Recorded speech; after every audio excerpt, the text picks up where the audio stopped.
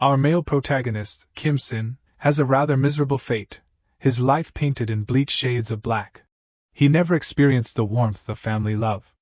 His mother passed away early, and his father, perpetually consumed by alcohol and gambling, showed no concern for his children. Even after marriage, his wife offered no comfort or support, instead belittling and mocking his background, to the point where he had to plead on his knees for a divorce. One day, his father asked to borrow 1 million won from him to invest in cryptocurrency. Though skeptical of his father, Kim Sin eventually agreed. Unfortunately, before any riches could materialize, his father passed away in a traffic accident. On a whim, Kim Sin checked his father's cryptocurrency investment app. To his astonishment, the account balance had soared to 250 billion won. In an instant, Kim Sin transformed from a destitute man at the bottom of society into a billionaire holding an immense fortune.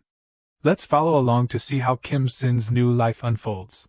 The story opens with a tragic scene. A young man, dressed quite smartly, kneels on the floor, weeping pathetically and pleading, "Please, I beg you," in this state. "Please divorce me," he said, bowing his head before his wife. The woman immediately agreed to his request. "All right, a divorce? I agree. So, in return, what can you do for me?" she said, lifting his chin with her foot, a gesture of profound contempt. The man's eyes welled up with tears, threatening to spill over. Despite the immense humiliation, he bit his lip, not daring to utter a word. He recalled his life of hardship. "I hate my father, a man perpetually reeking of alcohol. Bring me alcohol, alcohol. Every day, if he wasn't drinking, he was gambling. He not only neglected his children, but also never provided for their living expenses. Every time I came home from work, I'd find him dead drunk, muttering, 'I told you to bring me alcohol.' Despite everything, I didn't sever ties with my father, because he was my only remaining family." One evening, at a Samgyeopsal restaurant, he worked tirelessly day and night as a waiter. "Another bottle of soju, please." "Yes, I'll bring it right away." "Can I have some wet wipes?" "Yes, just a moment." "Where's the restroom?" "Please go outside and up to the second floor of the building on the left." He took on all sorts of part-time jobs, as it was difficult to make ends meet. Although sometimes annoyed, he always politely responded to customers' questions and requests. "Yes, I'll be right there." A customer hesitantly asked him, "Excuse me, my son spilled some water. Could you get me something to wipe it up?" He froze, witnessing the image of a father attentively caring for his son. "What happened, son? Water's all over your face." The boy giggled in response, "But it's fun, Dad." He approached and replied to the father, "It's all right. Let me wipe it up." Yet at times he couldn't help but feel envious of others. After a tiring day at work, he returned to his dilapidated home. Upon entering, he was greeted by his drunken father's harsh voice. "Sin, lend me 1 million won." He gasped in astonishment at the large sum. 1 million won? Do you even know how much 1 million won is? His father immediately retorted, "That's why I'm asking you. I'll pay you back many times over. There's this thing called cryptocurrency going around. Everyone's saying it'll be the currency of the future. I'm sure I can make a lot of money."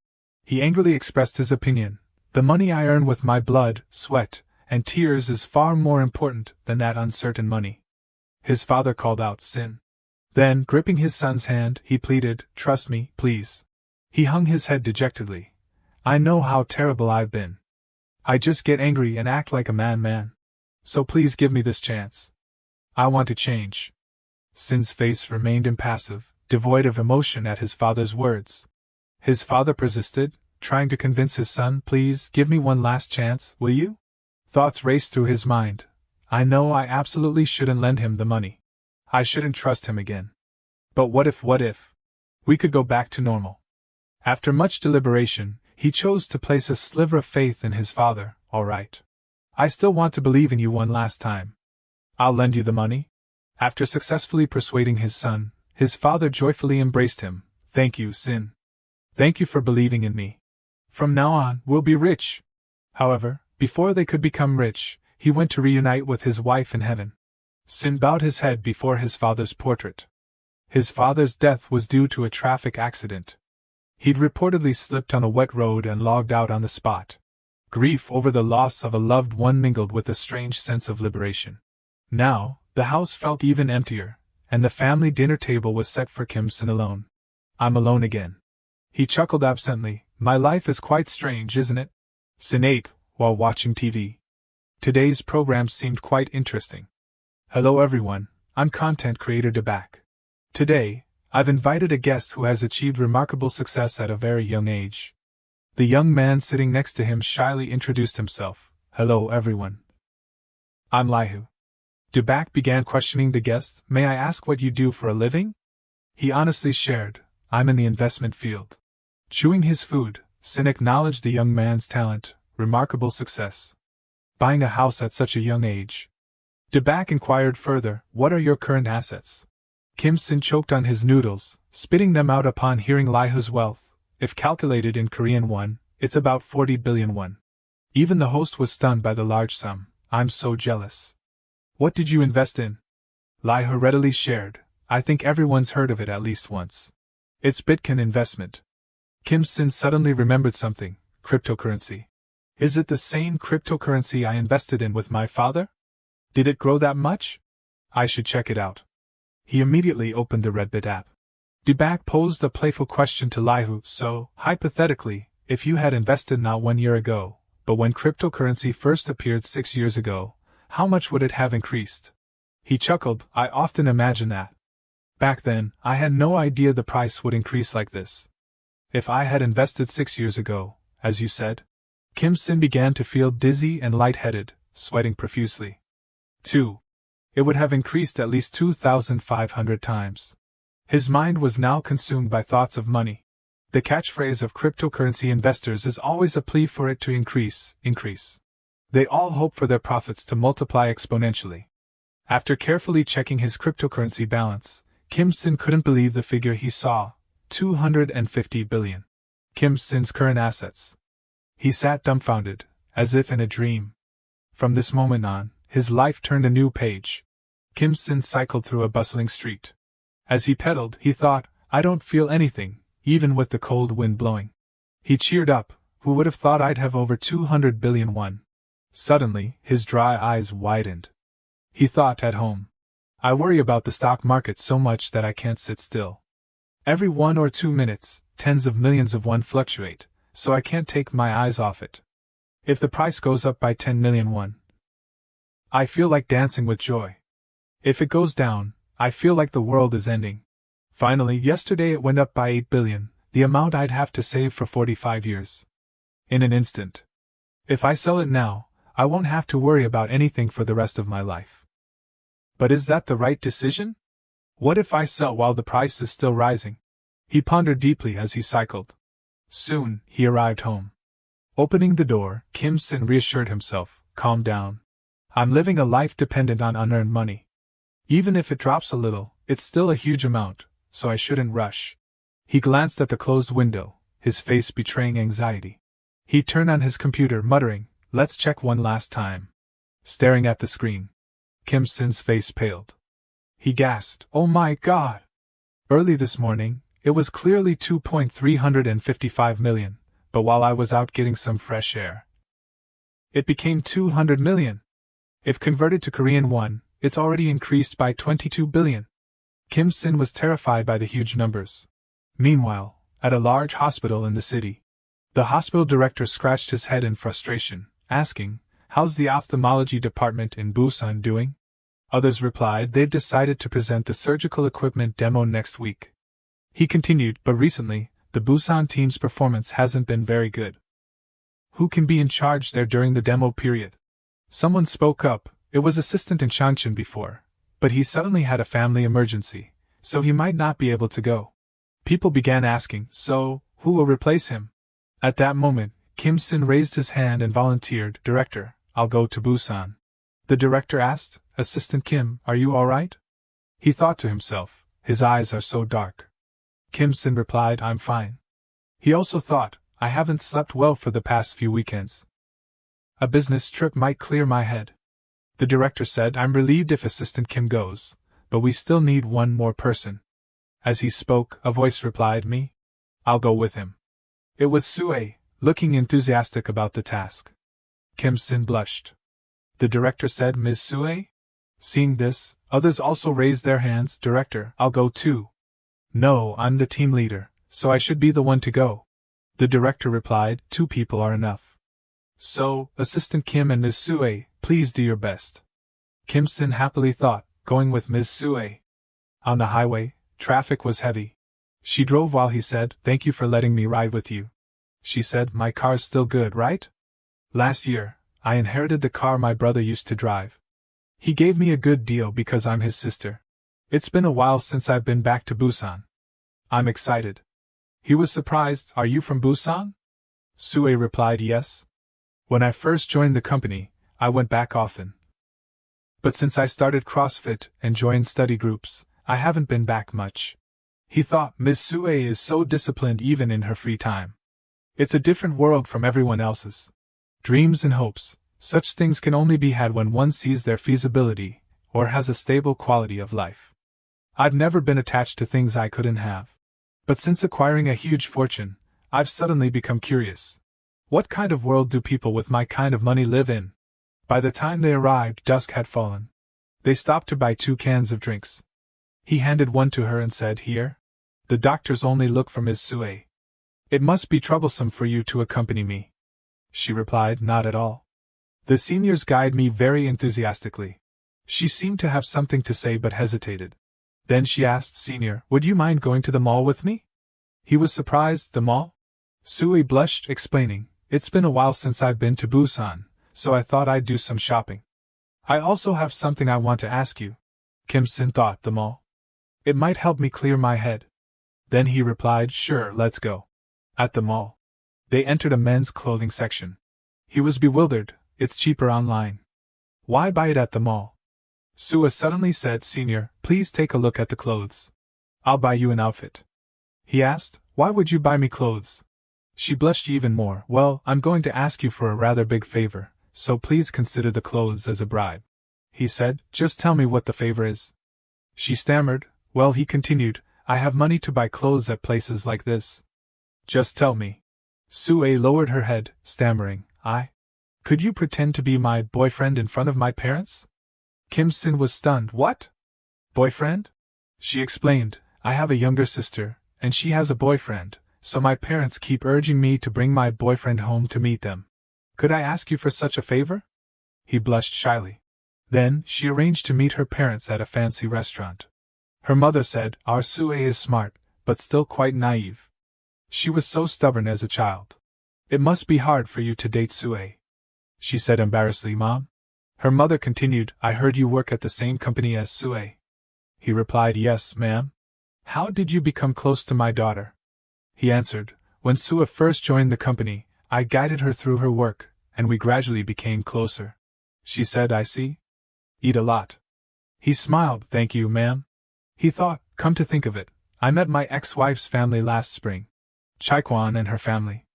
He recalled that meeting. Her father asked, what do your parents do? He replied, my parents have passed away. He continued, so, did you grow up in an orphanage?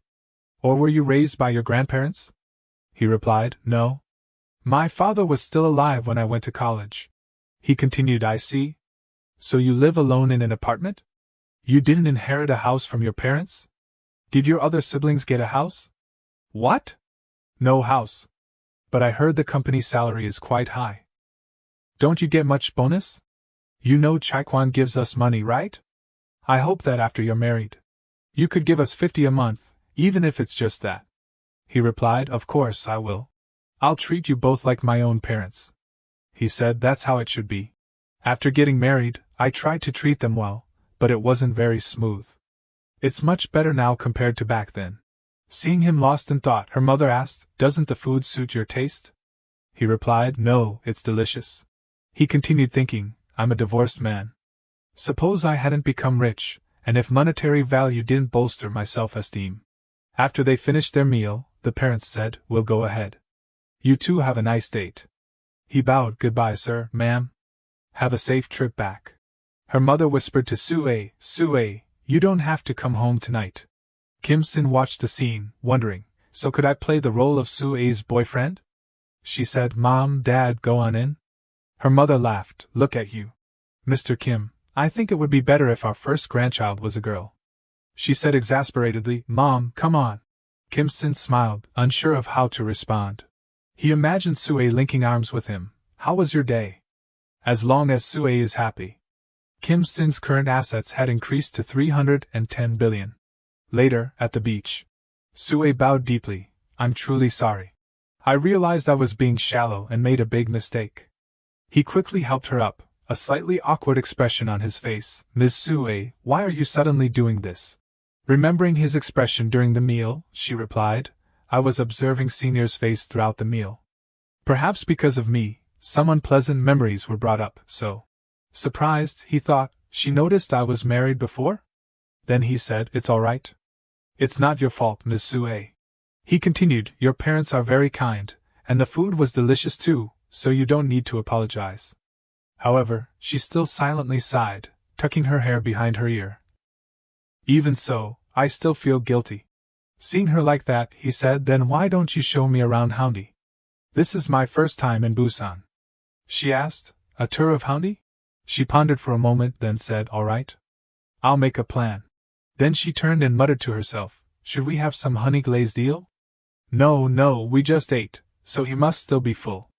It would be nice if there was somewhere to rest in between." He watched her, raising his hand slightly to interrupt Ms. Sue. Seeing her silence, he sighed, thinking, "She's as stubborn as her mother said." Suddenly, as if she had an idea, she glanced to the side. Then she pointed in that direction and said, "Senior, how about that? I'll lead the way." He followed her gaze, asking, "Which one?" After seeing it, his face paled in disbelief. "Huh!" Sue was pointing at a fortune-teller's tent. He said in surprise, "A fortune-teller's?" Inside the tent, the fortune-teller's voice droned, "Your energy is bright and auspicious. You are talented and put in a lot of effort. You are loved by those around you and will encounter much luck in your life." Sue brightened. "Really?" The fortune-teller continued, "But you missed a lucky opportunity in the past." She asked in surprise, "What did I miss?" The fortune-teller replied, "You probably know. The missed opportunity was due to a lack of courage and hesitation." Sue glanced at him and casually replied, "Oh."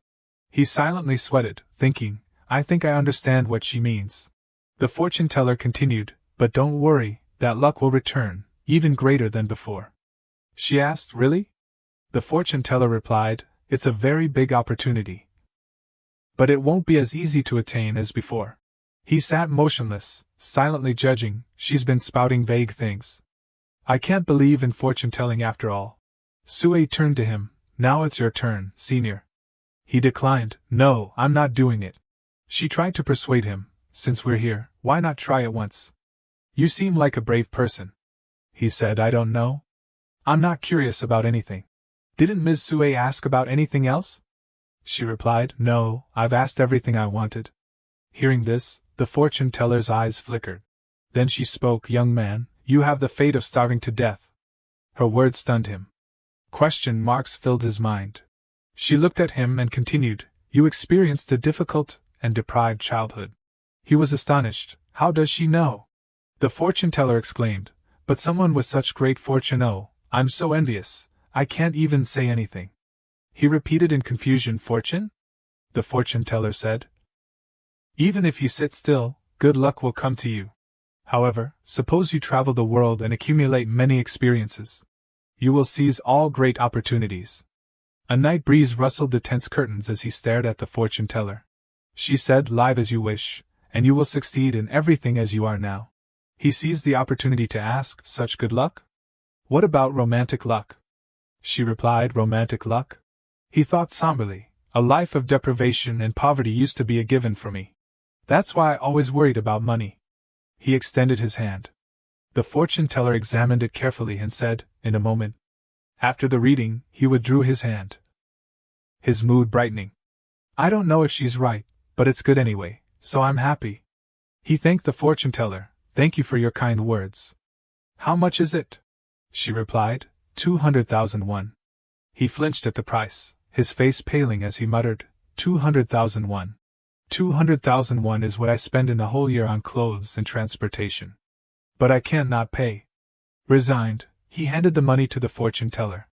After leaving the fortune-tellers, they walked along the beach. Sue asked, Would you like to try some honey glazed eel? She turned and tugged on his arm, continuing, next up is honey glazed eel at Houndy Market. Ever since I acquired this massive fortune, I've been wondering, what can be done with money? Does having a lot of money truly bring happiness? I haven't found a definitive answer yet, but he gazed at the woman pulling him along, then smiled gently, thinking, I've started to look forward to the future.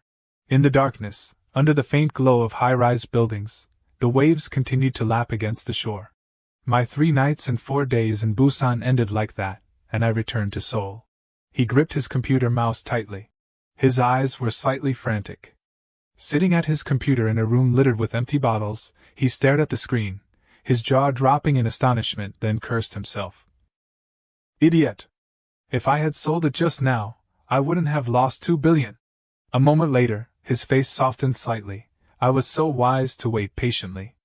In an hour, it went up by 3 billion. Oh, this time it's 4 billion. He let out a long sigh. Sin clutched his head wearily. After returning from my business trip, I've been glued to this thing. Watching it all week has exhausted me.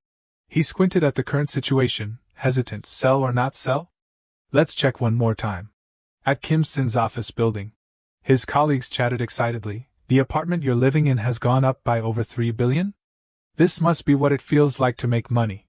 House prices in Pangeo are rising too, right? Real estate investment is the best after all. Kim Sin, exhausted, with dark circles under his eyes, sipped his coffee and listened, thinking, I couldn't sleep again today. He glanced at his colleagues. It's already increased to 400 billion. Could it go up even more? It's time to consider selling. Someone turned to him. Assistant Kim, you must have enjoyed going to Busan with Ms. Sue. He waved his hand dismissively. I didn't enjoy it. It was for work. The other person said of course it was for work. Then, winking, he continued, but it's still better than going with us, right? Kim Sin turned his head, avoiding his gaze, no comment. Another person suddenly spoke up, team leader, and stock prices have been rising quite a bit lately, haven't they? He replied, even so, it's still a long way from recouping the initial investment. Compared to stocks, Bitcoin is more popular now. Kim Sin flinched, feeling a pang of guilt. The other person continued, the price at the beginning of this year was 1 million won, but those who invested early have already made 8 times their investment. Team leader gasped, 8 times? So, if you invested 10 million, you'd have 80 million? Shouldn't we invest quickly then? Another person chimed in, exactly. There's nothing more foolish than missing out on making money when others are. The 3 of them continued discussing, I think I'll use the money in my negative balance account to invest. One asked, are you sure? I should buy some too. Another added, me too. Kim Sin listened silently to their excited chatter. Then, he gave a faint smile. His face darkened slightly. Bitcoin will increase even more. I'll wait a little longer and see. At this moment, Kim Sin's current assets were 400 billion. He thought to himself, Bitcoin will probably increase further. My colleagues are also paying attention to the flow of money now. More people will invest in cryptocurrency in the future. I'll wait and see. After returning home, he stared intently at his computer screen, watching the constantly fluctuating price chart. Finally, it plummeted. His hand trembled as he held the mouse, exclaiming, it started at $7,500, but now it's down to $6,300. His face was ashen, worried, and drenched in sweat. He was utterly shocked to realize that the loss, calculated in Korean won, was 60 billion. The scene changes. He's now holding a cup of coffee, sitting on a bench, looking up at the sky, and exhaling. Then he sighs, the weather is beautiful. He looks at the bare tree in front of him and thinks dejectedly, 60 billion is equivalent to 145 years of my salary. I could stick it on the tree instead of leaves. He unconsciously tightens his grip on the phone in his hand. He hesitates, should I sell it now? Right, it's over 340 billion. Don't be greedy, just sell it. He thinks and then says, sell before he finishes. A voice startles him. He looks over. What are you doing here alone? It's team leader An and Kim Sankey. Startled, he stammers, Kim Sankey? He replies, puzzled, yeah, Kim Sankey, your colleague. Why are you so surprised? Then he glances down at the phone screen in his hand. The screen displays a Reddit window. He chuckles and says, Sin, are you playing Bitcoin? His words make him freeze. Hearing this, team leader An chimes in. Oh, Assistant Kim is playing Bitcoin? Sankey asks, how much did you put in? You look like you're going to a funeral. He replies awkwardly, about 340. While saying that, he adds silently, but without the word billion. Kim Sankey says, that's reasonable. It will go up soon, so just wait. He sighs and replies listlessly, how can it go up? Didn't you see the price plummet yesterday? The two listen to him for a moment. Then they look at each other and laugh. He asks in astonishment, what? Why are you laughing? Sankey opens his phone and says, you're really slow on the news. He then shows his phone to him and continues, look, today's news. He stares at the phone screen in front of him, his jaw dropping, and whispers to himself. The price is going back up. He's so overjoyed that he tears up, feeling lucky. Thank goodness. Kim Sankey pats him on the head like a senior and says, let's go. Anyway, don't be discouraged. Just keep waiting. From now on, it will really start to rise. He looks at him with distrust, thinking, what's he basing his confidence on? If the price drops again, I'm dead. Team leader An asks, Sankey, how much did you invest? He replies, I put in 5,000. Team leader An says, I put in 500, all my savings. He listens intently to their conversation. He thinks to himself, maybe I should hold on to it a bit longer. A few days later, Bitcoin fever is sweeping the world. All the newspapers are filled with news about it. Bitcoin surpasses $12,000, cryptocurrency prices soar, worldwide Bitcoin investment craze, it's rising again. This morning it surpassed $13,000. Cryptocurrency miners, the slaves of the 21st century, crypto millionaires emerge. The number of university and high school students investing in Bitcoin is increasing. Young people invest in Bitcoin to become dragons. Bitcoin jumps to $15,000. Bitcoin, a better store of value than gold. Information about Bitcoin is constantly updated and floods all media channels and newspapers. Bitcoin's price is rising again. Current value, $19,000. Kim Sin's current financial assets, 1 trillion won. He can't believe his eyes. He stammers, 1 trillion? He is terrified by the number before him, his face turning pale. His eyes and mouth are wide open, as wide as they can possibly be. Clutching his chest in disbelief, he thinks, is this real? 1 trillion? Did I really earn this money? He's frozen, still unable to believe it, and lets out a few laughs. Then he lowers his head and chuckles softly. Then he clutches his chest and sighs several times. After calming down, he frowns and his face becomes very serious. He thinks, calm down. It's not my money until I sell it.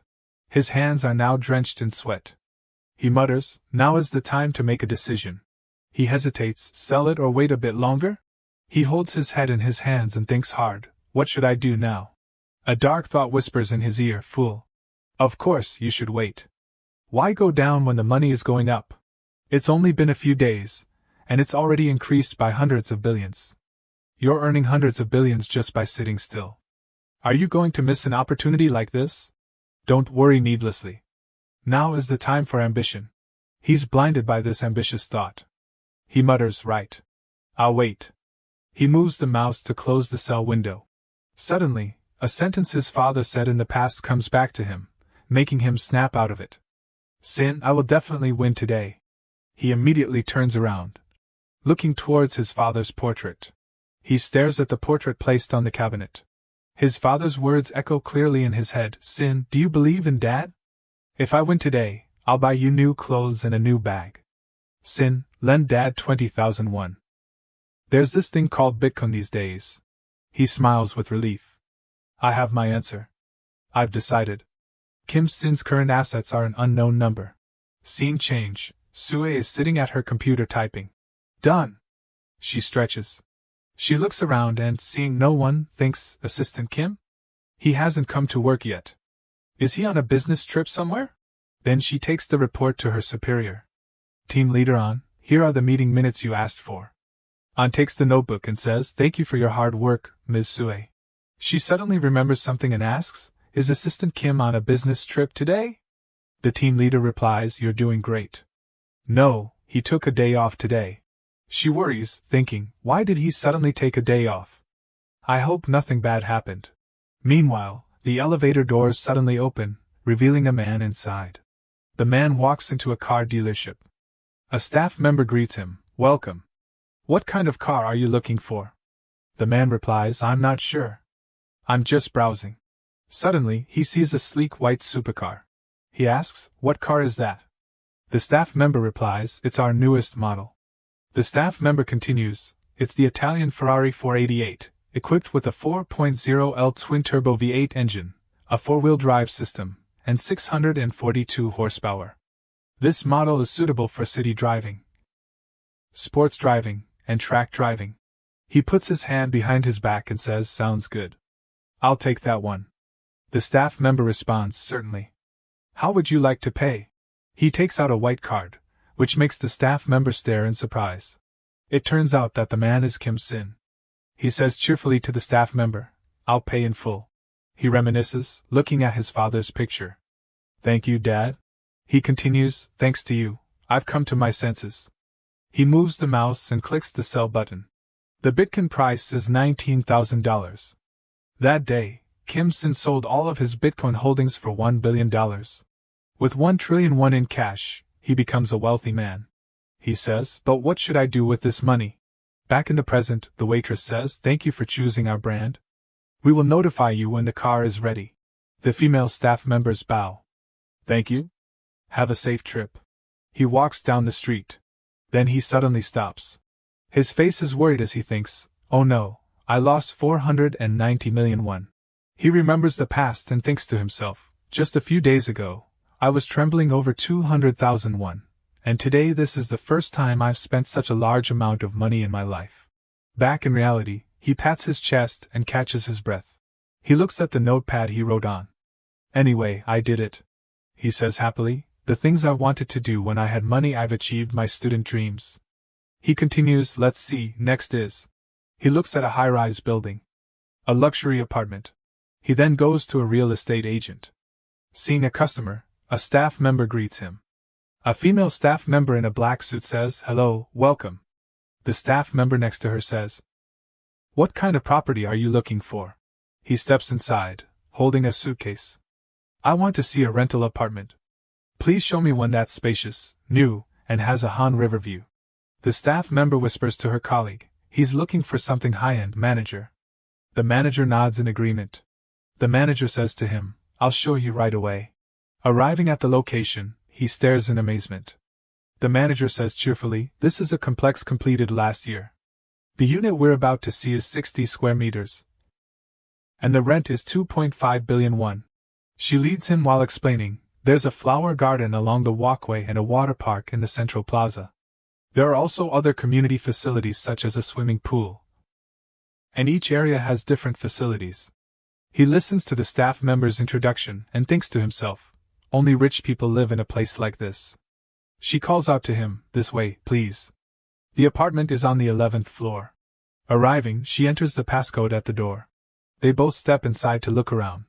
She asks, "Is this size to your liking?" He stares blankly, then replies hesitantly, "Yes, it's fine."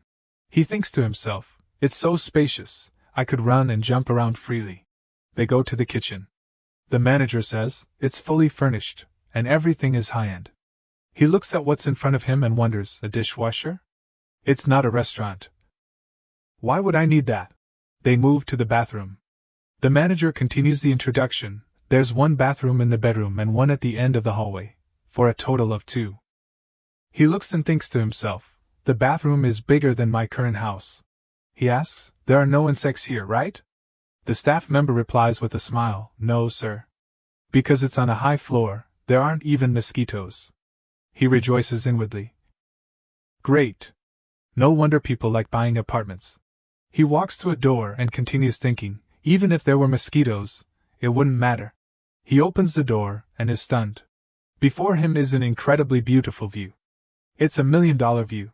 He admires it and exclaims, "Amazing." The manager asks, "What do you think? If it's too big, we can look at another unit." Before she finishes, he immediately replies, "This one is good."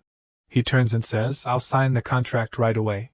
He goes downstairs to sign the contract, thinking, there's a saying, if you're not happy, think about whether you're lacking money. I've missed out on a lot of things because of money, but now I'm rich, so I don't have to be like that anymore. The staff member looks at the contract. We've confirmed it. You can move in right away. How would you like to pay the deposit and brokerage fee? He thinks to himself. From now on then he replies to the staff member, I'll pay the rent all at once. She asks in surprise, all at once? He opens his suitcase. All the money. I'll pay in cash. Both staff members are stunned by the enormous amount of money. The staff member in the black suit stammers, cash? The manager next to her points at the money. You brought the money since earlier? He suddenly remembers and adds, oh, and he says, please issue me a cash receipt for the brokerage fee. He continues thinking, I will do everything I've dreamed of. The two staff members are frozen, unsure what to do. The female staff member in black asks, what should we do with this money? The manager looks stunned. I don't know. This is scary. Kim Sin's current assets are 1 trillion won. Scene change, at a tea room. Over there. Wyup asks, what did you think of the restaurant yesterday? Was it good? The woman replies, yeah, the food and the atmosphere were both great. He says, I know an even better place. She asks curiously, a better place? He moves closer to her. The night view there is amazing. She's a little surprised. Oh my, why the night view? He asks back, do you want to know? He continues, then tonight before he can finish, Sue opens the door, startling them both. He turns around, his face blank, and stammers, Ms. Sue. She nods when she hears him call her name. Startled, he takes a few steps back. Sue approaches him. Her voice is sharp as she calls his name. Mr. Wyup. He's frightened and stammers, yes? Sue's expression is serious. She says, by any chance, do you know where Assistant Kim Shin lives? Wyup is taken aback. Why are you asking about Senior Kim's house? Sue looks down. I want to check on him. Assistant Kim said he was sick today and took the day off.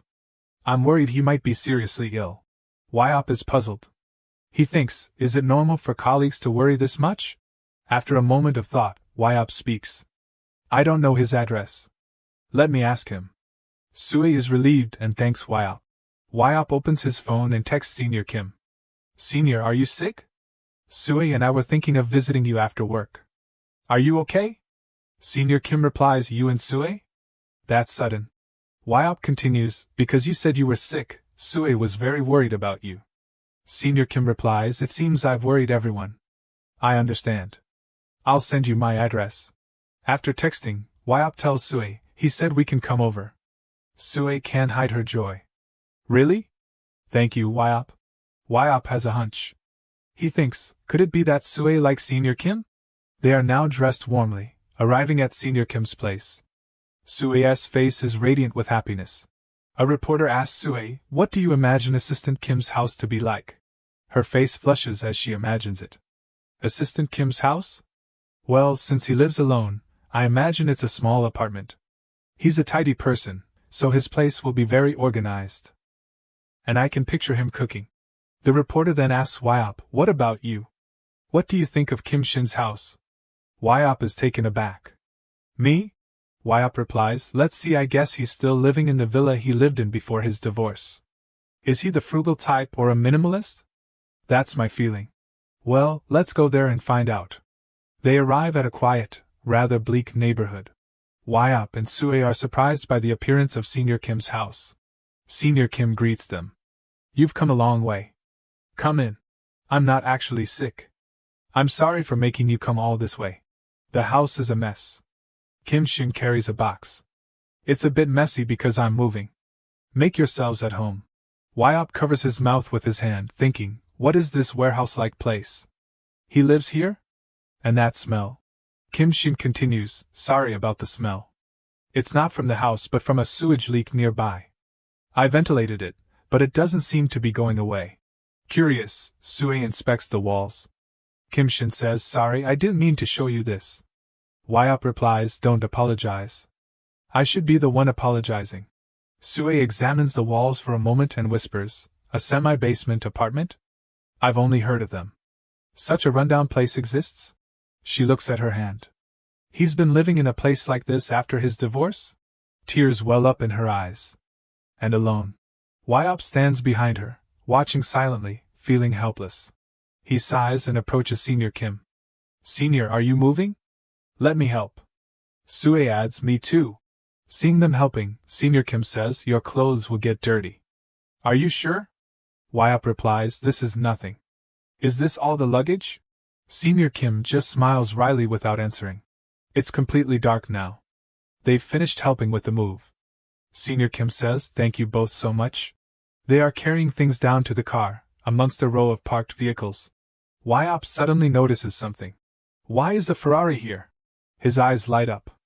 It's gleaming. Does the owner have business around here? His face falls slightly. He thinks, I really want a closer look, but it would be weird in front of Senior. But is it okay? Senior Kim is suddenly standing by the car. Just put everything in here.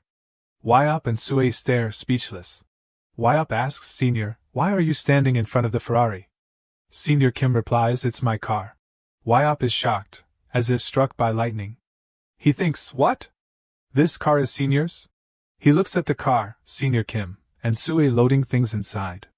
He thinks, if it's a Ferrari, it must be over 400 million. I know the annual maintenance fee alone is over 3,000. Is he poor because he bought this car? He continues to think, I don't know what's going on, but I want a ride. Senior Kim, standing next to the car, says, since you're here, do you want to see my new place? Wyatt and Sue readily agree. Yes. Senior Kim adds, oh, wait. Come to think of it, there's only one seat. Sorry, what should we do? I guess one person will have to come separately. Sue is at a loss for words. Sue starts to say, but Wyatt interrupts. I'll go separately. Sue is touched. Wyatt. Wyatt smiles. It's okay, I'll drive there. I have to drive anyway. Wyatt leaves. Then I'll follow behind. Despite his words, as he walks away, tears stream down his face.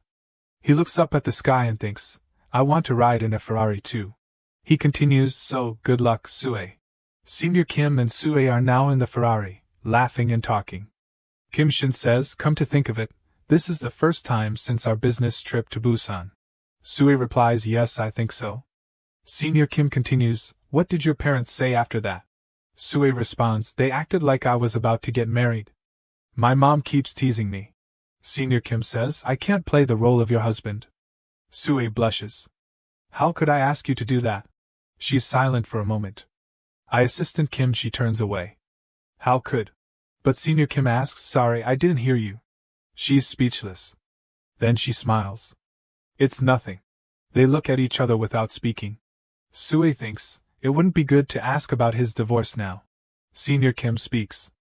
Thank you for caring about me, both Wyatt and Sue. I'm sure you have a lot of questions, but you're not saying anything. Sue blushes and looks down. I'll ask you later. She asks Senior Kim, where are you moving to? He replies, it's a secret. You'll find out when we get there. Meanwhile, in what appears to be someone's room, there's the sound of a phone conversation. Yes, hello? Oh my, manager, it's been a while. The voice continues, me? I'm sorting through some old things. The woman is holding a wedding photo. She crumples the photo. After 6 months, it's time to let go. She continues, oh, so you've heard. It's because of the divorce. She adds, I've decided to go back to work next week. The traffic light turns red. All moving vehicles are forced to stop. After a 10-second wait, the light turns yellow. The Ferrari's engine starts to purr. When the light turns green, the gas pedal is pressed, and the car shoots forward. Holding the steering wheel, it feels like being in a beautiful dream. Wyatt is ecstatic, tears welling up. I can die happy now. Seeing his over-the-top reaction, Kim Sin is exasperated. If you die now, I'm going with you. Wyatt continues to savor the unique feeling. Thank you for the ride. Senior. The engine sound is like a hymn.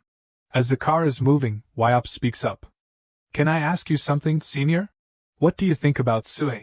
Hearing such a direct question, Kim Sin is a bit flustered.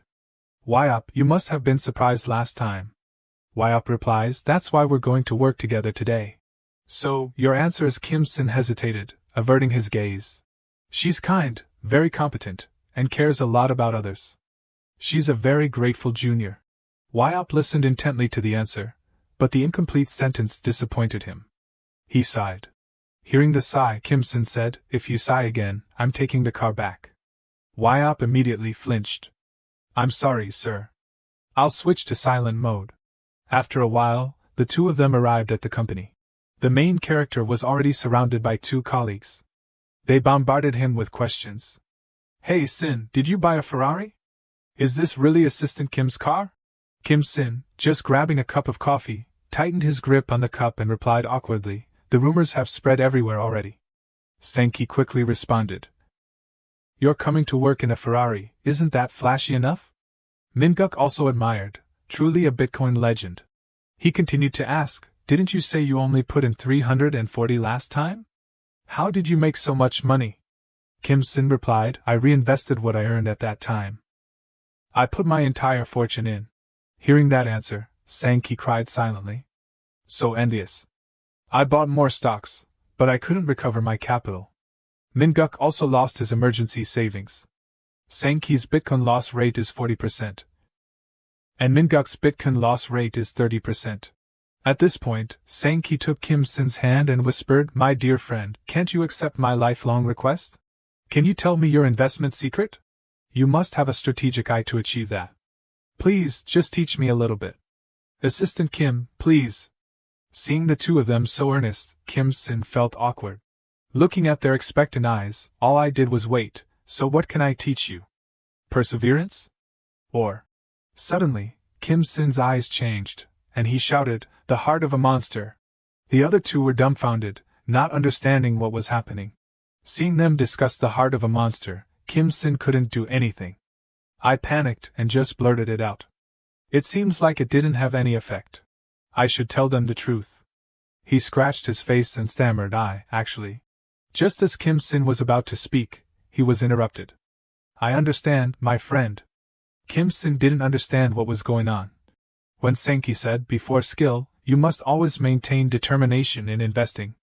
You are truly different, even in your determination. This is what you wanted to explain, right? Assistant Kim, do you have any other investments besides Bitcoin? Team leader Minguk asked him. Kim Sin replied, yes, I'm currently dividing my investments into two places. After buying a house and a car, the remaining account balance was reinvested because I predicted that motivational speeches would continue to rise. I can tell you, but you know that investing and judgment are up to each individual, right? The two of them replied in unison, of course. IBL and SLIUM. I invested in these two coins. These are new coins. Why those two? Sankey wondered. Kim Sin explained, because they have clearer goals compared to other coins. IBL has the clear goal of supporting international transactions between banks, while SLIUM aims to support various blockchain technology transactions.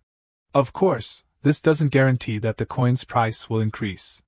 Compared to others, the likelihood of investors and the media paying attention to them is higher. Hearing this explanation, Sankey pondered, that's true. The more it appears in the media, the higher the coin's price goes. Hey, Assistant Kim, you seem to have learned a lot. Minguk said to Kim Sin. He replied, well, it's my money I'm investing, after all. I put all my assets into it. The thing is, my entire assets are 97 billion. At that moment, in the restroom, Sue was rinsing her hands under the running water. She looked in the mirror, adjusting her hair. It's been so busy since this morning. What is Assistant Kim doing? Just then, two other women entered. They chatted with each other. Dune, have you heard anything? What is it? The Assistant Kim from the business department bought a Ferrari. Really? Assistant Kim is that rich? Sue overheard their conversation but didn't pay much attention. The rumor has spread throughout the company. On the other side, they continued, but the truth is, he bought it with borrowed money. Those words startled Sue. Isn't that the poor guy buys a car scenario? That's what they say. I also heard he's addicted to alcohol and gambling. Oh my God! So disappointing. Assistant Kim doesn't seem like that kind of person. They say still waters run deep. That's not wrong. While the two were gossiping, Sue approached them from behind and spoke up. Hey you two. Excuse me for interrupting your conversation, but could you tell me who said these things? Sue's face darkened, looking quite scary. Outside in the hallway, a pair of mysterious-looking black heels were walking. Anyone who looked at that woman gasped at her beauty. She approached team leader Minguk's desk and said, hello, I'm from the support department. Is Assistant Kim here? The team leader, recognizing her face, immediately replied, unfortunately, Assistant Kim is out. If you have anything to tell him, I'll pass it on. Just then, Chow Chow arrived. Kim Sin was carrying 3 heavy boxes, clumsily walking towards them. He said loudly, Team leader on, where are the documents for this conference? Seeing this, the team leader could only rub his head in exasperation. At that moment, the woman spoke, over there. Suddenly, Kim Sin tripped over his own feet, staggering and about to fall. When a hand reached out to help him regain his balance. Kim Sin happily said, Thank you for helping me. But after seeing the face in front of him, his eyes widened in horror. The girl said, You have to be careful, Assistant Kim. Have you been well lately? The person standing before him was Chayun. Upon seeing her, old memories flooded back. They were in a hotel room. Chayun spoke irritably, What is this hotel? Did you even book the right place? Kim Sin softly replied, Isn't it good? This is the hotel people often go to for their honeymoon. She was dissatisfied. Is this your first time booking a hotel? You should not only check reviews but also inspect it directly. Kim Sin stammered, I'm sorry. I researched it thoroughly. She snapped back, Stop making excuses. You still haven't learned how to apologize when you're wrong? Why can you justify everything? Don't make that pitiful face. You're making me look like the bad guy. Damn it, listen to me first. When did I ever say that? Again, you're the only bad guy here. Appa, look at yourself. Please, grow up a little. I'm saying this for your own good. Appa, you sound strange. What does that even mean? Can't you do anything without me? Am I that sensitive? Please think before you speak. A barrage of insults poured out from the beautiful woman's mouth. Even now, looking at her bright red lips, he still felt exhausted. If you don't marry me, you won't be able to marry anyone else. With that thought, she greeted him. Hello, Assistant Kim. Kim Sin felt awkward. Chayun? She said, I have some documents to deliver to Assistant Kim, so I came here. Can you check them for me? The main character remained silent for a moment. Then he placed the boxes on the ground. His face darkening, and slowly straightened up. The surrounding colleagues, seeing this scene, felt worried. She stood still, waiting for his response. Kim Sin said softly, I understand, Chayun. Thank you for bringing them. Then I'll be going. He walked past her confidently. Seeing his casual response, she bit her lip in annoyance. She returned to her office, unable to shake off her frustration. When we were married, he couldn't even look me in the eye. Now that we're divorced, his attitude has changed so much. That poor guy is driving a Ferrari to work. I should have endured living with him for another year. Then the Ferrari would have been mine. Lost in thought, she swiped her employee card to enter her room. The door opened, revealing her to everyone inside. Since things have come to this, if I can have it, I won't let him have it either. She began her performance. Tears streaming down her face. I'm back. The female colleagues immediately surrounded her with concern. Chayun, did you come alone? I told you not to go alone. What's wrong? Did Assistant Kim say something? She wiped her tears with her hand and sobbed. I was just delivering documents and talking about work, but suddenly he got angry and told me to separate my personal and professional life. I didn't even say anything personal. Seeing her like this, her colleagues comforted her. Chayun, don't cry. I can't believe Assistant Kim is like that. However, from afar, a girl with frizzy hair sat quietly, observing everything, and just sighed. Back to the main character, he calmly sat at his computer, typing. However, he was still thinking about her. Chayun has been reinstated. I was actually curious about how I would feel when I saw her again, but it wasn't as intense as I thought. Amazing. It turns out that breaking up means you can't do better than others. Just then, a hand patted him on the shoulder and said, Assistant Kim, are you free now? Let's go talk. Up on the rooftop. After reaching the rooftop, Sang-ki suddenly hugged him tightly and said, Congratulations, my brother. Other colleagues clapped and said, Kim Sin, I believed in you. Assistant Kim, you're amazing. Congratulations. Everyone looked happy, but no one explained what was happening. The main character grabbed Sang-ki's arm and asked, What's going on? Sang-ki said excitedly, Huh? Haven't you checked yet? IBL has increased by 70% in 2 days. Kim Sin pondered over this information. Increased by 70%? Let's see what's the actual profit rate. This morning, IBL's exchange rate was $58 million. If it increased by 70%, it's $98.6 million. A mountain of money began to appear in Kim Sin's mind. Just IBL alone had increased by nearly 100 billion won. Other colleagues also cheered and laughed loudly. I put 40 million won into IBL and earned a whole year's salary. I recovered my capital and doubled it. Gotta get that bread. A colleague stepped forward and said I should have asked Assistant Kim before telling everyone. I'm sorry for telling everyone without permission. Kim Sin replied. It's okay. It's not like it's lottery numbers. At this point, Sang-ki touched him and asked, Brother, be honest. How much did you invest in IBL? You invested at least 300 million won, right? Hearing this, Kim Sin thought, I hate lying, but telling the truth is a bit strange. So he said, 1 billion in IBL and 1 billion in SIM. The other colleagues were surprised. Really? You invested that much? Awesome. Then you must have earned at least $700 million this time. Brother, what are you going to do now? Sell it right away? Kim Sin replied, Don't ask me. You're the one who decides. Investing is an individual's matter. Sang-ki said. I know, I'm just curious about your decision. It will definitely increase rapidly. Wasn't IBL originally created to speed up interbank transactions? Due to the nature of the coin, the price shouldn't fluctuate significantly. Greed is sweeping the coin market more than I thought. Selling now is fine, but isn't a sharp increase for 2 consecutive days a sign that something is about to happen? Kim Sin pondered and then advised, It's not time to sell yet. Sang-ki said, Really? Isn't that too greedy? Kim Sin, with a wealth of experience, said, Everyone is very ambitious. So I'll wait a little longer.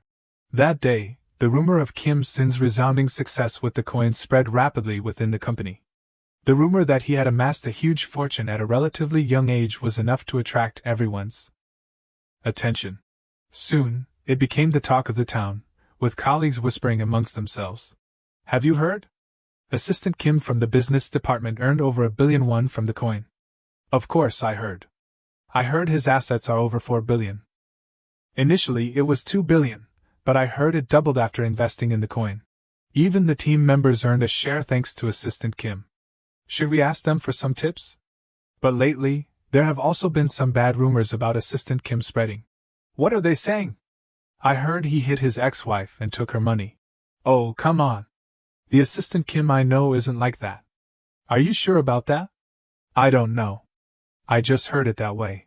Be careful what you say, because someone might be spreading rumors to harm Assistant Kim. Probably. Chaeun, standing outside the door eavesdropping, clenched her teeth in anger. The grating sound of her teeth grinding together made those in the room shudder. Someone dropped their newly bought coffee. What was that? At a cafe on the street. Sue sat upright at a table, staring blankly at the scenery. People in the cafe, upon seeing her, were mesmerized. So beautiful. Is she a model or an actress? Gorgeous. But she seems strangely gloomy. Just then, the person she was meeting arrived. Sue, sorry I'm late. Have you been waiting long? Sue replied frankly, not at all. I just arrived. Wyapp said, that's good. I'll get you a coffee. Sue then said, what suddenly happened to him? I have a few things I want to say about Assistant Kim. Wyapp shook the coffee cup in his hand, looked directly at her, and said quite straightforward, huh? Good. Before that, I have a question. What do you think about the recent rumors surrounding Assistant Kim? Sue was surprised. Rumors? What rumors? He replied, Assistant Kim is addicted to gambling and was violent towards his ex-wife. Sue immediately became agitated, standing up to retort, of course, those are all lies. Assistant Kim isn't like that. Someone is spreading malicious rumors. Wyapp calmly said, your answer is very satisfying. Then let me ask you one more question. Sue, do you like Assistant Kim? Hearing that question, Sue was initially stunned, frozen for 5 seconds. Then she slowly erupted, shouting, What? What's that supposed to mean? No, it's not that I don't like him, but seeing her flustered response. Wyapp said, you don't have to hide it from me. I know everything, that's why I'm helping you. Wyatt gently placed the coffee cup down and told her, Sue, go find Senior Kim right now and tell him you like him. In another corner, a man suddenly rushed over and hugged Kim Sin tightly, saying joyfully, I love you, brother. While the young man was still wondering what was going on, everyone came forward to praise him. Thank you, Assistant Kim. I believed in you. Looking at them, the main character became slightly flustered. The number of people had increased significantly. So he decided to ask his friend Sang-ki, what's with all these people? The other quickly replied, What? Can't you see? Thanks to you, many people have successfully invested in the coin. Following that, everyone continued to cheer for the main character. Thanks to you, I now have money for rent. And I was able to change my car. I earned about 500. Thank you so much. Hearing these words, Kim Sin couldn't help but be surprised. Have so many people started already? After the rumors of Kim Sin's successful coin investment, almost all ACO employees jumped into investing in the coin. After that, IBL suddenly jumped from 931 to 1,485 won. Everyone who trusted Kim Sin and invested were experiencing a boom. Therefore, they all adored the main character, constantly coming forward to hug and kiss him. My golden boy. I love you, Sin. The reluctant young man said, I'm glad everything turned out well. Just then, someone asked, Assistant Kim, you invested a total of about 2 billion won last time, right? So you must have earned nearly 10 billion? Kim Sin chuckled and replied, Not quite that much. Inwardly, he thought, yes, not quite that much. Because Kim Sin's current assets are around 578 billion. 578 billion is enough money to buy a company if you're determined enough. It's true that I invested with the expectation that IBL and SLIUM would appreciate in value, just like nurturing a seed every day, hoping it would grow quickly. But something unexpected happened, making Kim Sin exclaim, the seedling grew so fast. It really grew quickly. He could only chuckle at the giant tree before his eyes. Inwardly, he thought, I didn't expect it to increase this much in just 1 month. I predicted that people would flock to it, but it's rising too fast. Seeing the contemplative expression on the main character's face, a voice suddenly interrupted his train of thought. Assistant Kim. We also want to learn about the coin. We heard you're a great investor. Kim Sin said without much confidence, let's see, investing now is a bit risky. The girls wondered why. The young man quickly explained, the price increased rapidly in a short period. The faster it goes up, the faster it can fall. Hearing this, the girls expressed their admiration. You're truly an expert. What about other investment options? Tell us more. Meanwhile, Chayun, witnessing the scene, displayed a look of envy. She kicked over a trash can with the hatred bursting within her. So frustrating. Everyone keeps saying Kim Sin, what's so great about that foolish guy? He was dirt poor when we got married. Did he trick me or something? Damn it, although it hurts my pride a bit, but there really is no other way. In the ACO chat group, everyone is excitedly discussing. Sang-ki says the IPL is smooth sailing. Minguk thinks we shouldn't be jealous of the feeling of test driving a Beano. Others are joking around. I'll also try the 16th floor. At this rate, maybe I can even buy a yacht. Kim Sin read the messages and muttered to himself, now the company chat group is only talking about coin. It's a good thing no one has suffered any losses, right? As soon as he finished speaking, a message popped up on his screen. It startled him, making him freeze for a few seconds. It wasn't a message from someone who lost money on coin. It was from his ex-wife. Honey, are you doing well? The notification appeared before his eyes like a warning. This user is not your friend. Be careful not to suffer financial damage. He wondered, Han Chae-won. What's going on all of a sudden? The other side continued to text with a repentant attitude. I know you've been struggling since our divorce. Reading this, Kim Sin sneered inwardly. No, I'm actually very happy. Chae-won pretended to blame herself. I've been doing a lot of thinking lately, and I think I lacked understanding. After reading the message, the male lead still didn't understand her intentions. What is she talking about? His ex-wife continued to message, you've been living alone without your parents by your side. I probably didn't sympathize with you and treated you badly. I don't want to talk about it like this. Let's meet and talk face to face. Tomorrow is a holiday. So you should have time, right? Let's meet at 4 o'clock at our usual place. I'll be waiting for you. Reading this, Kimson decisively chose to leave the chat room, even though the app asked for confirmation beforehand. If you leave the group member list and chat content will be deleted. Do you want to leave the group? Despite his ex-wife's sweet words, Kimson kept a cool head and a steady heart. Why should I meet her? I have to block her number.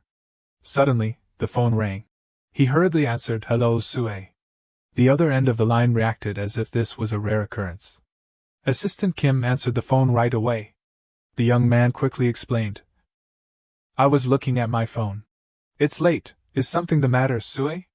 The girl replied softly, It's nothing. I just tried calling to check on you. I wondered if you were busy. The male lead replied casually, Not at all. It's already 8 o'clock. Did Sue have a good rest? The other side cheerfully replied, Yes, I've gotten everything ready after exercising. What are you doing tomorrow, since it's a holiday? I was planning to go to the department store. Kimson responded. Sue continued, The department store? The young man didn't hide anything. Honestly saying, I got rid of all my furniture when I moved. On the other end of the line, Sue mustered up the courage to suggest, Then, if it's okay, could I go with you? Hearing these words, the male lead couldn't help but be surprised. Seeing him silently speechless, the girl showed obvious sadness. However, his next words made her happier than ever. There's nothing wrong with that. So, let's meet in front of the department store at 4 o'clock tomorrow. Yes, sir. Good night. Sue replied excitedly. She quickly hung up. Then she buried her face in the pillow with overwhelming joy. Thinking to herself, My voice probably didn't tremble too much, right? She recalled the image of her colleague trying to persuade her, Sue, you should go find Senior Kim right now. And confess to him that you like him. Thinking of this, her cheeks flushed. She sat there thinking for a long time. Then she told herself, I don't know about confessing, but tomorrow I have to try my best. The next day, in front of the department store building, Kimson was already there, while he asked himself, Am I a little early? Is there a cafe nearby? From the other side, Sue's voice suddenly came, Mr. Sin. You came so early. Have you been waiting long? The male lead replied flustered, No, I just arrived too. You just called me Appa. The girl quickly explained, We're not at the company, can I call you that? Hearing that, the young man agreed, Just be comfortable. Let's go inside, it's cold outside. Sue immediately replied. She glanced slightly to the left, quietly admiring Kimson. The more she looked at the person in front of her, the happier she became. Next, the two walked side by side into the department store. The girl began, What should we look at first? As soon as they entered the store, Kimson and Sue were greeted enthusiastically by the staff, Welcome. The girl walked while thinking to herself, Come to think of it, this is the first time we've met alone. Could this be a date? After imagining the beautiful scenario of her and Kimson falling in love, she suddenly felt happy. Suddenly, the young man exclaimed excitedly, Sue, look at this. This blanket is so soft. Hearing this, the woman guessed inwardly, he seems excited. Maybe he likes shopping? She then echoed his opinion, Yes, it looks so soft. Kimson touched the blanket, and remembered his painful past in the basement. When I was in the basement, no matter what, I had to use thick and heavy blankets. So I didn't know that blankets could be so light and warm. Without further hesitation, he pulled out his card and paid. Give me 3 sets of these. The staff politely replied, Thank you. Reaching another area, Kimson was attracted by another item. Seeing this, Sue inquired, What is it this time? The young man excitedly said, This new cordless vacuum cleaner looks like a rocket model. Is it really that powerful? The girl asked. The male lead promptly made another purchase. Give me this one. The staff member took his card again and cheerfully said, Thank you. Next, Kimson showed excitement upon seeing other modern appliances. There's a screen on the refrigerator. So they sell them as a set? The sofa can adjust its angle? Just like that, the sound of swiping his card continued to echo as Kimson made purchases like a machine. He looked in the mirror and thought to himself, If you have money, the department store is also an interesting place. Although I've spent a lot of money, it seems like I haven't spent it all yet. It feels like when I was a kid playing games and using hacks. Finally, he turned to the person next to him. Sorry, I was so busy looking around that you must be bored. Sue quickly denied, not at all, I'm having fun. She thought to herself, it's fun, but I keep remembering what Danjeep said. Thinking of this, she told herself, that's right, Danjeep was right. I can't keep procrastinating. I definitely have to say it today. Finally, Sue made up her mind and spoke up, Appa, I unexpectedly, at this very moment, Kim Sin's voice also rang out, Sue. This coincidence startled both of them. They kept yielding to each other, you go first. No, you go first. It's not urgent, so it's okay. Then Kim Sin said, then I'll speak first. Hearing this, the girl breathed a sigh of relief. That startled me. The male lead got straight to the point, actually. After hearing him finish, Sue's expression changed from eager anticipation to sudden surprise, her eyes widening. She wanted to ask for confirmation. What? At the same time, the clock struck 9:30. The woman said furiously, gritting her teeth, Kim Sin, you stood me up? In another corner, the man shouted with determination, everyone, 10,001 IPL is not far off. Let's go! Let's go! In contrast to his and everyone else's enthusiasm, the people on this side were extremely calm. Min-guk witnessed the previous scene and sighed. Look how aggressive they are. It seems like all the employees are investing in coin now. The people next to him also chimed in. Everyone's making money, how can they sit still? But isn't that assistant manager Na Sang-guk? Coin is considered a form of gambling that only fools play. I, the assistant manager, just wanted to get a taste of the money. Kim Sin stood aside, lost in thought. Within 2 months, Solium has tripled, and IPL has increased tenfold. A 1,300% increase from the initial price of 301. This profit rate turned those who criticized coin into fanatics. Greed brings people together.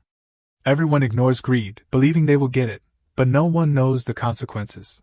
It's very happy when you make money, but thinking about it carefully, the price drops. Loss of capital. If you start to suffer losses, that's when hell begins. And that, I'm no exception.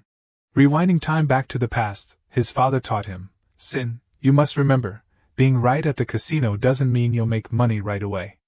Then when will you get it? Recalling those things, Kim Sin in the present unconsciously spoke his inner thoughts. You have to know when to stop when you've made money. Seeing change, in the company chat group, everyone is excitedly discussing IPL and expressing their gratitude to the male lead. Sang-guk, after reading it, commented, thanks to Kim Sin? You fools. Isn't he just lucky? That's right. What does an ant know? Then he started to become arrogant. Investing should be done by experts like me. I've already earned 100 million in just 1 month. If IPL keeps rising to 10,000, there will be billions in profit. Just as they say, life is a fierce battle. The man continued to dream of a bright future. Then I'll buy a house overlooking the Han River, buy a few sports cars, and also date someone as beautiful as Sue.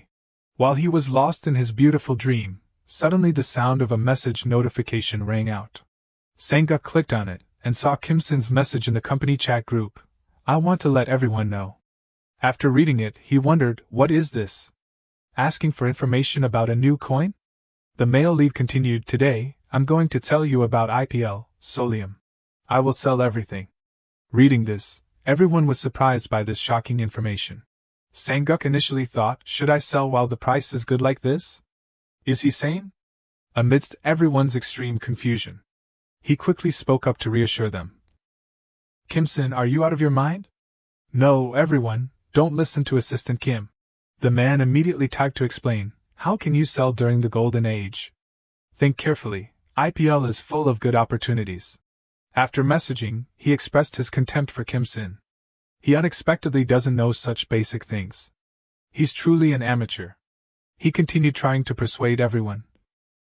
When financial transactions between banks begin, IPL will take the lead. Everyone can only buy IPL if supply and demand support each other, and the goal is clear. Then why feel insecure and sell? Kim Sin presented his opinion. I don't intend to change everyone's minds with just a few words from me. The responsibility and investment decisions are your own. My decision is like this. After typing the last message, He put his phone down on the table, thinking to himself, now all that's left is to meet team leader on tomorrow. The next morning, in the tall office building, Kim Sin, neatly dressed, walked to a certain room. He entered the room and called out, Team leader on Minguk. Do you have a moment? I have something I'd like to talk to you about. Kim Sin went to Minguk's desk and said, Team leader Minguk, do you have some time? I have something I want to discuss with you. Minguk looked at his hesitant demeanor without saying anything. Then, the team leader stood up abruptly and said, Is that so? Then let's go somewhere else. Yes, sir. Where are we going? To the rooftop. Arriving at a relatively empty place, Minguk became more comfortable with him. The team leader patted Kim Sin's shoulder and congratulated him. Congratulations, Assistant Kim. You already had money, but this time you'll become even richer. Thanks to you, I've earned enough to drink for a lifetime. Kim Sin muttered softly, Team leader, that hurts a bit. Then he returned to the main topic. Minguk asked Kim Sin, What did you want to say? It's nothing much. Kim Sin suddenly took out a white envelope. The team leader immediately noticed this. It turned out to be a resignation letter. Kim Sin revealed, I'd like to request a leave of absence for about 2 weeks, is that alright? Minguk took it and approved it. Alright, resignation request. At that moment, he was startled. What? Leave of absence, not resignation? He became puzzled by the team leader's surprised reaction. Yes, what resignation? Minguk said, having earned so much money, I thought you'd resign. It's not that I haven't thought about it, but I haven't prepared anything yet. Actually, he started thinking about what he had said to Sui earlier. I'm thinking about whether or not to go to the US for about 2 weeks. I've been thinking about what I can do with the money I've earned. Maybe because I've only been working at the company and doing part-time jobs, I can't think of anything. At that time, I really felt like I lacked experience and knowledge. So, taking this opportunity, I'll go study a bit more. I plan to go to the US to broaden my horizons. Sui's expression suddenly became difficult to describe. So that's it. Looking at the girl's expression, Kim Sin became a bit confused. Sui, were you going to say something? She seemed to have heard his thoughts, and no longer intended to dissuade him from his plans. Her lips tightened. It's nothing, sir. Have a safe trip. After hearing Kim Sin explain the whole situation, Minguk nodded. So that's it. Alright, I'll take care of it for you. Have a good trip. Thank you.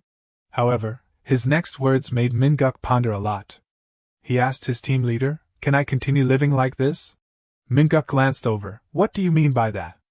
Kim Sin confessed, Although I made money from coin, I don't know what I'll do in the future. Amidst the tall buildings in front of them, Kim Sin added, I don't have any hobbies or dreams like everyone else, and I don't have any special talents either. I wonder if just chasing money like this without a dream. I'm always envious of people who have dreams. There are people who dedicate their lives to singing, sports, or drawing. They are the ones with dreams and passion, something I don't have. Minguk thought about his words, looking at the empty space in the future. The team leader expressed his thoughts. Dreams, huh, Assistant Kim? Maybe because I'm the boring type in society, but I think it's just like a dog barking. Kim Sin was noticeably taken aback.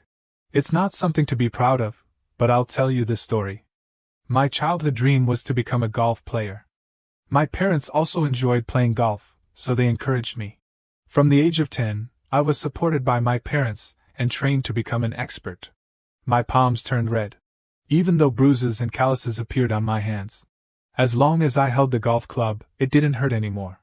It was like a lie.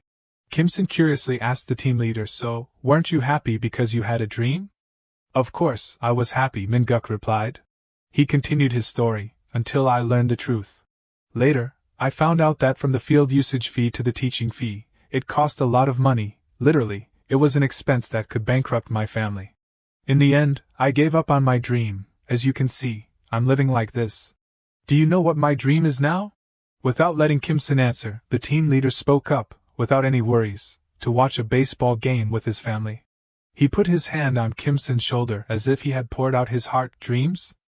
It's good to have them, but I hope you won't be too influenced by them. Life is long. You can find anything you want to do.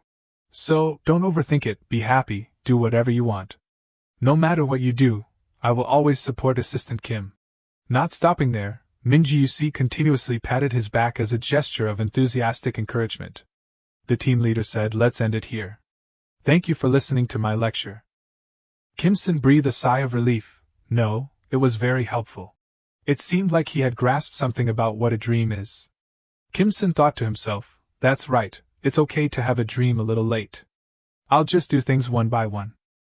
Mon4Rch's voice rang out again, "By the way, Assistant Kim, yes?" The team leader suddenly lowered his voice and whispered to him, "I also have a question about Assistant Kim. How much did you earn this time?" Seeing him look quite bewildered, Mon4Rch promised, "I'll keep it a secret, so you can tell me a little, right?" He didn't speak directly but chose to beat around the bush. Looking at the Tsangnam building not far away, Kim-sin hinted, "Team leader, how much are apartments in Tsangnam these days?" "Let's see, probably 1.5 to 2 billion won." Kim-sin muttered, "If calculated at that exchange rate, it's about 2 billion. After that, he whispered into Mon4Rch's ear about the previous question. He didn't know what he had heard from Kim-sin, but his eyes widened, his mouth agape in astonishment. "Do you really have that much?" He ignored the question and bowed his head to bid farewell to his team leader. Mon4Rch's hands trembled with each beat. Sweat also poured down profusely. "Assistant Kim, you're ridiculously rich." Here, the number Mon4Rch heard was revealed. Kim-sin, current assets. 1,000 apartments in Tsangnam, somewhere around 1.2 trillion won. The scene changes to an international airport. The sound of rolling suitcases echoed in the waiting area. Kim-sin, according to his plan, had prepared for a short-term study abroad trip in the US. He felt a little excited when he saw many people here. "It's been a long time since I've been on a plane since." The conference in Germany. "I'm a bit excited." As soon as he entered the passenger compartment, 4 flight attendants warmly greeted him, "Welcome, sir. Thank you for using our airline." He was very satisfied with this service attitude. As expected, having money is good. In the past, when I flew economy class, it was a bit cramped and inconvenient. So this is how comfortable first class is. Suddenly, he overheard a fellow passenger in the same cabin exchanging something. A female voice said, "I'm very satisfied with this design. It will be good for young people. The era of small, powerful cars has arrived in Korea." The girl realized that she was a bit loud, so she paused for a few seconds and looked towards Kim-sin. He understood and signaled her to continue her work. Thus, the girl continued to exchange with her partner, "Just handle it like that. The plane has taken off, so if there's anything urgent, please send it to me via email." As soon as she hung up, she turned to him, "I'm sorry, I had something urgent to deal with." He didn't mind it, but on the contrary, he was very generous. "It's okay. There's no other way with company matters." The girl seemed to understand a little about Kim-sin's personality. From her pocket, she took out a business card and said, "We have to travel together for 11 hours. Let me introduce myself. I am the CEO of Mon4Rch. My name is Kyung." Kim-sin looked at the business card and thought quickly, "She's a very young CEO. She must be a very successful person or the granddaughter of a business tycoon." Then he said, "I forgot to bring my business card. I'm Assistant Kim-sin, a sales representative at a pharmaceutical company." Kyung was a little surprised by the title of Assistant Sales Representative. She found it hard to believe that an ordinary sales representative would sit in first class like her. Kim-sin talked about extraneous matters with Kyung to kill time. He said these days, people mainly make money from investing. On the other hand, Sui at the company was always thinking about him. "Assistant Kim, you must be on the plane by now, right?" The first meal was brought in. The premium pan-seared beef, exclusively for first class, was placed in front of Kim-sin. He looked at it, unable to resist. When the blade of the knife lightly touched the sauce-soaked meat, along with some spices on top, Kim-sin put all of this delicacy into his mouth. Only when his tongue came into contact with the beef did his intuition explode. So delicious! Every time I chew the chewy piece of meat, the juice fills my mouth. The accompanying sauce balances the taste wonderfully. I can't believe I get to try these dishes on a plane. So this is the taste of first class. Even the wine is sweet. Kim-sin hummed along to the gentle melody played through the speakers. A thought popped into his head, I wonder if I can order more? His unusual string of actions made Kyung certain, no matter how you look at it, it seems like this is his first time in first class. Is he really just an ordinary employee? It's really hard for a regular employee to be able to sit in first class. Suddenly, Kim Sin glanced over at her. Kyung also responded with her intuition. Of course, Kim Sin didn't have any malicious intent. He was just impressed when he saw Kyung's upright sitting posture and appreciated it. In her embarrassed gaze, Kim Sin continued his appraisal. There's no awkwardness in holding the fork and knife, and the way she looks is also very natural. I think your posture is very beautiful. Sorry to scare you. Kyung quickly hid her face, replying, No, not at all. It's okay. Once again, Kim Sin made her heart flutter. After the meal, Kyung and Kim Sin had another chance to chat, this time about her work. Kim Sin looked at what she had just shown him, and he was very interested. Is this the car commercial concept this time? Filming on a desert road, that's amazing. Kyung added, You'll like it even more in person. The car launch this time isn't just aimed at the Korean market, but also the US market. Amidst the excitement, Kyung asked him what car he was using, not a car of the future. Hearing that, Kyung said, It's okay, because if I know what car you drive, I can know your hobbies and other things, so I asked. He didn't hide it, and said the name Ferrari 458 Italia, a name that would stun anyone who heard it. We plan to launch sports car models in the future. We're also investing heavily in electric and self-driving cars. Kim Sin immediately came up with an idea. Thinking back, I once rode a self-driving electric car in Jeju Island. These words happened to captivate Kyung. She eagerly asked him, What did you think? The feeling of the accelerator and brakes is very different. Once again, Kyung turned to stone, stunned by his words. On the contrary, Kim Sin continued to diligently assess, the battery also runs out faster than I thought. Driving is also a bit inconvenient. So that's how it is. He glanced slightly towards Kyung. I've really changed. If it were before, it would be very difficult to speak directly to the CEO of a self-driving electric car company. Is this the confidence that money brings? Because of what had just happened, Kim Sin decided to change the subject before the situation between them got worse. He said, We've been talking about cars all this time. It seems like you really like cars too. Yes, that's right. I've liked them since I was little, so I consider it my job. Now I'm also trying to test drive as many types of cars as possible. What cars have you test driven? Recently, I test drove a Mini in England. The car feels perfect, the performance is great, and the design is also beautiful, so I was drawn to it. Hearing this tone, Kim Sin was secretly delighted. Fortunately, she has regained her composure. There was still a long time before the plane landed in the US. The flight attendant announced over the PA system, We will guide passengers. In a moment, our plane will arrive at San Francisco International Airport. However, Kyung's voice drowned out the PA system. She was still immersed in the knowledge of the car quality she had experienced, although competitiveness is weakening due to cars being easy to manufacture and having high profit margins. I believe that with the technology they have accumulated, they can leap forward at any time. When I was in college at the University of California, I went camping by car in the Mojave Desert with my friends. I spent a night in the middle of the desert, where it was so quiet that it felt like being on Mars. A while later, the plane landed at the international airport as announced. Kyung extended her hand to show her sincerity. It was nice meeting you, Kim Sin. When you return to Korea, we must definitely get in touch. So, have a nice trip. Kim Sin, out of politeness, also stepped forward to shake her hand. Yes, have a nice trip, Kyung. Despite saying that, he breathed a sigh of relief inside because he had escaped the professional talker. He hurriedly pulled his luggage and left. The flight was really tiring. I didn't expect to talk for hours. Next time, I must be quiet. The door at the airport entrance opened. In front of Kim Sin now was a city of tall, white people. He couldn't contain his happiness. His eyes widened as if he had seen gold. Not far away, an American passenger bargaining with the driver also made him waver. I really have arrived in America. Suddenly, a voice called out from behind him, Sin! Kim Sin! When he turned around, he saw a fat man rushing towards him. Welcome to America. You've worked hard. The two then shook hands. However, what bothered Kim Sin was Mung Yu's appearance. Why have you gained so much weight? My friend, my size isn't considered overweight in America. A little bit about him. Mung Yu was my best friend when I was a student. We lived together in a basement house and went through difficult times together. He got a job at a foreign IT company and came to America through his own efforts. He's the friend I'm grateful to for letting me stay at his place during this trip to America.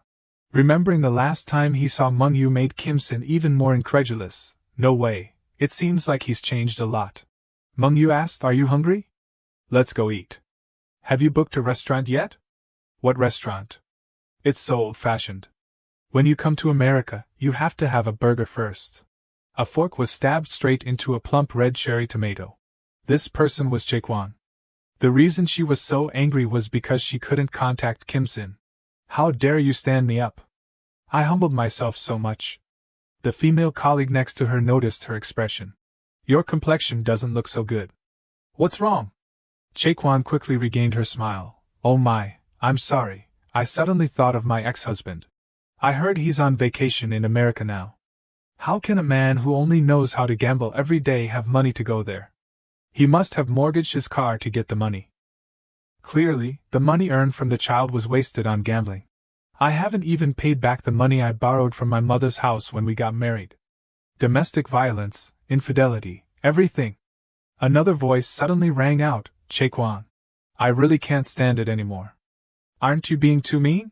If you've already broken up, you should end it." This curly-haired woman was Hai. Jaekwon, meeting her nemesis, lowered her voice. "Team leader Hai," that Hai continued sarcastically. "I've been trying to keep quiet and ignore it. You two should deal with your own problems. But Assistant Kim, he's known for being hardworking in the company. They say he's never harmed anyone, let alone getting angry with others." It doesn't seem like what Jaekwon said. "I don't know why Jaekwon keeps bad-mouthing Assistant Kim." Hai started to deepen her voice. "It seems like you're jealous. Isn't that right?" Jaekwon took a long breath, her voice trembling more than before. "That's a bit too much, team leader. Why are you so harsh with me?" With that, she stormed off under everyone's gaze. As for Hai, she just looked at Jaekwon's back without saying anything. In the restroom, Jaekwon's scolding voice echoed a few times, acting so high and mighty. So old and only a team leader. She even kicked over the nearby trash can. "Everyone looks down on me." "Fine, just wait and see." After saying that, Jaekwon took out her phone. She checked the balance fluctuations in her account. Looking at the long string of 9 digits, she started to gloat, because I'll be the one laughing last. On the company rooftop, a data chart was presented along with some announcements. "Look at this, I told you. I didn't sell any stocks for a whole day and made an additional 10% profit." Min Ji-yusi gave a warning to his staff. "Everything is the same, we have to determine the right time before selling." Assistant Kim seems a bit impatient, doesn't he? "Now is the best time to buy stocks. Are you worried so you're not buying? You won't get that price again. Just trust and follow me. Later, that stock will increase by 100, 200 times more." A discouraged employee said. "He talks as if the stock will definitely go up." Donji asked Min Ji-yusi, "Section Chief, what are you going to do?" "You mean about the altcoins?" "Yes, I've been worried since Assistant Kim started selling them. At first, I thought I could sell them any time, but I didn't think the profit would gradually increase like this. If I had known earlier, I would have invested myself. I don't know if I should invest more now. I've been thinking about altcoins all day. Even now, I'm thinking about the growth chart." Min Ji-yusi calmly enjoyed his cup of coffee and replied, "I've sold everything." Donji was startled upon hearing this. "What? No, but how could you sell everything? If you're lucky, you'll earn more." "Because I trust Assistant Kim." He frowned after hearing that. Min Ji-yusi said, "You have to be very lucky to seize the opportunity. But if you're lucky, any investment will increase in interest. But selling all coins when the price increases. From then on, it's entirely due to ability. So when Assistant Kim sold all the altcoins, I felt very confident. Assistant Kim is truly an expert." Back at Kim Sin's location, he and his friends stopped by a fast food restaurant. The staff quickly brought out special burgers for both of them. Taking the first bite, Kim Sin exclaimed, "So delicious. This is what cooking is all about." Meng-yu said, "How much money have you spent since arriving in America?" "Don't worry about money if you're staying at my place." He put down the burger he was biting into. "Are you taking care of me? A friend in need is a friend indeed." "This kid, thank you." While the two were eating, they suddenly heard someone call out to them. It turned out to be two of Mon4Rch's friends. The guy called Mon4Rch by the name Ken. Are you eating burgers again today? See, I told you he'd be here. Kim-sin whispered softly. Ken? Yeah, in America, my name is Ken. Who are these people? Mon4Rch introduced them one by one. This is Rit and Helen. They are my friends in America. The two of them quickly joined the conversation. Rit mentioned something about Mon4Rch. Ken, your control model this time was excellent. Thanks to you, the project progress has been significantly accelerated. Mon4Rch smiled and replied, your model is also good. Ken, you have to do what I ask you to do. Kim-sin had no idea what was going on, so he chimed in, control model? You mean for self-driving software? Rit held a position where he ran a small company. Rit introduced himself. I'm Rit, and my company is Aura. We're developing a self-driving system to install in passenger cars. Helen also struck up a conversation with him. I'm Helen. I'm running the company with Rit. We're developing ways to produce clothes and shoes using environmentally friendly materials. Kim-sin wondered, both of you are CEOs? Did you encounter any difficulties when you started your businesses? Of course. But it means a lot. We've tried our best to realize our ideas. From the moment we searched for ideas to the final effort. And as Rit was taking steps forward, a bright light made him stop. Because this was an opportunity that opened up new horizons for Rit's future career. And it gave us the feeling of touching success after all the hard work. He softly praised them. That's cool. Your work is truly admirable. Rit glanced at Mon4Rch and continued, of course, those ideas without Ken, they wouldn't have been found. We came up with many ideas using plastic, but they were all useless. Ken turned those ideas into reality with his superb programming skills. He's a valuable talent that everyone needs. But always eating burgers is a bit strange. Mon4Rch turned pale. He shouted, Rit, do you know that burgers are the perfect food? But eating a lot of burgers makes you gain weight. Their bickering made Kim-sin feel a bit nostalgic. Even when I came to America, I met these friends. I already feel that coming to America has been meaningful. That night, Mon4Rch took him back to his house. Welcome to my house. Kim-sin looked around and assessed. It's cleaner than I thought. How much is the rent? Over $3,000 a month. So, it's about 4 million won? Mon4Rch opened the refrigerator and took out a few cans of barley soda. Prices in America are a bit expensive, especially in San Francisco. He then threw him a can, which surprised him for a moment. Why are we suddenly drinking beer? He said, after dinner, you have to have a drink. I'm also curious about your alcohol tolerance. But you didn't come to America just to play, right? Kim-sin looked at Mon4Rch for a long time. A few minutes later, empty beer cans were scattered on the table, surrounded by some pretty good snacks. Mon4Rch chuckled and said, I told you, you had feelings for Jaekwan, right? He replied, but she didn't know at the time. If she had known, would she have gotten married? You were hung up on her for a whole year. If it were me, I would have given up after a day. Anyway, you're financially independent now. There are many people in America who got rich from stocks. Mon4Rch added, most of the people who are passionate about that are here. There are many people who play the stock market hoping to win the jackpot. Kim-sin asked if Mon4Rch could create an altcoin. Easy. I'll make one for you. Kim-sin pondered a few things. Investing in altcoins, I've never thought about it. If I invest in Bitcoin, will I definitely profit later? Let's just invest.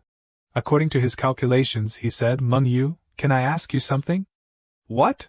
Remembering the encounter with Rit and Helen that morning, he asked again, how do you start a company? He sat there, holding the beer can in his hand. Mon4Rch, can I ask you something? How do you start a company? After receiving the question, Kim-sin replied, I'm not drunk, I'm serious. Mon4Rch asked curiously why he suddenly asked about starting a company. He replied, looking at Rit and Lena, I'm curious. I don't know how serious you are, but in my opinion, there are 3 important factors for starting a business. First is capital. You have to have a lot of money. Second is the idea to come up with the safest and most appropriate plans.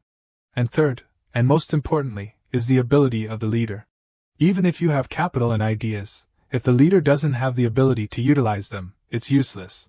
He muttered his words in his head, even if you have the ability but lack capital, you'll still fail. As expected, just having money isn't enough. The leader needs to have all of the above factors. So what abilities do they need? Professionalism, ideas, or the ability to promote? There seems to be something even more important. He continued to explain it to him. Anyway, running a company is not easy. If you have a lot of money, it's better to invest. He called out to Mon4Rch again. What else? How do you invest in a company? He opened another beer can while listening to his answer. At a fast food restaurant on the street. Ritz sat in a chair with his arms crossed, a plate of fast food in front of him. So you want to invest in Aura? He nodded in confirmation. Yes. As Ken's friend, I can trust you, but I didn't expect to discuss this at a burger joint. Ken said you'd like this place more than a stuffy cafe? And I've also looked into Aura. He was rolling up a piece of paper. Aura's growth rate is much faster than other companies. Their technology is also recognized to the point of receiving investment offers from large Korean corporations. If they find a good partner, I think Aura can develop even further, right? Rit adjusted his glasses and replied, unfortunately, we are in the process of discussing investment with another company. Even if you don't accept any other investments, are you hesitating? Receiving that question seemed to hit a nerve, so he was a bit surprised.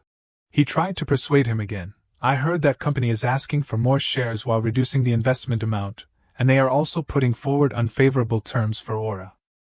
Rit didn't know how he knew this. He simply said softly, I don't want to do business like that. I want to become Aura's partner. When he mentioned the amount of $500,000 for 10% of the shares, which is about 600 million won, Rit felt that this was not a small amount. That's the investment condition that I, as a partner, propose for Aura. Rit's eyes now looked very thoughtful. He was always confident that he could win over the person in front of him. First, I will review the documents. After careful consideration, he finally made a decision. Mon4Rch was eating heartily without paying any attention to their conversation. Rit picked up the document and tried to read it carefully, stroking his chin thoughtfully. Then he asked, $700,000 for 10% of the shares, how about this condition? Mon4Rch finally spoke up, it seems like you're pushing the price too much. Initially, you were aiming for $400,000 for 10%. So he reminded Mon4Rch, be quiet, we're talking about important business. That's why I had to make it clear that I was the one who introduced Aura to Kim-sin. So, give me $900,000 for 20%. He was startled and asked, what? I know your situation. You're short on capital because of the new technology development, and the company that wants to invest is trying to swallow Aura whole. And if you join hands with that company, they will aim for Aura's management rights. You're worried about that too, right? But Kim-sin is different. I pointed at him. He'll take a small stake, but it's just a fair trade for the investment. He has no intention of interfering with the company's operations by using the stake as a weapon. As an investor, he only wants Aura's growth. Think carefully, Crit. Ken was playing mind games with him. Choose the big corporation and eat a cheeseburger. Or choose my friend and eat a mega burger. A wise choice will bring many benefits. Crit didn't know which choice to make. Suddenly, he burst out laughing. If you say so, then I have no other choice. Khan's best friend, now we're business partners. He extended his hand towards Kim-sin, showing a willingness to compromise. All right, as an investor, I look forward to the company's development. Outside, everyone was doing their jobs, people bustling back and forth. It was a successful start, although he didn't know if the investment would be successful, but it was an experience. He held the file in his hand, thinking to himself. All thanks to Mon4Rch. Initially, I just wanted to gather knowledge, but Mon4Rch has a wider network than I thought and understands the internal situation of companies. Without him, I wouldn't have had this opportunity. I have to find a way to repay him soon. Then he spoke, Mon4Rch. As he turned around, he spoke affectionately. What is it, Grandpa? Mon4Rch was a little surprised by his tone. Could you introduce me to a few more companies? I want to invest a little more now that I've started. Mon4Rch asked back. Aren't you in America to rest? Now I've noticed. I should be at the company right now. At the company, someone asked, is everyone okay? What's wrong? Aura rejected our investment offer. She was Director Kyung. Yes, it seems they recently sold a stake to a new investor. What was their reason for refusal? They said they wanted a mega burger instead of a cheeseburger. She thought to herself, what the hell is a mega burger? And Takway also refused to invest. Even them? Who's the buyer? They said it was an individual. The same person who invested in Aura. This gave her a headache. An individual investing in a startup? Unless they're extremely interested in this industry. It's very difficult. Anyway, we've lost 2 companies we were targeting. This person is no ordinary individual. She gripped the arms of her chair, contemplating. Then she ordered, I'll give you time. Find out everything about that person. We must acquire the shares he holds. Yes, I understand.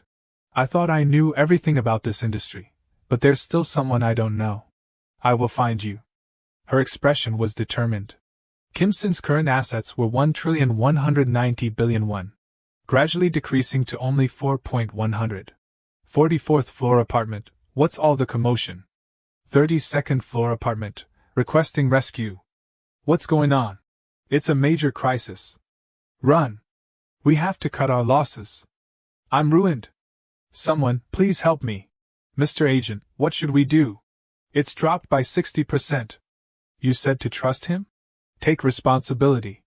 Everyone was panicking, causing Sang-guk to tremble. He yelled, in just 1 week, I've lost 200 million won. Half of my fortune is gone.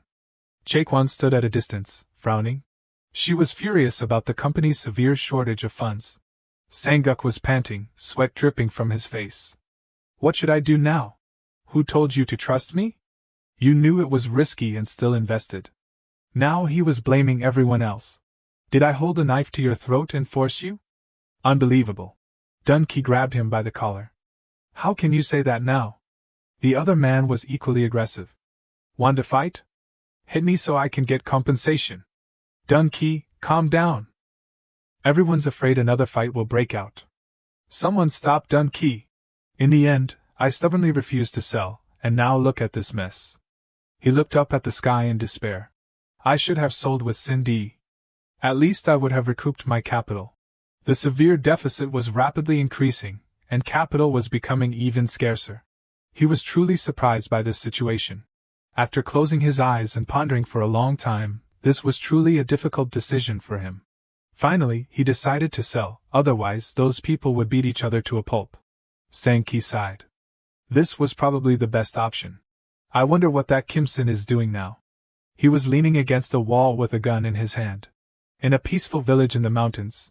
The house was mostly made of wood and straw. Kim Sin was shooting the wall with his gun. He shouted to Mungu to let him know the signal. This is a disadvantage. He turned to see Mungu face down on the floor, so he ordered a retreat. Let's go somewhere else. Suddenly, Mungu looked up. Sorry, we've been tricked. As soon as he finished speaking, Kim Sin felt an electric current run through his body. Someone was shooting him in the back, causing him to only be able to call out Mungu's name. Mungu tried to call his name, but Kim Sin lay motionless, unresponsive. The attacker stood behind him, reaching into his pocket, as if retrieving something. Mungu felt extremely worried for both of their safety. It turned out to be a frying pan, which he slowly pulled out dramatically. Kim Sin was also incredibly anxious. Holding the frying pan, the attacker revealed one eye. Mungu was extremely frustrated. You bastards! If you're going to kill us, just do it quickly. Don't humiliate us. Just kill us. In the end, both of them died in the game. It's no big deal. Just skip fried chicken for a while. Mungu sat in front of the computer screen, running his hands through his hair. Such dirty tricks. We lost again. He turned to Kim Sin. Let's get revenge. Create another room. Kim Sin agreed. Get in quickly. After investing in the startup, Mungu helped me a lot. To repay him, I wanted to give him a house. But contrary to my good intentions, Mungu was very upset, saying that he didn't help me for this purpose. And he firmly refused. But the latest gaming rig. All kinds of game consoles and the newest game titles. Seeing the room that held every man's dream. He agreed to move in, but on the condition that we share a room. He turned and asked Mungu, I'm planning to go backpacking for a while. Mungu asked curiously, taking such a long vacation? He replied, I asked my manager for extra time off. Backpacking must be fun. Mungu asked, his eyes still glued to the computer screen. Suddenly, an idea flashed through his mind. Kim Sin, can I ask you a favor? Kim Sin turned excitedly. Are you coming with me? Similarly, Mungu looked at him with joyful eyes. On Kim-sin's backpacking trip. He held his bag, trembling, sitting timidly like a young girl. A girl was sleeping on his shoulder. Strange. How did this happen? He felt extremely panicked. It was supposed to be an ordinary backpacking trip, yet this girl, Yoli, was sleeping soundly on his shoulder. He remembered when Munga asked him for the favor. Kim-sin, would you mind letting an acquaintance of mine join you on this backpacking trip? He asked curiously. Who? Yoli. She's the younger sister of a close colleague at my company. A colleague's younger sister? All right, sure. He nodded in agreement. Munga said happily, so it's settled then. Seeing his eagerness, Kim-sin said, wait a minute. At least tell me what she's like. Munga simply replied, she just graduated from college. 23 years old. Don't be shy. Then wait for you. Before he could finish, Munga waved goodbye. Kim-sin sat in the car, lost in thought. Kim-sin, wake up. We're here. The place was beautiful, with a cool breeze and scenery perfect for relaxation. Yoli's hair fluttered in the wind, her fragrance attracting everyone's attention. They walked together. She turned to him and asked, Kim-sin, have you been here before? This is my first time. How about you? It's my first time too. I'm really looking forward to this trip. Her face showed genuine excitement. Where should we go first? Do you have any plans? He thought, she doesn't seem to care about this, does she? He had many questions in his mind. She's going backpacking with a strange guy, and she doesn't seem to mind? Is it because I'm not used to American culture? Or is it because of the 8-year age gap, so she sees me as an uncle? Or am I overthinking it? He was so lost in his thoughts that he didn't notice her hand waving in front of his face. Kim-sin, are you listening to me? You're not listening to me at all. She scolded him angrily. Sorry, what did you just say?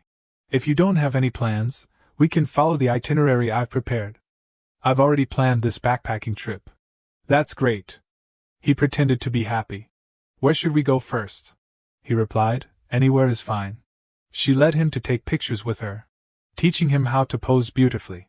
The scenery was so beautiful that any picture taken would be a masterpiece. Yoli smiled brightly, as if there was no distance between them. She pulled him into the frame with her. They both posed for the camera.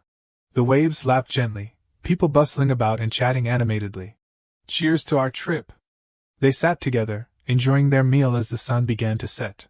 Thank you for following my plan today. Are you tired? Not at all. I'm having a great time too.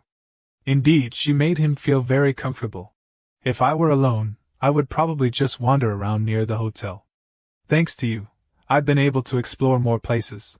He expressed his sincere gratitude to her. Why did you come to America for a trip? I wanted to experience different cultures because I've been burying myself in work all this time. Why did you decide to go backpacking, Yoli? Seeing you today, I feel like this wasn't an idea that came to you overnight. She raised her glass to her lips and replied. I wanted to create memories before starting work. Thanks to my hard work, I got a job in the city. I'll be very busy when I start working, so I wanted to take advantage of my free time to travel. He was incredibly surprised. That's admirable. My goal is to one day run a business, earn a lot of money, and create a new legend. So we have to raise our glasses and toast again. To Yoli, the one who will create a legend. And to our future, the one who will pursue and realize their dreams. Yoli, sitting opposite him, was deeply touched. I hope one day I can collaborate with Yoli. By then, I hope Kim-sin will have become a successful businessman.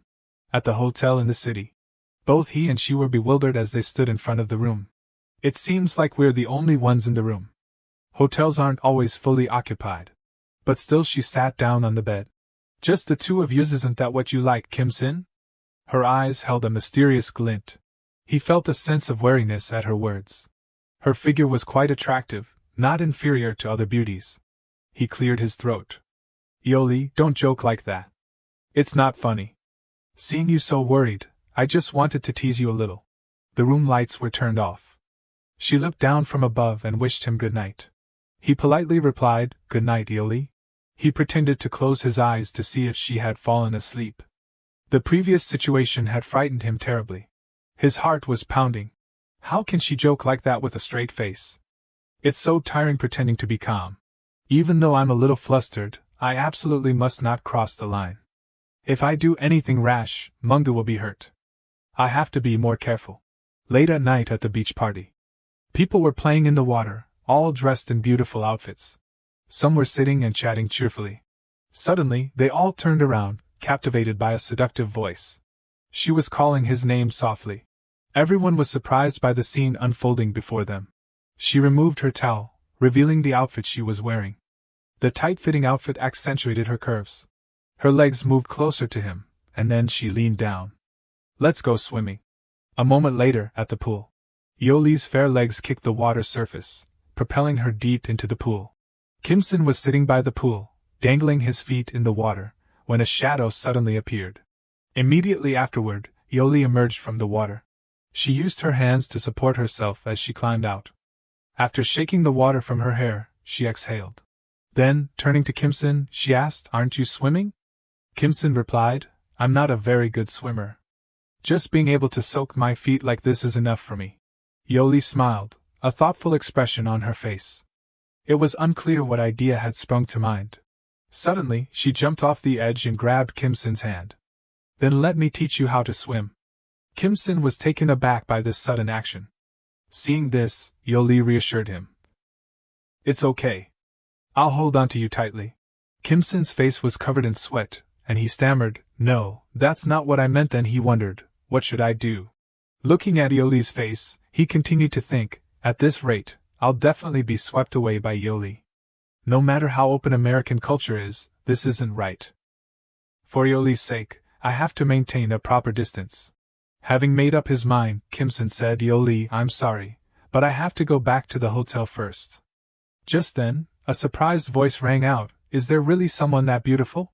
3 young men approached from afar. The one in the blue shirt said, "Look.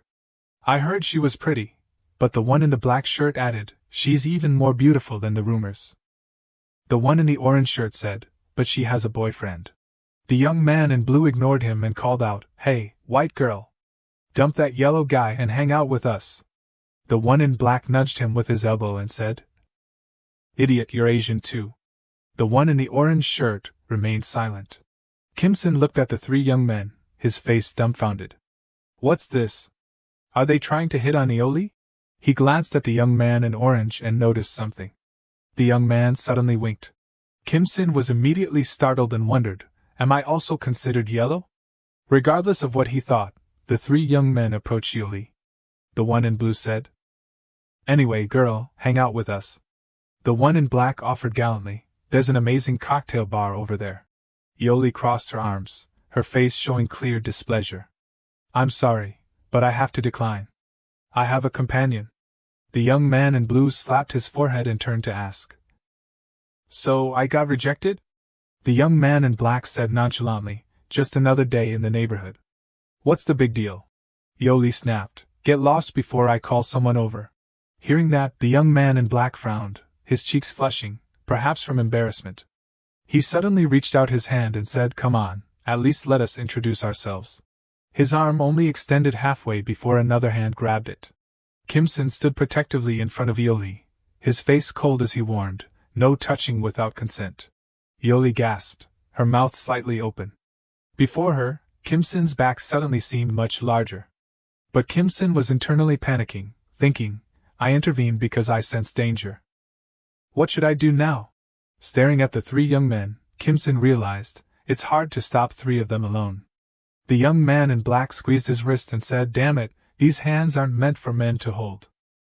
The young man in orange blushed and mumbled, "I'm so jealous." Kimson glanced behind him and thought, first, I have to get Yoli out of here. While he was figuring out how to deal with the situation, Yoli suddenly said, "Wait a minute." With that, she stepped forward, much to Kimson's surprise. He called out, "Yoli." Yoli crossed her arms again and said, "I'm saying this one last time. Apologize and leave quietly right now, and nothing will happen." The young man in black scoffed, "We didn't do anything wrong. Why should we apologize?" The young man in blue immediately chimed in, "Yeah, it was just flirting." Yoli smiled sweetly and asked, "Is that so?" She continued, "What do you think, security?" As soon as she finished speaking, a large hand landed on the shoulder of the young man in black. Yoli continued, Security? The young man in black slowly turned his head and saw a man with gleaming teeth standing behind him. The security guard growled, "Sir, you were clearly warned about harassment last time, weren't you? I said if it happened again, you'd be banned." The faces of the young men in blue and black paled. Only the young man in orange looked shyly away like a bashful girl. In front of the three young men stood three tall, muscular men. A man with brown hair said, "Please come with me." The incident ended just like that. That evening, in a bar, Kim Sin and Ioli held cocktails in their hands, gently clinking their glasses together.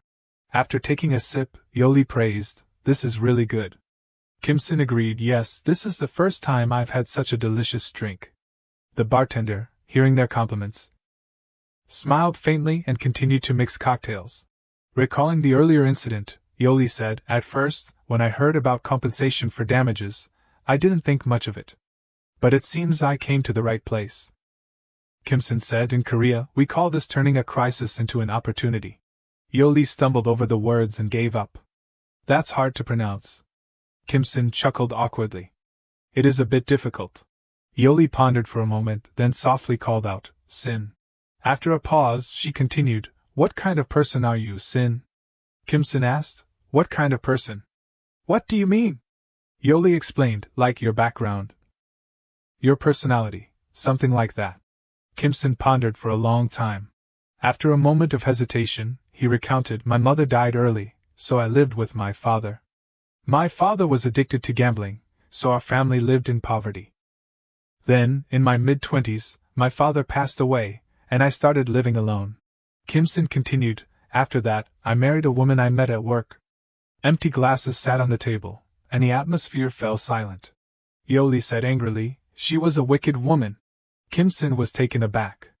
Ioli continued, "No, how could there be such a person? She's not human, she's a witch."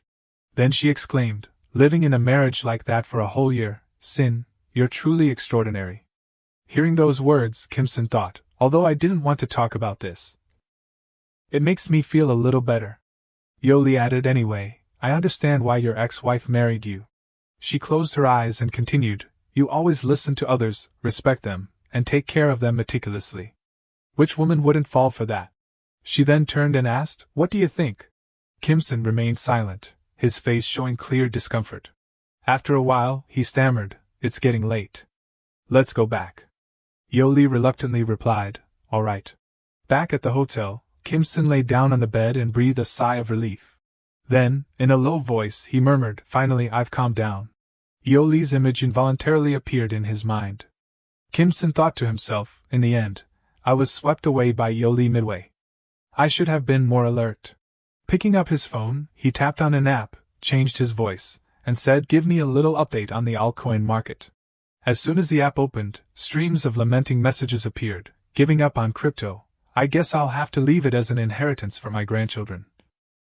I'm being forced to sell, I guess. Every single altcoin is dropping. I missed the 10th floor of ExchangeX. Actually, altcoins are no different from gambling, are they?" After reviewing the messages, Kim Sin said in surprise, "After the X crash, other altcoins have also plummeted. Most of them have dropped by more than 90%. Finishing his words, he thought, "If I hadn't sold back then, I would have suffered a huge loss now." Just then, a knock came from the door. Kim Sin asked suspiciously, "Who is it?" Ioli's voice came from outside, "It's me, Ioli." Hearing her voice, Kim Sin wondered, "What's going on at this hour?" He replied, "Wait a moment, I'll be right there." After saying that, he walked over and opened the door. Ioli's figure appeared. She had changed out of her swimsuit, and was wearing a white nightgown. Kim Sin's eyes were glued to Ioli's bust, then moved down to her hips. Just a glance, and Kim Sin felt like a bolt from the blue. He stammered, "Ioli, this is..." Before Kim Sin could finish, a finger pressed against his lips, silencing him. Ioli stepped into the room, pressing her body close to Kim Sin. Then she put a finger to her lips, signaling for silence. The scene changed, and the image of the three security brothers appeared, all three showing off their massive muscles. Kim Sin's current state, 10,000% flustered. The scenery outside the window was brightly lit. Ioli, curious about the night view of the sleepless city of Las Vegas, asked, "What's the Las Vegas night view like in person?" Kim Sin, facing her, replied, It's much more beautiful than I imagined. Yoli wondered, more so than Santa Monica Beach? He gently countered, they're different. If Santa Monica has natural beauty, Las Vegas displays the glamour of a city. Yoli agreed, you're right. However, she thought of something new and said, but just talking like this. Is it really okay?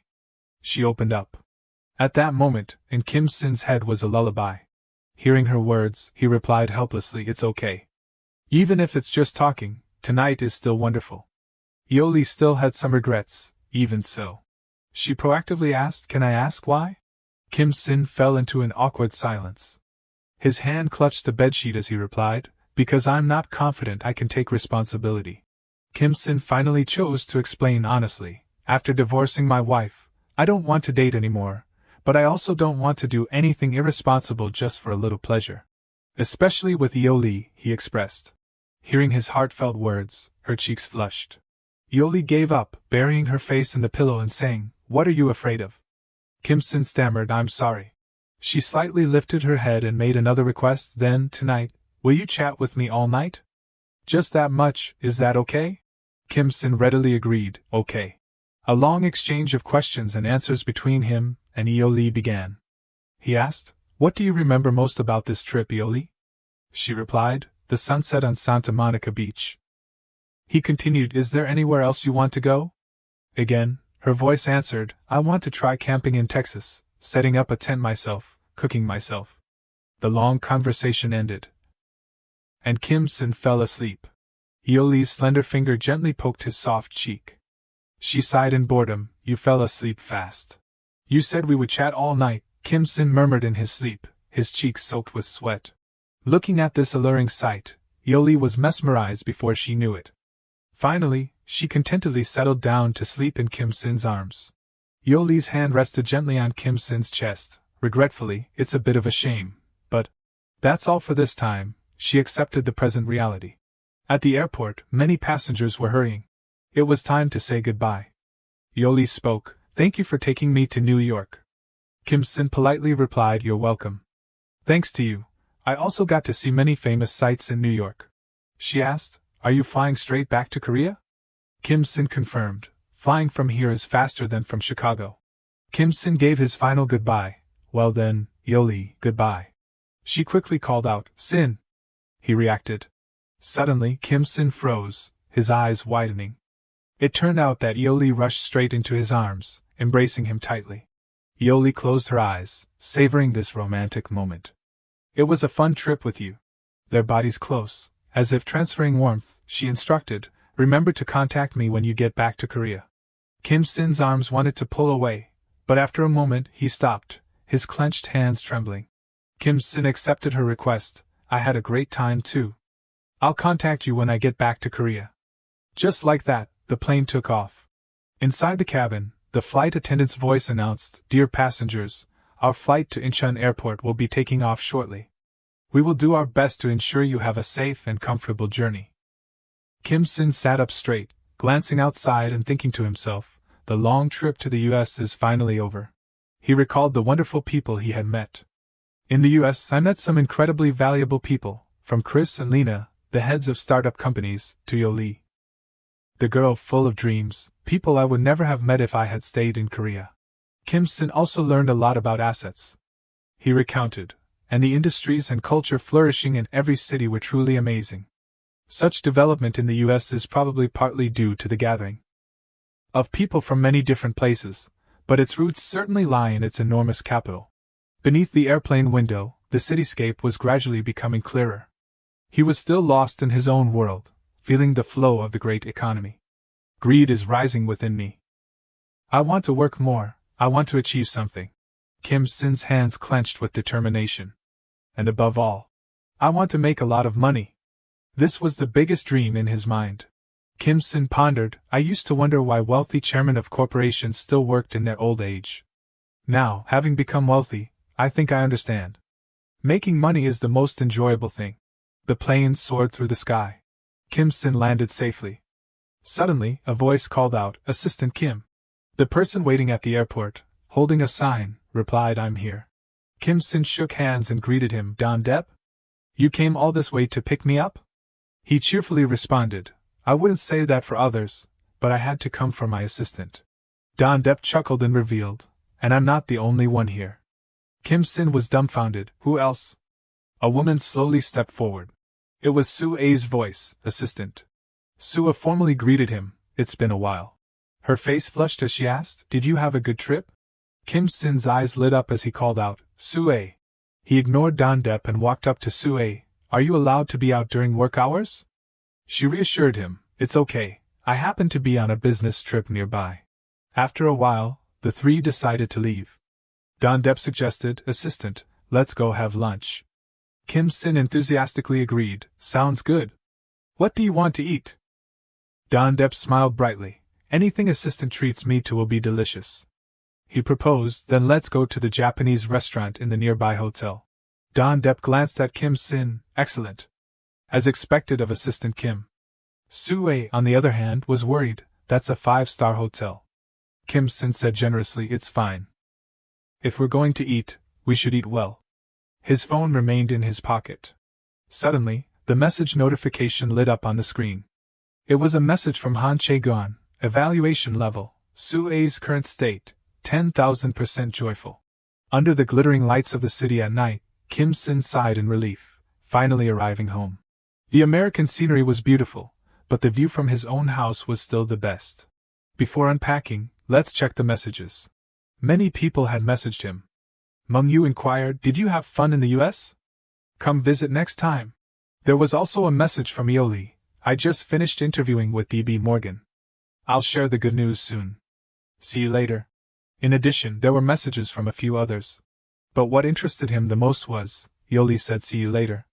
She probably means she'll see me when I go back to the US. Suddenly, Kim Sin was startled when he saw a message from Han Chae-gon. She stood in front of a fountain, speaking coldly. I heard you went on a trip to the US. Although I'm a little sad you went without saying anything, I hope you had a good trip. Were you lonely being alone? I miss you a lot today.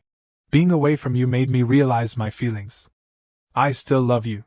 After reading it, Kim Sin couldn't help but be shocked. Is she crazy? What is she thinking? Messages kept coming, Kim Sin. There's a rumor going around the company that you lost all your coin investment money. That can't be true, right? It must be just a silly rumor. Why aren't you answering? Could it be true? Then she cried. Suddenly, Chae-gon changed her tone and cursed him. You idiot. I knew it. You're only capable of so much. Your roots never change. I have a new beginning now. Be careful at the company from now on, she warned. Kim Sin was both scared and confused. He thought to himself, what is she talking about? Then he blocked Chae-gon's messages. At this moment, he felt he had made the right decision.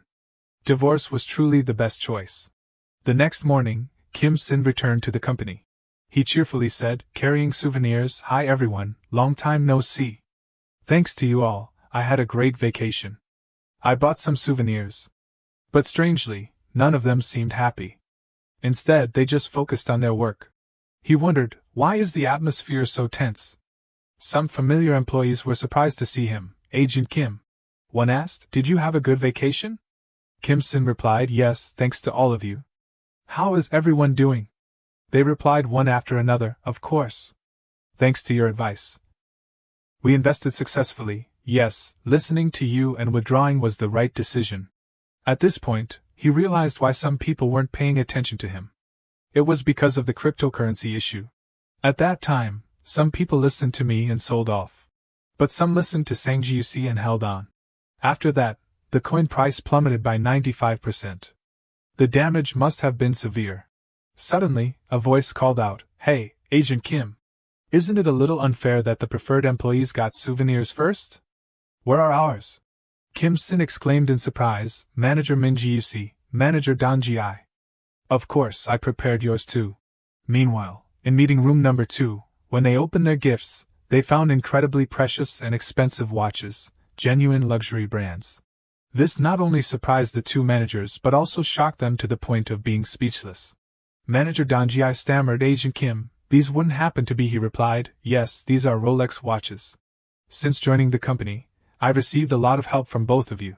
So I wanted to give you a truly memorable gift. Manager Minjiusi was still so shocked that he couldn't utter a word. He opened his eyes wide, then closed them tightly. Even Manager Danjia was the same, as if they had done something to offend him. Finally, one of them spoke. I'm sorry, Kim. Thank you for your kindness, but we can't accept this. I'm sorry, I can only accept your good intentions. Kim Sin quickly added, if you're worried about the price, don't be. Although it's a bit embarrassing to say, it's not a huge amount of money for me. Danjia looked down and said, really? We heard. He panicked, what? You heard I lost all my investment money? This is the first time I've heard that. The two of them weren't surprised. That guy has told similar lies before. Then he asked, so, were you scammed? Who told you that? Then they recounted, the thing is. Immediately after, Kim Sin went up to the company rooftop. He held a cup of coffee and pondered. Suddenly someone entered and called out, hey, Agent Kim. I heard you went on a trip to the US. Traveling abroad like that, as expected of the wealthy. By the way, there's a strange rumor going around. Agent Kim, are you doing okay these days? Kim Sin suddenly smiled faintly and replied, long time no see, Agent Sang Jiusi. Over the past few days, the other employees have been buzzing. Mr. Kim Sin, do you know how to drive? You don't? I can't believe you still don't have a driver's license at your age. Yesterday, I played golf with some doctors. Oh, sorry, Mr. Kim Sin probably hasn't played golf before, so you wouldn't know. Assistant Kim, please buy a decent suit. Looking at you, people might think all ACO employees are dirt poor. Meeting him again. Kim Sin thought to himself, Sang Jiusi. He came to confirm the rumor he himself spread. It's definitely him, still with that same personality. Always looking down on others if he feels they're inferior to him. Someone willing to hurt others to satisfy his own ego. For the past 4 years, he's caused me so much pain. I know he wasn't happy when I became wealthy, but I didn't expect him to cling to it this persistently. Seeing Kim Sin lost in thought, he asked, hey, Assistant Kim. Why are you so guarded against me? I'm truly worried about you, so I'm just checking in. We're colleagues. Just feel free to talk. Kim Sin glanced at the hand he had placed on his shoulder. Suddenly, he said in a low voice, all right? You want to know about me that much? Fine, if you want, I'll tell you. I've been wanting to get things off my chest anyway. But you have to promise that only you will know about this. Sang Jiusi replied happily, of course. I won't tell anyone. Actually, I made nearly 10 billion won from crypto, but now I have less than 10 million won left. He immediately imagined the image of a holy grail filled with poison, then burst out laughing. You must have had a hard time. Thank you for trusting me. You know I'm good at keeping secrets. Right? Kim Sin chuckled inwardly. I know that very well. Assistant Na, then I'll rely on you. Afterwards, he went around telling everyone in the company. In the men's lounge, they were in an uproar. What? Assistant Kim is bankrupt? Really? He made 10 billion won, but now he has less than 10 million won left? Sang Jiusi confirmed. They couldn't help but gossip. Oh my god, I thought he went on vacation to the US because he hit it big. So, the story about him selling his E-Class was a lie? Come to think of it, who would sell it? Assistant Kim doesn't seem like a liar. I'm so disappointed. As for Sang Jiusi at this moment, he couldn't help but rejoice and burst into laughter. That's right, how could Kim Sin be better than me? Bugs should stick to eating pine needles. You'll forever be beneath me, Kim Sin. I wonder what to do next time I see him, he pondered. Suddenly, Manager Minjiusi walked in. Everyone seems to be here. I heard there's a surprise company party tonight. I wonder if anyone wants to attend? Sang Jiusi wondered, a party? Then he said dejectedly, come on, it's probably just pork belly again. I'm practically a pig already. Minjiusi's reply surprised him. It's at a high-end beef restaurant in Gangnam. Beef! And so, as promised, they had a party at a luxurious restaurant that evening. The atmosphere was truly high class. Everything was exquisitely and appealingly displayed. Everyone who entered marveled at the stunningly beautiful ambience. A waiter said cheerfully, please, make yourselves comfortable. They buzzed with excitement. This is an expensive restaurant. Are we really eating here? Over 150,000 won per person. I've never been to such a luxurious place in my life, one person said eagerly. At this moment, Sang Jiusi was a bit suspicious, thinking to himself, This place is usually reserved for the hospital director. Why are they holding a staff party here? This is my first time here. Then he wondered, is the director coming? Hearing more footsteps approaching, Sang Jiusi turned to look and was utterly surprised. Kim Sin? That guy is coming too? He cursed inwardly, that damn guy. He thinks he's all that just because he's close to the managers. Today's the day I teach him a lesson. Suddenly Kim Sin spoke up, hello everyone. Thank you for attending the party I organized. Hearing this, everyone gasped in astonishment. He continued, I have no ulterior motive. It's just that I just got back from vacation, and I felt too bad just giving out souvenirs. So I decided to throw a small party. I hope everyone enjoys themselves. When the plates of premium meat were served, everyone couldn't help but exclaim in admiration. Sang Jiusi was completely bewildered. He couldn't believe it. All of this is being paid for by Kim Sin? It must be over 10 million won. What's going on? The other employees chattered excitedly. Hey, it seems like the story about Assistant Kim going bankrupt was fake. Yeah, if he were bankrupt, he would never throw a party here. Assistant Na must have misheard. Hearing his name mentioned, he jumped up and shouted, no, impossible. That Kim Sin guy said he would only tell me. Just then, someone else chimed in, sarcastically, Assistant Kim is usually so quiet and humble. He was flustered, Manager Dan Ji. The manager continued, Assistant Na too. Everyone has been suffering losses recently. How could he say it outright? He must have been trying to comfort you. But Assistant Na, Dan Ji suddenly reprimanded him sternly, Assistant Kim only told you in confidence. Why did you spread it around? He stammered, no, that's... Just then, Kim Sin spoke up, Assistant Na. This beef probably doesn't suit your taste, does it? If it were the old me, I would definitely ignore Sang Jiusi's slander. No, I should say I had no choice but to ignore it, because those words were true. But now, I hope you enjoy your meal because this party is especially for you, Kim Sin said mockingly. Now you can be sure, I won't let myself be trampled on anymore. Kim Sin said with a haughty laugh. I specifically organized today's party for Assistant Na. Sangu's face contorted in anger. He gritted his teeth and said, you did this on purpose. The other employees murmured. Assistant Na revealed Assistant Kim's secret. Assistant Kim trusted him and told him. That's too much. One employee sneered contemptuously at Assistant Na, and he still dares to come here and eat the beef? Another employee quickly added, in front of expensive beef. Self-respect means nothing. Sang Jiusi's face turned purple with anger, ashamed and not knowing where to hide. He was so embarrassed and angry that he was about to explode. He helplessly sat down in a fit of rage, only able to curse under his breath, unable to do anything else. Manager Dan Ji and Assistant Kim gave each other a thumbs up for completing their mission. Suddenly Dan Ji noticed someone's silhouette. His eyes widened in shock as he looked at the person entering. He abruptly stood up and shouted, we welcome you, sir. The loud voice startled Kim Sin, who was walking over. All the employees eating also instinctively looked towards the door. A man, with a sinister smile, entered with his hands clasped behind his back. It was their director. Seeing the man enter, all the other employees quickly stood up to greet him. Director Chung told them not to mind him and to continue their meal. He had come here to see Assistant Kim. Kim Sin politely bowed to the chairman. He felt a little uneasy that the chairman was looking for him. The meat kept being brought out, the sizzling sound of the grill very satisfying. Since Director Chung entered, everyone felt tense and lost their appetite for the beef. Only Kim Sin was still in the mood to grill the meat. The director poured some wine and said, I've heard the rumors too. I heard you were very successful with your coin investments.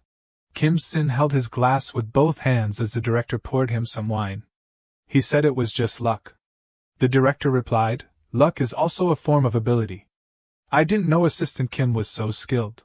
If I had known the company had such a talented individual, I would have established a dedicated coin department within the company, Director Chung said with a laugh. Kim Sin also laughed at Director Chung's joke. He wondered how the director would view him now. It's true that you're famous for investing in coins, but there's no reason for Director Chung to be interested in someone like you. He couldn't have come here just for barbecue. While you were thinking, Director Chung called out to you. The director spoke, having such good long-term investment vision but such poor judgment of character I don't understand. Kim Sin couldn't grasp the meaning of his words. He mentioned Kim Sun's divorce from Jaekwan, even saying that he had committed a grave sin. And you were the one who proposed the divorce, right? A well-rounded beauty like Ms. Jaekwan is hard to find. Men need to understand women. Director Chung kept talking. But Kim Sun remained silent, seething inside. So, it's definitely not Ms. Jaekwan's fault. He concluded, pointing the finger squarely at Kim Sun. The meat was starting to burn because their conversation had dragged on. The director crossed his arms and leaned back provocatively. What can I say? Thanks to Assistant Kim, I'm very happy. Despite his anger, Kim Sun asked, what have I done to help? The other man gave a disgusting smile. I got a date with Ms. Jaekwan thanks to Assistant Kim. He continued, I just came here to say that. I know Assistant Kim is suffering, but I still want you to separate your personal feelings from work. As Director Chung was speaking, Kim Sun cut him off. Congratulations, sir. The director didn't understand his words. With a forced smile and a bottle of alcohol in hand, Kim Sun said, what can an ex like me say? I'm fine. He poured Director Chung a glass of alcohol, and wished him 100 years of happiness. The city was darkening, streetlights flickered on. Kim Sun returned from the party, walking on the cold, windy street without a jacket. He walked, thinking about the date the director had mentioned. He didn't want to think about it, but he'd also had a very happy time dating Jaekwan. Their relationship began with a confession, followed by 6 months of dating, and culminating in marriage. Perhaps he had yearned too much for the word family. At the time, he was truly happy to have a home of his own. He was determined never to let go, and to stay together forever. But reality was different. His marriage had come to an end. After getting married, Kim Sun discovered his wife's true nature, the contempt from his in-laws. The marriage that was supposed to be happy turned into a living hell. Finally, after a year, he got divorced. Kim Sun hadn't expected much, just to be able to share meals and the joys of the day together. To comfort and encourage each other when tired. Looking at a family of 3 passing by, he suddenly felt lonely and envious. He just wanted an ordinary life. Kim Sun felt a little different today. Was it because of the alcohol? It felt colder than usual today. On the sidewalk, a girl was running in a hurry. Sue was running.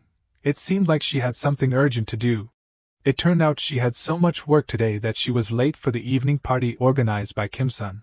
Sue ran as fast as she could to make it to the party. Kim Sun was also walking on the same sidewalk as Sue. Sue tried to run as fast as she could to get to the party.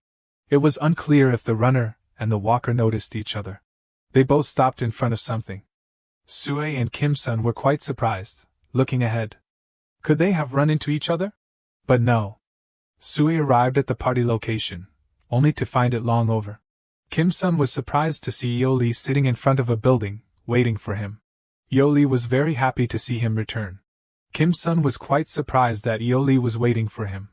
She greeted him with a bright smile. Heavy snow began to fall outside. Inside, Kim Sun's apartment was reflected in the window. Kim Sun swiped his card to let Yoli in. As soon as she entered, she exclaimed, "Winter in Korea is colder than I thought." Kim Sun got to the point and asked why she had come to Korea. She replied, "You're asking me that?" She turned around, feigning shyness. "Of course, it's because I miss Sin. It's good to work where you want, and I still have 10 days before my work starts, so I came here early," Yoli said as she walked with Kim Sun. She asked if she could stay with him for a few days. He was okay with it, of course, but he only had one bed. Yoli didn't mind. "We can sleep together. We've done it once before." Even so, he felt uneasy. Kim Sun saw her reaction. She looked sad because he hesitated. He softened and told her to take a shower and warm up first. Yoli happily agreed and went off to the bathroom. Yoli sang while showering, her mood very cheerful. Kim Sun was in the kitchen, washing some ingredients for dinner. He thought, it's so cold outside. Should I make soybean paste stew with cockles and bulgogi? It had been a long time since he'd felt this way. It had been quite a while since Kim Sun last cooked for someone else. In the past, when he cooked for Jaekwan, she had criticized the food he had tried so hard to make. He had gently coaxed her. "Are these dishes too ordinary? But I'm very confident in the taste, so try it." The dishes he was making now reminded him of the ones he had made for Jaekwan in the past. First, soybean paste stew, then stir-fried mushrooms with bell peppers. He continued to set another bowl of rice on the table. And in the past, Jaekwon had thrown all those dishes away without touching them. He had been deeply disturbed by that scene, and now he was setting out the same meal. He felt very confused right now. Memories of the past flooded back. He felt helpless. Just then, Yoli emerged from the bathroom. Smelling the aroma from the kitchen, she exclaimed, "I smelled it earlier. Did Sin make all this?" She came out clean and fragrant. They immediately sat down at the table. "I made it quickly, so I don't know if it suits your taste," he said. She confidently replied, "Don't worry, I can eat anything." She took a bite of rice and food, her cheeks filling. As the food entered her mouth, Kim-sin silently waited nervously for her reaction. Yoli's eyes widened, and her eyebrows raised. Kim-sun's cooking was delicious. "This is bulgogi, right? It's even better than what I ate in Koreatown." Yoli praised him endlessly. What he had just witnessed made him very happy. Yoli told him to try it quickly. By the time they finished their meal, it had gotten even darker. The important thing now was that Kim-sin's house only had one bed and 2 pillows. Kim-sin felt very awkward, but Yoli didn't seem to mind and even teased him, "So how are we going to sleep now?" Outside, the snow had stopped. Inside the room, they had decided to share the bed, and Yoli had been fast asleep for a while. Kim-sin, however, tossed and turned, unable to sleep. He wondered what Yoli thought of him. He knew Yoli cared for him, but he wasn't ready for a closer relationship with anyone yet. More precisely, he was afraid. He stroked her hair. He was afraid that the more he learned about her, the more he opened his heart, the greater the fear of not being reciprocated would become. Kim-sin thought that after the divorce, everything would be fine. But the wound in his heart was deeper than he thought. His thoughts faded, and sleepiness began to creep in. Suddenly, Yoli hugged him, dispelling his drowsiness. Kim-sun was startled, unable to comprehend the current situation. He thought she was sleepwalking, so he softly called her name. But she didn't hear him. Moving closer, he could clearly see the lines of her lips, her body, and her sensitive ears. It was hard to control himself. Kim-sun unconsciously kissed Yoli's forehead, which woke her from her slumber. She looked up, and their lips were very close, making them both blush with embarrassment. Yoli lay nestled in Kim-sun's arms. They gazed at each other for a long time. They couldn't control themselves and shared a warm kiss in the snowy night. The full moon witnessed this sweet scene. The city gradually turned off its lights, sleeping soundly through the night. At the entrance of Mon4Rch, vehicles were still coming and going, delivering and receiving goods. A supervisor diligently directed the traffic. Red scanners were installed above each entrance for inspection. The scene shifted to COT's office. He was on an important phone call. As soon as he answered, the voice on the other end sadly and seriously said, "Director COT, I'm sorry." Seemingly having a premonition, COT didn't wait for an explanation. Sweating profusely, he anxiously asked, "Is it really not possible?" The voice on the other end gravely replied, "You know, what can a small business like ours do? I'm truly sorry." Donji entered the room and, seeing COT holding his head, worriedly asked, "How did it go?" COT sadly shook his head. "Rejected. This is the 4th cancelled order this month." Looking at the messy pile of documents on his desk, he said hopelessly, "If this continues, we might go bankrupt." Suddenly, the desk phone rang.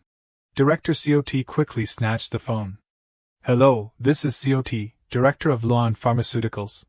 We are ready to deliver any time. What would you like to order?" COT spoke rapidly, then paused. The person on the other end was confused, stammering, unable to speak. COT then realized he was talking to Assistant Kim. The scene changed. Director COT was having a conversation and coffee with Kim-sin. Assistant Kim said, "It's been a while, Director COT. Have you been well? We met a few times when I was just starting out. It's been 3 years already. Time flies." COT scratched his head. "I'm doing well. I have a after all. I'm sorry you had to see me in such a state. I'm getting old, so I'm a bit impatient." Assistant Kim shook his head. "It's okay. It's because I contacted you so urgently." COT glanced curiously at the person sitting next to Kim-sin. "Who is this young lady?" Kim-sin introduced her. "This is Yoli. She'll be assisting me with this project. Donji, Who was with COT? Asked innocently, a foreigner.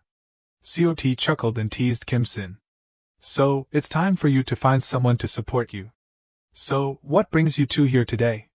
Kim Sin began. Director COT, I know this question is a bit sensitive. But has your company been experiencing any difficulties lately? COT, about to take a sip of water, froze in embarrassment. He put the glass down and said, to be honest, my business has been a little shaky lately, but I'm still holding on. As I said earlier, ACO is placing a lot of orders with me. Our bio factory is under construction. Once it's operational, things will be much better. The worrying thing about ACO is before he could finish, Kim Sin interrupted, I heard that Dasan Pharmaceuticals is putting pressure on your company. Kim Sin's words were so accurate that Director COT and Donji were startled. He continued slowly, Luan is short on capital due to factory expansion. Dasan Pharmaceuticals is taking advantage of this to force companies working with Luan to cancel their contracts. That way, they can buy Luan, a company with business problems, at a low price. Donji, seeing that Kim Sin knew everything, turned to COT and stammered. Director COT looked worried and dejected. Kim Sin reassured him, don't worry. I'm not here as an ACO employee today. He put his glass down and said frankly, Director COT, I want to invest in Luan Pharmaceuticals. COT was surprised. You're investing? He then lowered his head, chuckled, and said, I don't need to say anything more. He slowly cleaned his glasses and said to Kim Sin with concern, it's true that my company needs money right now, but I'll probably decline. Since you said that, I'll be blunt. It's going to be very difficult for this company to last more than 3 months. If I transfer it to someone else, I won't be able to return your investment. Thousands or hundreds of millions. He advised Kim Sin, use that money for something more important. Hearing such honest and straightforward words from Director COT, Kim Sin sat in thought for a moment. COT also felt sad about making this decision. Then Kim Sin asked, I see? Let me rephrase the question. How much money do you need to overcome this crisis? Director COT was utterly surprised, his jaw dropping. How much money? He replied, a few $100 million, or a few billion. Kim Sin said this isn't a $1 billion investment. He took out his phone, showed it to COT, and said I think you're an excellent businessman, capable of ensuring the quality of various medicines and never delivering late. So, just tell me how much capital you need. The director carefully examined the phone. Both COT and manager Donji were so stunned their jaws dropped, speechless. The amount of money Kim Sin had was enormous, colossal. He was like a hidden millionaire, radiating a brilliant aura. Kim Sin made an offer, in that case, I will invest. Director COT was still reeling from the amount of capital Kim Sin was willing to put in. He then brought all the company's documents to Kim Sin and Ioli, a massive pile of papers stacked high. Ioli reviewed the documents and complimented them. It's a wonderful business. Although current revenue isn't good due to overinvestment, the factory operations are quite efficient, and there's a substantial base of long-term customers. It would be difficult to operate without trust and quality. Once operations stabilize, there shouldn't be any problems.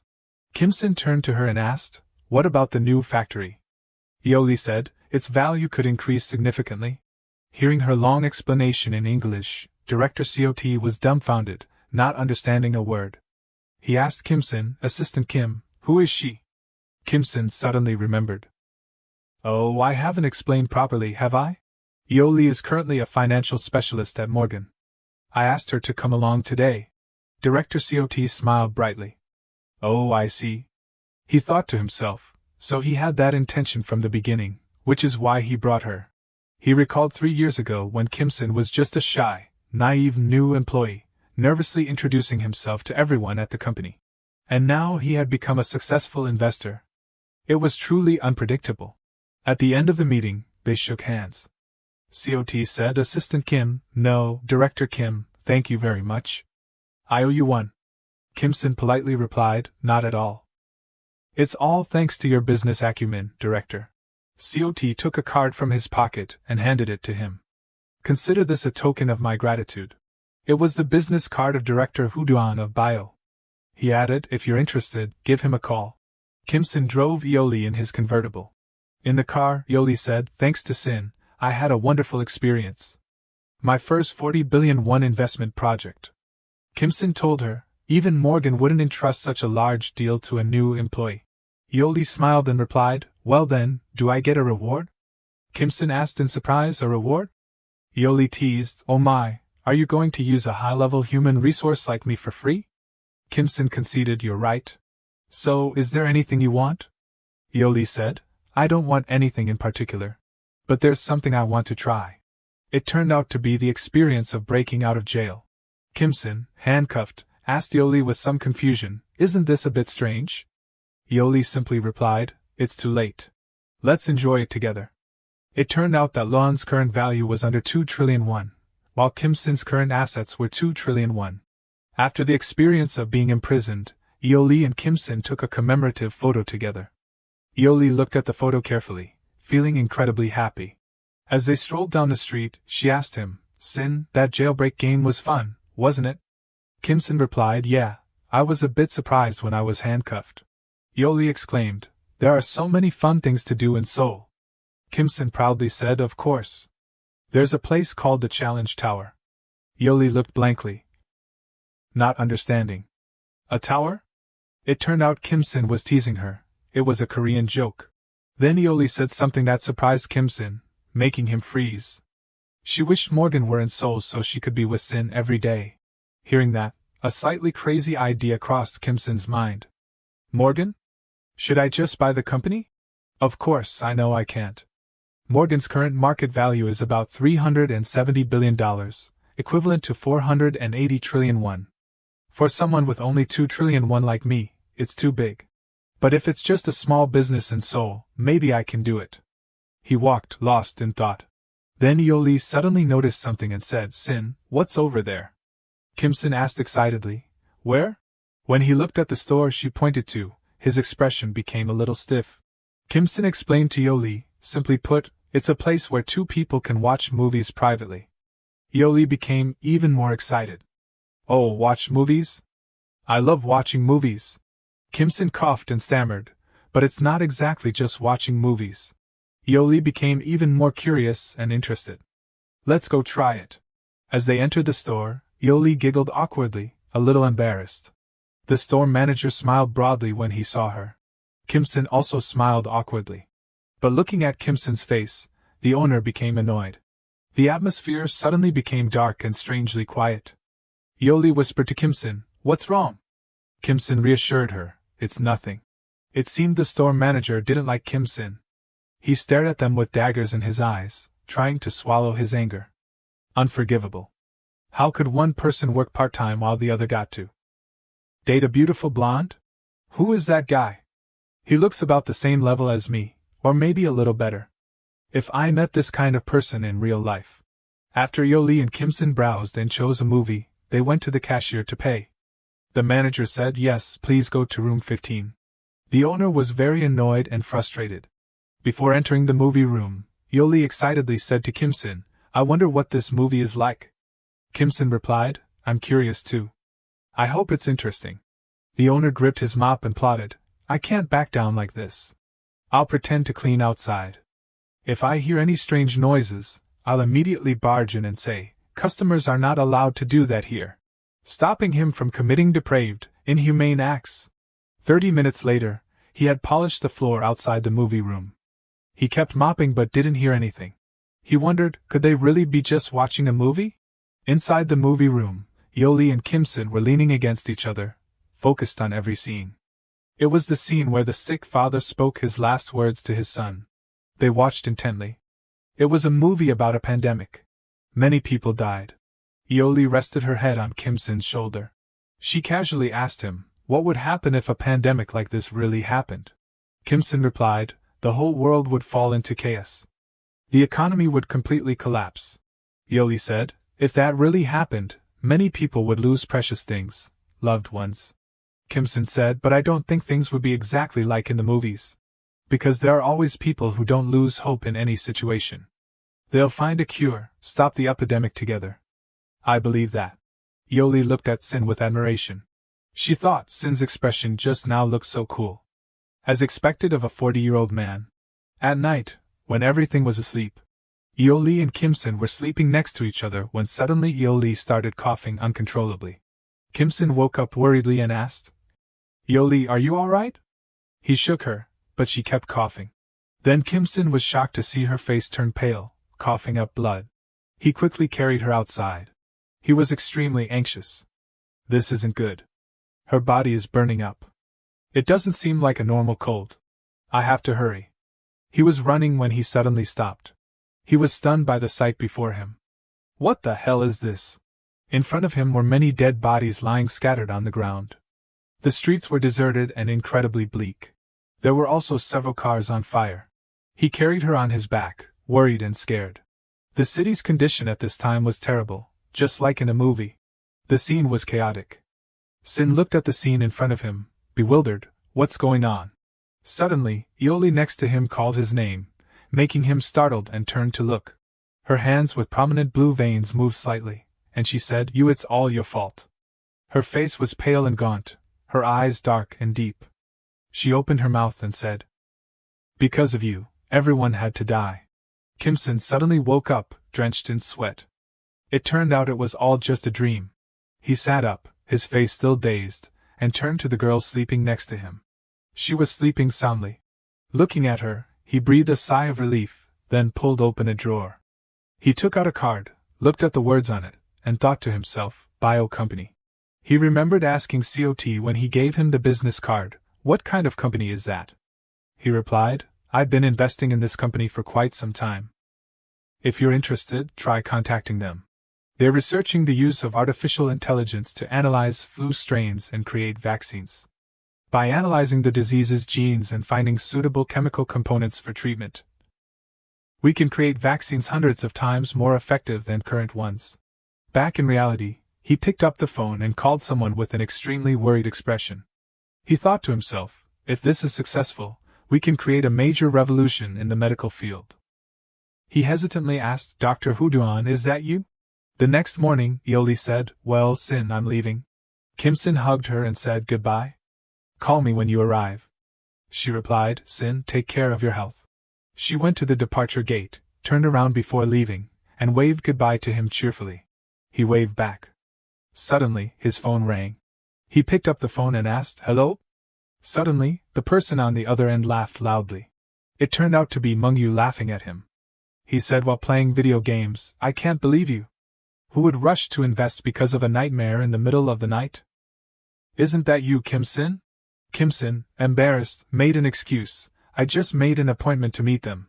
Meng-Yu said, It's the same thing. Kim Sin asked, So, what do you think? Meng-Yu replied, Developing a vaccine based on AI? It's difficult for this project to succeed.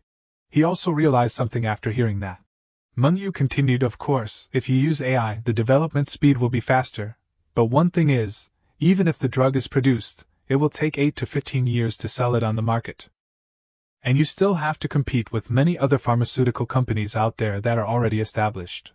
Mr. Kim was waiting at a red light, continuing to listen to him. The profit compared to the investment capital is too low.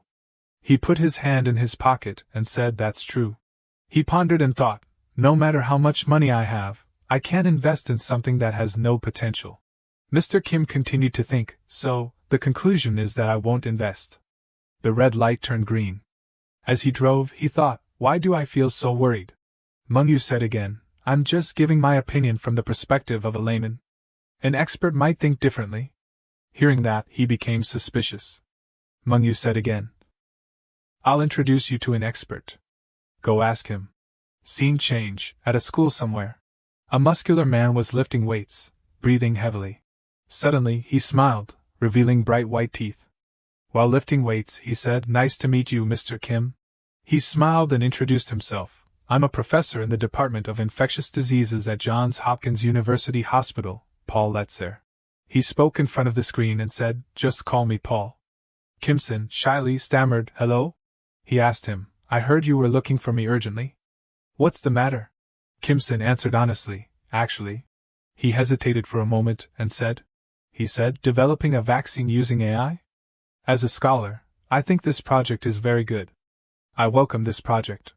Kim Sin asked, What do you think? The professor immediately replied, In fact, AI is widely used in medicine today. Kim Sin asked again, It's already being used? The professor replied, It's used to develop new drugs and analyze genes. Of course, the efficiency is still quite poor, but big companies are competing to develop it, so I think we'll hear good news soon. Kim Sin understood the issue after hearing that and said, "Is that so?" He wondered, thinking to himself, it's already being used, and there are many competitors. The situation is more difficult than I thought. He looked at the professor and thought, indeed, this investment project. Before he could finish his thought, the professor said, "Your story, Mr. Sin. It reminds me of a friend.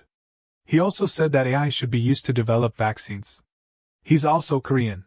Kim Sin was surprised and asked, "I wonder if that friend is Dr. Hu Duan?" The professor, also surprised, said, "You know him too?" Kim Sin replied, "Such a coincidence?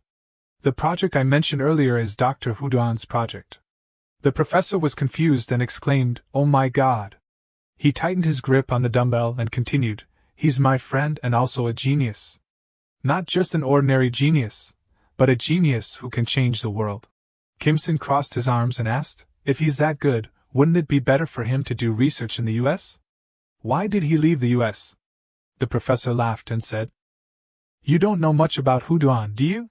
The professor recounted previously. The professor in charge underestimated Hu Duan's research and said that his research wouldn't bring any profit. Hu Duan was furious and punched the professor in the chin. After that, he quit his job at the hospital, saying he'd rather do research on his own. Kim Sin was a little scared after hearing the story and thought, is he that belligerent? He suddenly remembered something and thought, wait, what if I say I won't invest? He imagined himself getting his chin broken and asked himself, will he punch me? The professor asked Sin, have you made an appointment with Hu Duan yet? He replied, I've made an appointment with him at the lab tomorrow. The professor made a request. I wonder if I could go with you. Personally, I'm very curious about what the so-called genius has been researching. Scene change, the next afternoon, at a large company. Kim Sin was standing next to the professor he called yesterday, looking a bit anxious around Professor Paul. The professor was surprised and just let out an "Oh." A voice rang out, nice to meet you both. I'm the director of bio company. Inside the room were people studying something. In front of him was the director of the company, with a pale face and thin build, who introduced himself, Hu Duan. The director went to the two of them and shook Professor Paul's hand, saying, Paul, long time no see. The professor also responded with a pat on the shoulder and said, It's been 10 years, Hu Duan. Mr. Kim next to him looked a little worried at the two. He sighed and thought to himself, he's very different from what I imagined. He looked at the director and thought, he doesn't look too dangerous. I can safely talk about the investment. Suddenly, Hu Duan coughed up blood. He coughed on both of them, leaving them stunned, not knowing what was happening. Paul went to Hu Duan, wiped the blood off his face, patted Hu Duan's back, and said, Hey, you're coughing up blood again. The director bent down, coughing and sputtering, and stammered, I'm sorry. Kim Sin's expression froze. He tried to stay calm and thought, will this investment be okay? In many ways Kim Sin's current assets are 2,000 trillion won. He hesitantly said, Excuse me? I was rude when we first met. After politely apologizing, Hu Duan put on a straight face and drank his usual drink. Out of habit, Hopkins smiled and said, You're still as weak as ever? That's because you don't work out. Then he started lifting weights as if it were the most natural thing in the world. Although Kim Sin was very surprised and wondered, where did these weights come from? He still politely replied, Professor, are you okay? Hu Duan nonchalantly replied, I'm fine, I just haven't slept in 5 days. Kim Sin, concerned, tried to reschedule the appointment. That's not okay at all. How about we do this another day? But before he could finish, he saw Hu Duan's displeased face. He squeezed the can tightly. Kim Sin smiled on the outside but was terrified on the inside. Hu Duan snapped, Another day? You said another day? There is no another day.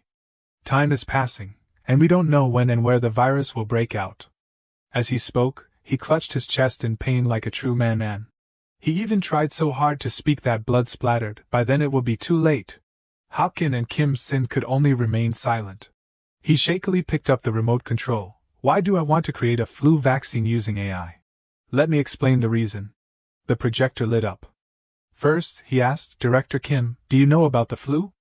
Kim Sin replied, It's a virus similar to the common cold, right? Similar, but different. Then he began to elaborate. The common cold can be caused by many types of viruses and the symptoms are mild. But the flu is caused only by the influenza virus and is a disease that causes tens to millions of deaths worldwide each year. Millions of people every year, a terrifying number to be concerned about. Of course, while Kim Sin was pondering, he continued with his purpose, and this flu virus also goes through many variations. SARS, MERS, the Spanish flu are some examples. In the case of the Spanish flu, more than 40 million people died. If a flu like the Spanish flu were to occur in this day and age, when people interact with each other so much, the world would fall into an unprecedented pandemic. Finally, he expressed his determination. I want to prevent that. Kim Sin then asked, are current vaccines ineffective? Hu Duan explained current vaccines don't work against flu variants. We have to develop a new vaccine each time it appears. Therefore, how quickly we can react is key, and using AI can significantly shorten that time. These are the achievements we've made so far. Then he put down a stack of papers. Hopkins and Kim Sin started to review them. Kim Sin concluded, so AI doesn't automatically create vaccines. It simply quickly extracts data obtained from large-scale experiments. Both data entry and decision-making ultimately still have to be done by humans. This is a truly wonderful study. Then Hopkins called Hu Duan. The two began a simple exchange. You continued your research after leaving the US? Yes. How about funding in Korea? Not much, but enough to continue the research. Is that so? Hopkins suddenly put down his dumbbell. Then, as if bursting with terrifying power from sheer astonishment, unbelievable. The other two were stunned by the strange glowing aura. Hopkins happily praised, this is a truly outstanding study. It's amazing how far you've come with limited resources. I want to sell my house to invest in this project. Then he hugged him tightly. Hu Duan, you're a genius. He stammered, thank you. Suddenly, he heard Kim Sin call him, Professor Paul. So, in your opinion, does this project have a high chance of success? Not really, he said bluntly, shocking both young men. More precisely, this research is a valuable project for a scholar like me. However, for investors seeking profit, this is a vague project. First of all, we can't predict how long the development will take, and even if developed, this research will only truly shine when a strong virus variant that Hu Duan mentioned appears. Of course, it can be used in other fields to generate profit in the future, but it's a project that requires a lot of time and money until then. Kim Sin listened carefully to what the professor said from beginning to end. This is a difficult choice. If we only look at the profit potential, withdrawing the investment is reasonable, but this is something someone has to do for the advancement of medicine. However, investing blindly while he was lost in thought, a voice called out, Director Kim, bringing him back to reality. Hu Duan asked directly, what are your conditions? Then, as if very determined with this project, he offered a generous condition. If within 5 years, I don't achieve satisfactory results, I will transfer all the research results to you. Kim Sin was astonished, and so was the professor. So he hurriedly stopped. Hu Duan, that Kim Sin interrupted, have you thought it through? That's my decision, Hu Duan replied. Anyway, if this research doesn't yield results within 5 years, it will lose its value and be overtaken by other companies. Instead of ending unfinished. I want to have time to give it my all, even if it's just for a moment. He clenched his fist, showing his determination. Kim Sin silently looked at him. He met his gaze directly. Finally, he asked, how much investment do you need? We need about 2 billion won per year, but the more the better. Kim Sin put his hand on the table and finalized the deal. All right, since you've made such a bold offer, I'll support you more firmly. 10 billion won per year, for a total of 50 billion won. They were stunned to hear this astronomical figure. Kim Sin slowly stood up. Honestly, I'm not sure if this decision is right or not, but I believe that the passion you've shown is worth it. I hope you will achieve good results. After saying that, he extended his hand for a congratulatory handshake on their investment. Hu Duan was still in shock. The professor smiled contentedly.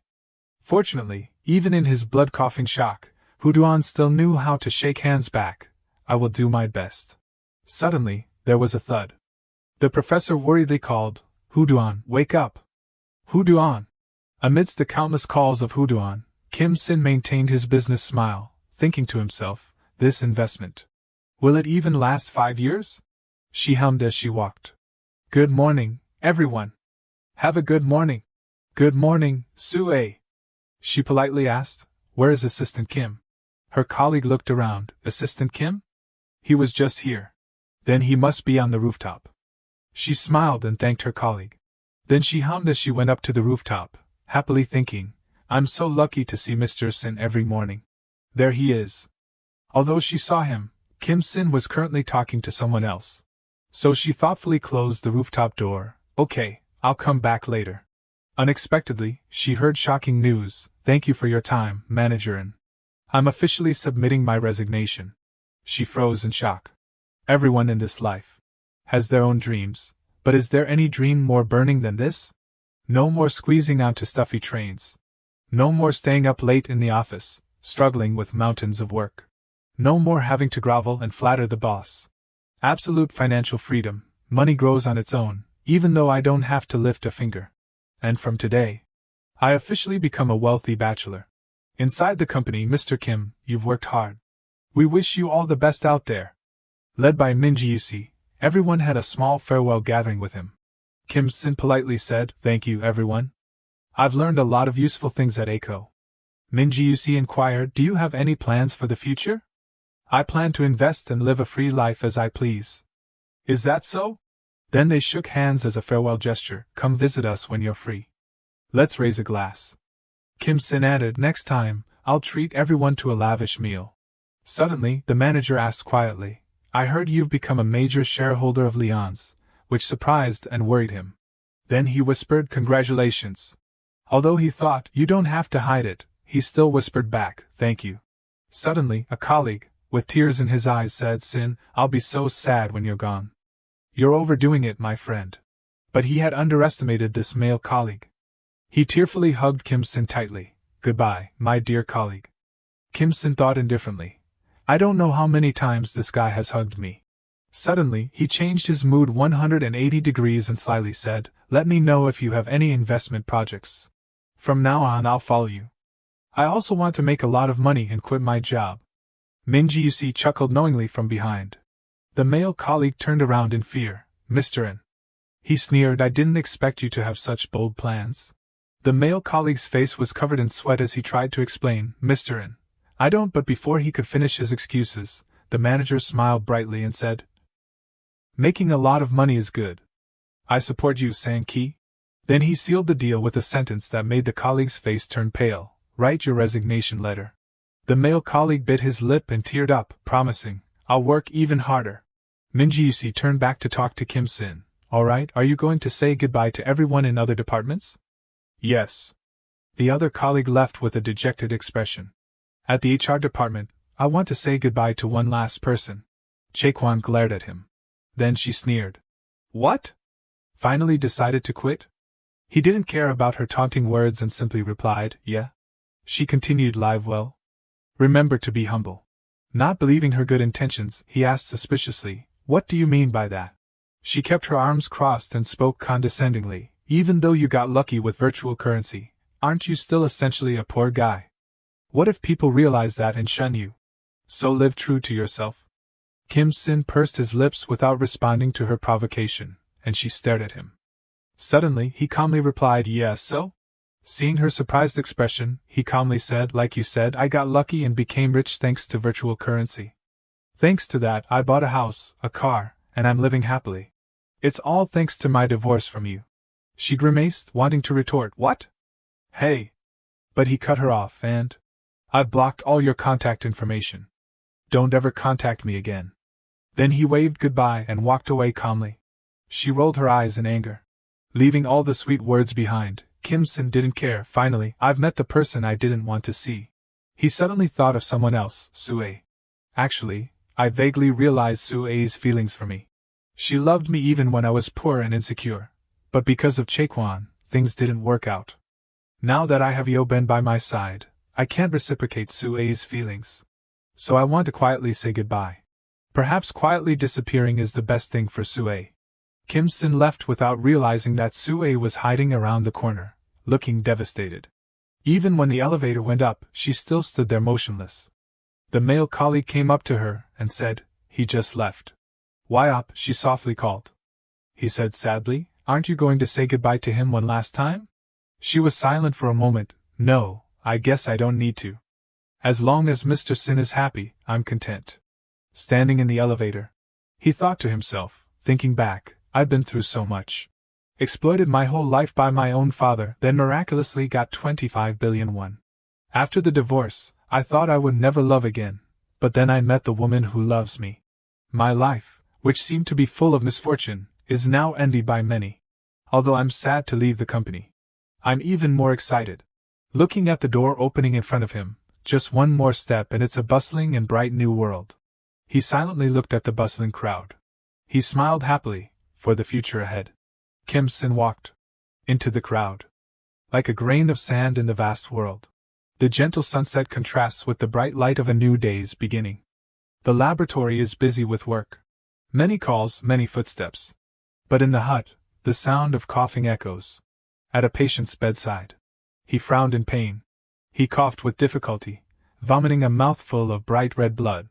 The influenza virus strain, currently infecting people, is unknown.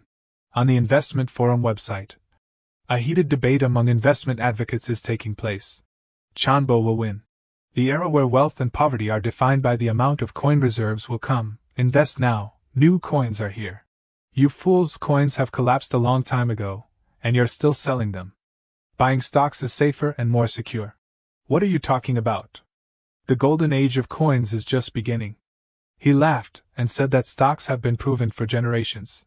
Suddenly a voice rang out, stop it. Although the paths are different, we all aim for the dream of getting rich. What's the point of arguing like this? This made the two of them wonder, who are you?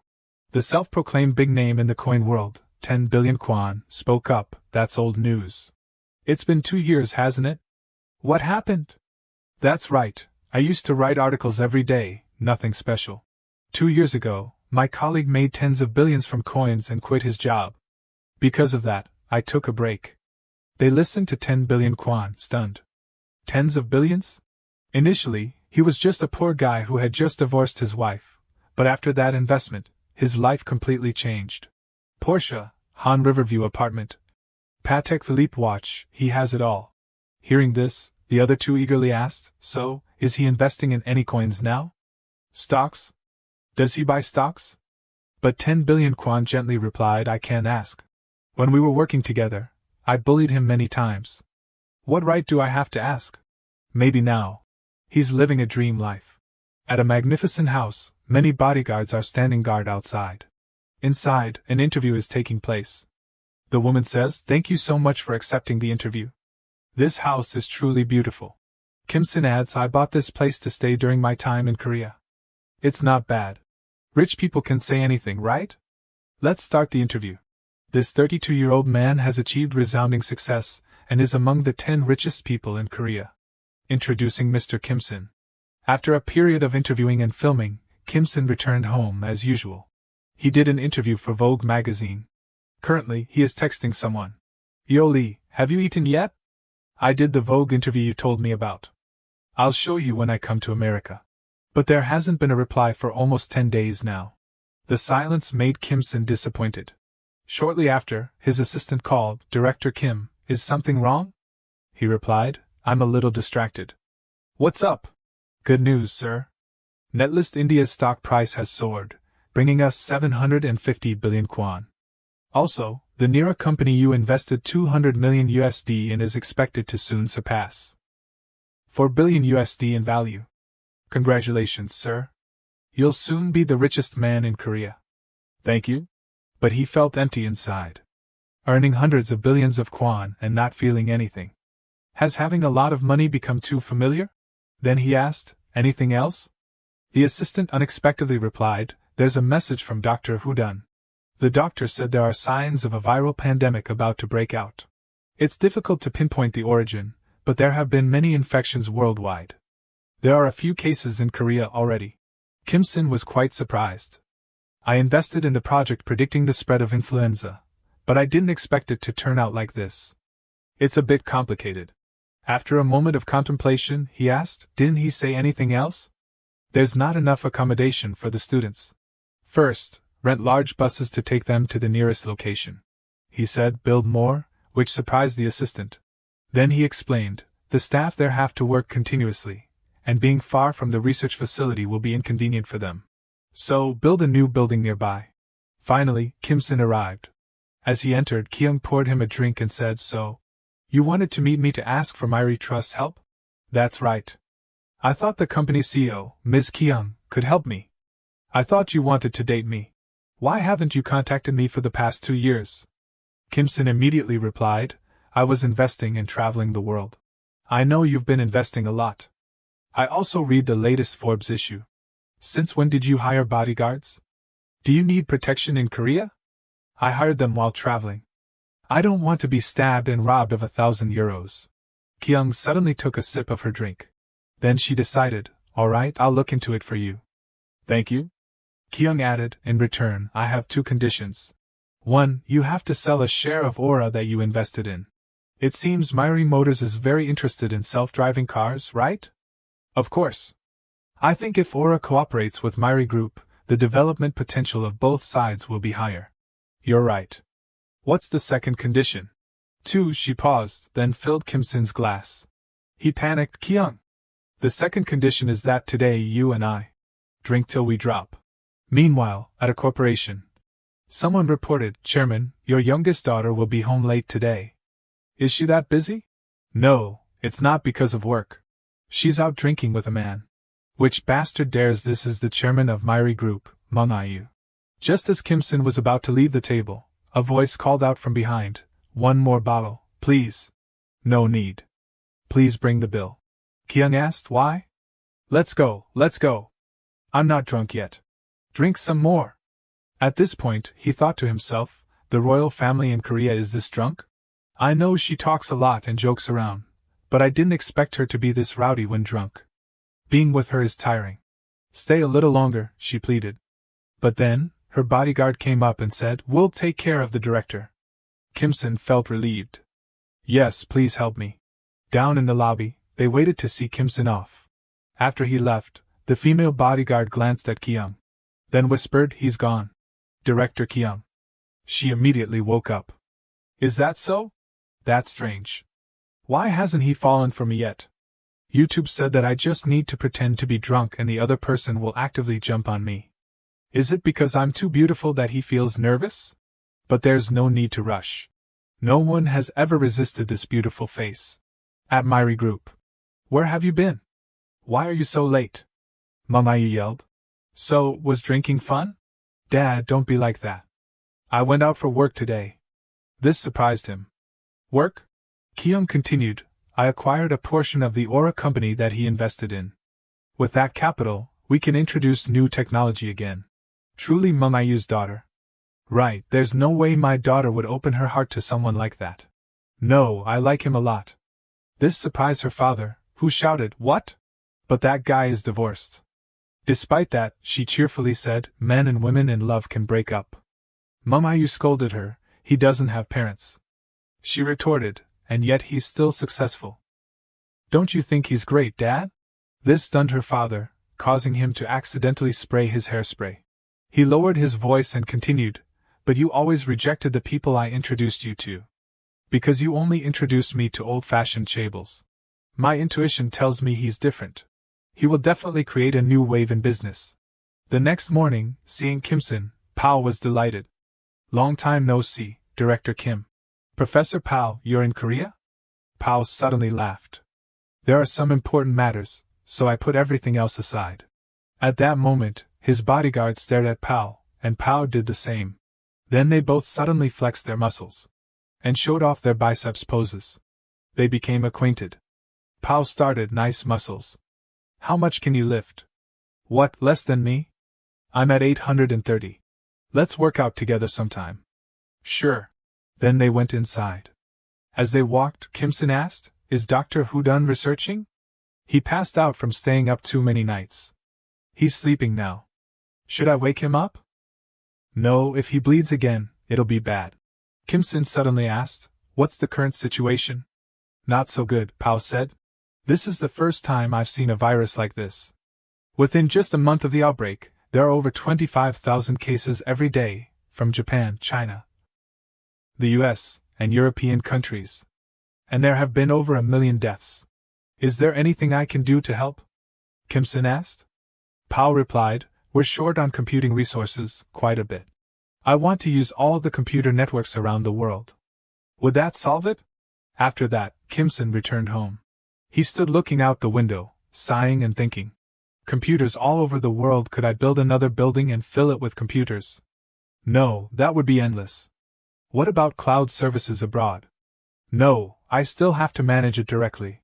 There must be something only I can do. He sighed again. Then he sat at his computer. Just a change of pace. Just standing around thinking won't get me anywhere. Suddenly he was surprised. The computer is dusty. That's right, I haven't touched it since I moved. At that moment, he discovered something. He immediately stood up. I've got it.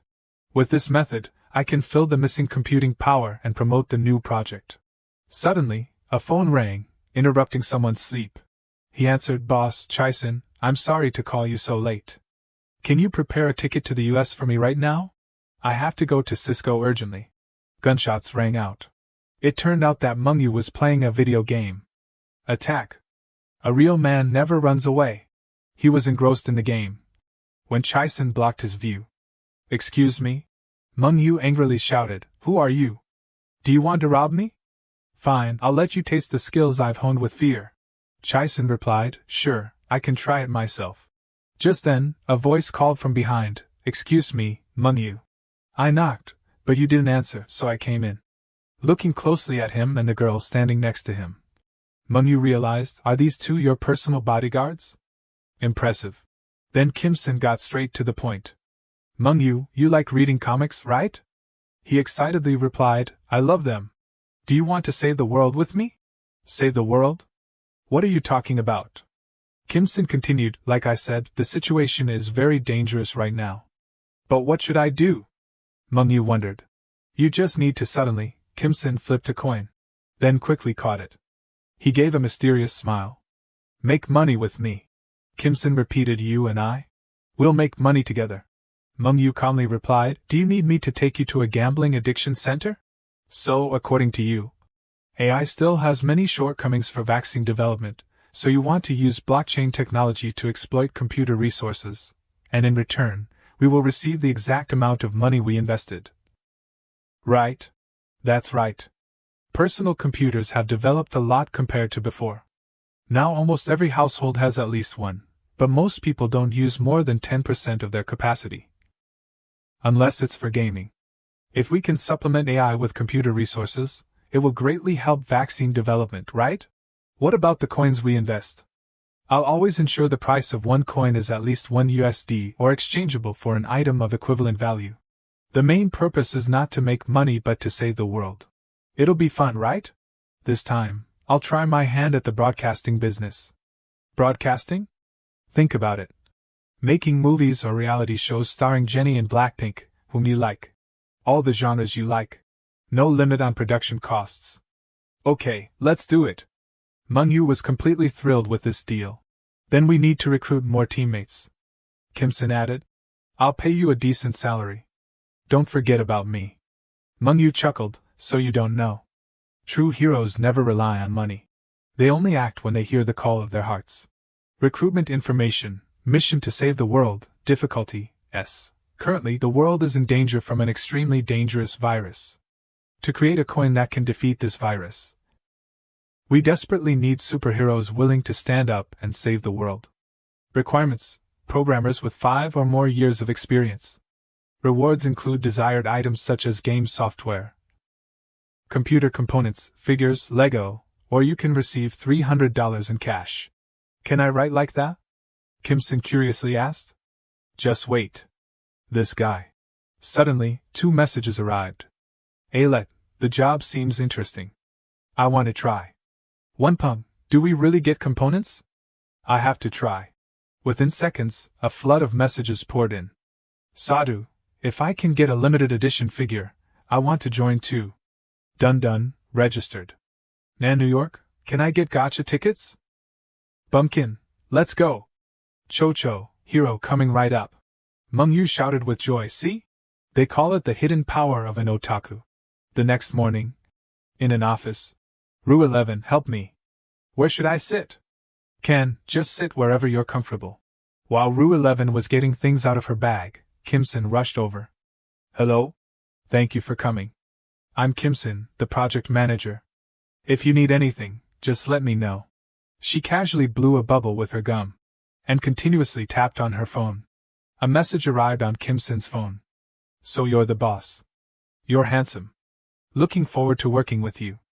He thought to himself, is this person a bit special, or are all programmers like this? I prepared a whole room with brand new, top-notch computers, and no one's using them. Useless. Later, Kimson returned. Mon4Rch, how's the work going? He replied, of course. Thanks for helping me. Aren't you going to work? Mon4Rch said, saving the world is more important. Aren't you going to the broadcasting station? Let's find the people first. He really is rich. Do you see that person in the corner? The one in the white shirt? That's Eddie Borak, I think. He's a genius. He's never made a mistake when copying code. It's like he puts his whole soul into every line. True to his name. He will become a key player in this project. He seems a bit difficult, but I think you can get along with him. Kimson hesitantly replied, really? Suddenly, Mon4Rch remembered something. Have you decided on a name for the coin yet? Yes. What is it?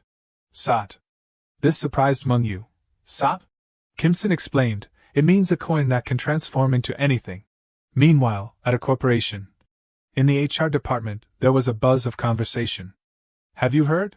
Jaquan became the support team leader. What? What about Hai? Team leader Hai was transferred somewhere else. The other girl curiously asked, where? Yusan? Why the sudden transfer? This is HR fraud. Because Jaquan and Director Chun are dating. It's definitely fraud. She doesn't even have any experience or work skills. How can she become a team leader? You two are too free, aren't you? At this moment, Jaquan entered and sternly said, I didn't know you two hated me so much. If you're tired, just write a resignation letter. If working is so hard, just quit. Or you can follow Hai to Yusan. The two girls panicked and quickly left. I'm sorry, team leader. We'll get back to work right away. Department head? You can also call me department head. Then, Jaquan turned and saw a magazine with Kimson's face on it. This made her even angrier. Unexpectedly, she threw it straight into the trash. It's all in the past. Regretting it won't do anything. Director Chun earns 100 million kwon a year. His parents also have an apartment in Songgu. Not as rich as Kimson, but still wealthy. If that's the case, she suddenly thought of something. The miserable life I've had will become a path paved with roses. Just you wait, Kimson. I will definitely live a happier life than you. Just then, Jaquan walked past the girl. The name she just called felt incredibly familiar to the girl. And she thought, Sin? The sound of clicking keyboards echoed throughout the room. Looking at the game on the screen, someone exclaimed, Director, you can't do that. Shoot, shoot. If you keep doing this, the chance of losing is 87%. It's reached 100%. The commands kept coming. Just as they thought, a second later, the screen displayed a game over message. The cameraman was the first to offer comfort.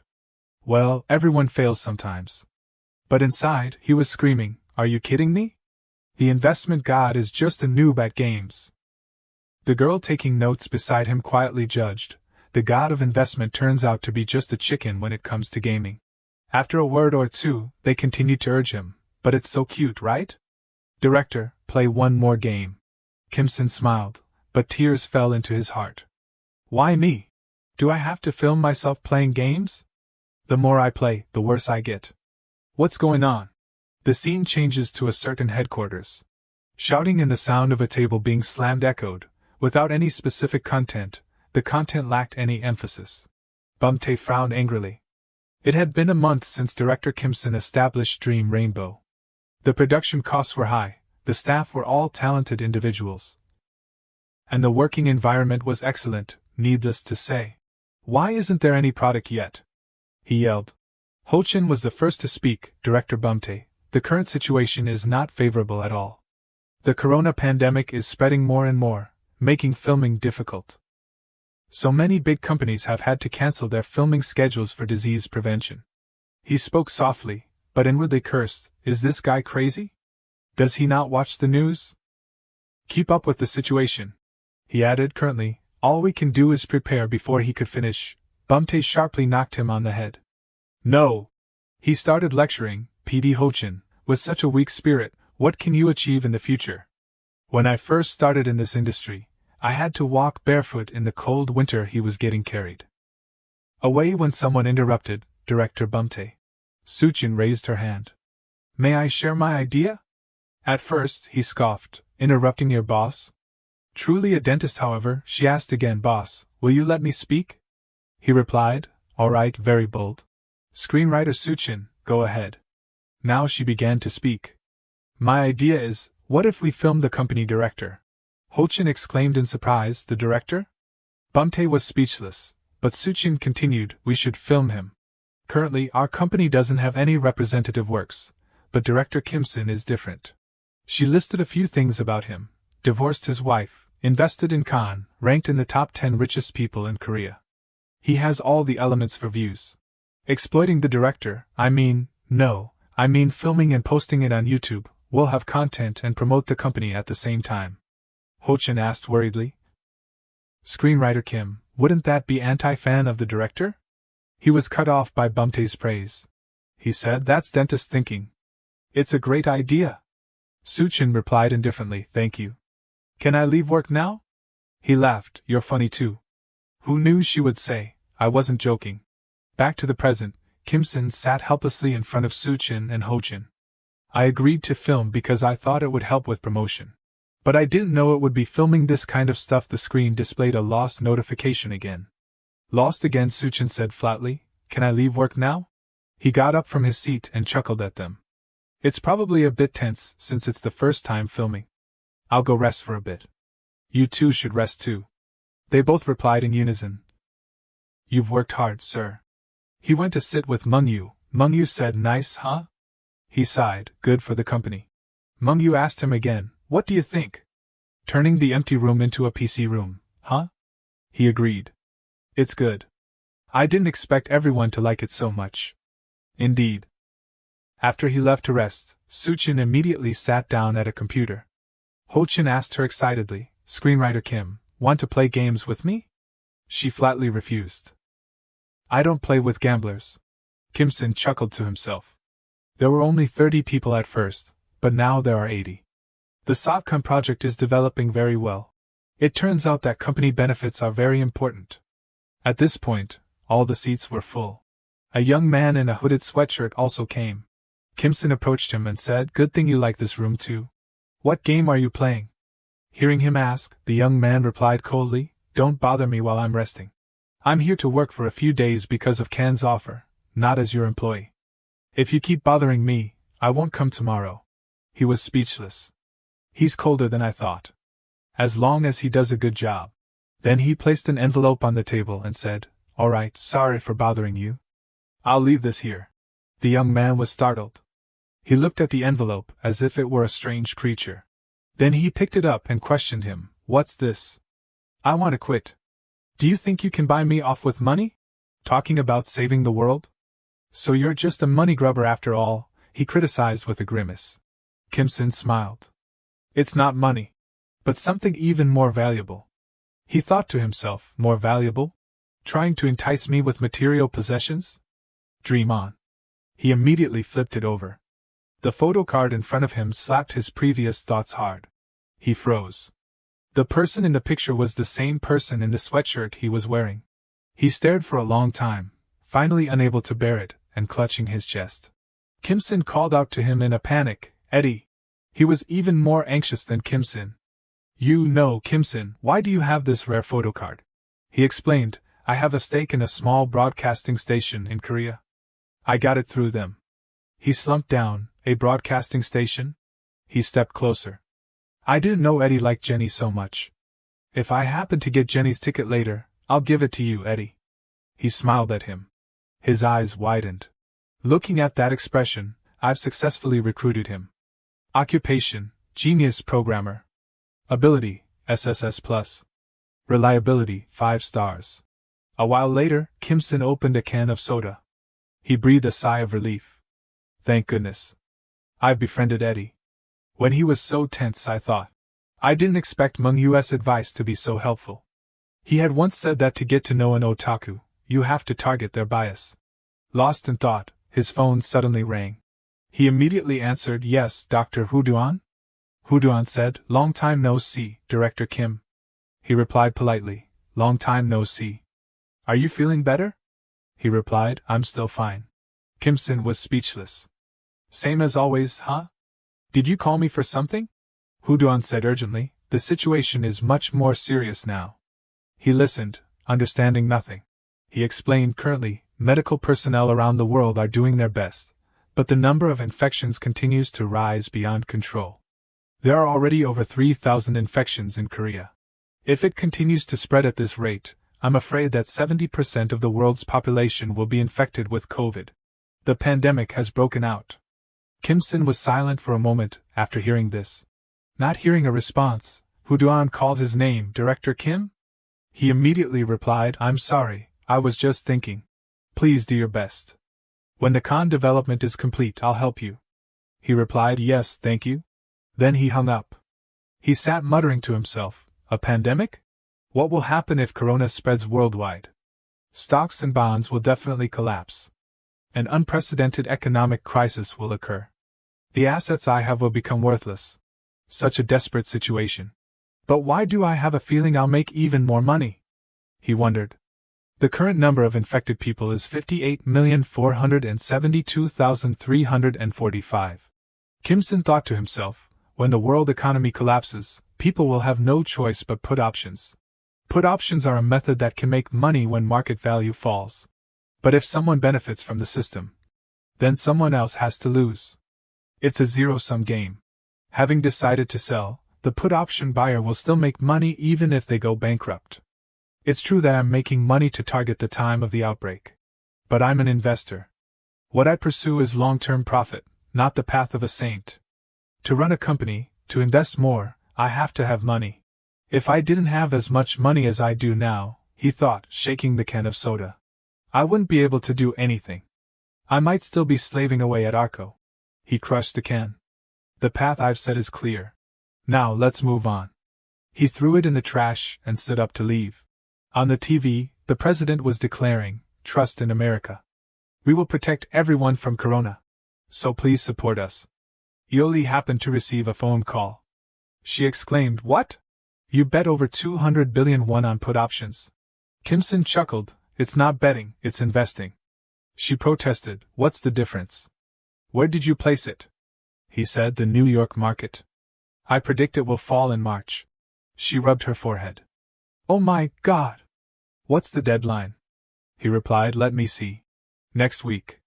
Yoli felt as if she'd been struck by lightning. She yelled, Are you crazy? Kim-sin had to hold the phone away to avoid being deafened by her powerful voice. She went on a tirade, What kind of investor are you? 200 billion for put options that only last a week? He laughed. It's all right. She said, If your prediction isn't correct by next week, you'll lose 200 billion won. This isn't the time to laugh. He heard her but continued to laugh. But what other choice do I have? He flirted, It's been a while since I've heard Ioli's voice. How can I not laugh? She blushed at his words. Psychologically defeated, she sighed. You've become much more annoying since you became Director Sin. He feigned a question, Really? She said again, I know Sin is very rich, but I don't understand why Sin invests like that. He chuckled. I don't know either. I just hope I'm right. Then he asked, How has Ioli been? She said sullenly, Don't ask. I'm about to be overwhelmed by all the things I have to learn. It feels like everyone except me is a genius. He reassured her, It's okay. She asked suspiciously, Really? He affirmed, Of course. Believe in yourself. Her eyes lit up. Just as she said thank you, someone came in to remind her, Ioli, break time is over. She said hurriedly, Yes, sorry. I'm hanging up now. He said nothing, just looking at the phone screen. This is the most tense period, he thought to himself. Elsewhere, so ticklish, PD. Ho-chin and other colleagues were playing in the pool. Revenge! One of them exclaimed, An indoor pool. America is pretty good, huh? Ho-chin replied, really? I didn't expect the director to let employees stay in a place like this. It's truly heaven on earth. Suddenly, Soo-chin spoke, but senior. Is it okay not to film? Hearing this, they suddenly remembered. Oh yeah, we came here to film the director's vlog. They blamed themselves. We were having so much fun that we forgot our mission. It's the power of capitalism. Soo-chin retorted, it's because you guys are lazy. Ho-chin said cautiously, but you know. We've run out of content about the director. A bolt of lightning struck. The staff froze upon hearing this. As a chaebol, there should at least be some kind of vibe, right? But our director lives so simply. They echoed each other, true. There's nothing impressive about him. Only Soo-chin was different. Impressive? Knowing she was about to object, Ho-chin spoke first. He must be different in real life than in photos or movies. Hearing this, she suddenly had an idea. How about we switch to the topic of investment? She took a sip of water. I'm sure everyone is curious. How did the director save so much, and where is he investing now? There's bound to be a lot of viewers. Ho-chin immediately gave her a thumbs up. Perfect. As expected of an MD. She corrected him, it's MT. After making the plan, Kim-sin was immediately dragged out. He was dressed in a neat suit. So, everyone is wondering where I'm investing? He looked at the camera and said. Ho-chin replied enthusiastically, yes, we hope you can share your secrets. He hesitated slightly, then said, recently, I have a game. He asked curiously, what is it? He smiled. I invested 200 billion won in put options. He was taken aback upon hearing this. Isn't that investment very dangerous? He agreed, yes, the risk is very high, but if my prediction is correct. As he was speaking, his phone suddenly rang. Kim-sin quickly picked it up. I'm sorry. Ho-chin could only reply regretfully, yes. He was still thinking about what had just happened. Will this be a total loss? The chances of winning that are lower than the lottery. How can you pour 200 billion won into that gamble? If we post this, people will only think it's a rich person's game. Should we give up? Suddenly, Kim-sin spoke, 487%. He was bewildered, not understanding. He explained, the profit from the put options. I've now earned 1.2 trillion won. Just then, someone opened the door and entered. Sin, come here for a second. He immediately stood up, not forgetting to report back to them, I'll be right back. He asked Meng-yu, what's up? However, Meng-yu just said, just come out here, you. Kim-sin left, leaving the three people stranded in a corner. On the other side, Meng-yu smiled and said, it's finally done. He asked in surprise, it's done? He replied, with so much help. They stood in front of a screen. Look! The thing that will save the world. Sakon. Meng-yu's voice rose excitedly as he stood before it. Kim-sin's current assets are 5.8 trillion won. Wait a minute. Two girls appeared. Hi everyone, I'm Angel Sue. I'm Devil Sue. Now we'll explain more about put options. Everyone, sit down and listen. A put option is a right that allows you to sell financial products, literally a put. For example, if the price in March is 300 won, and you're worried it will fall in June, you can go to the buyer and say, I'll give you 31. Buy my goods at 300 won in June. And the seller has obtained the right to sell from the buyer.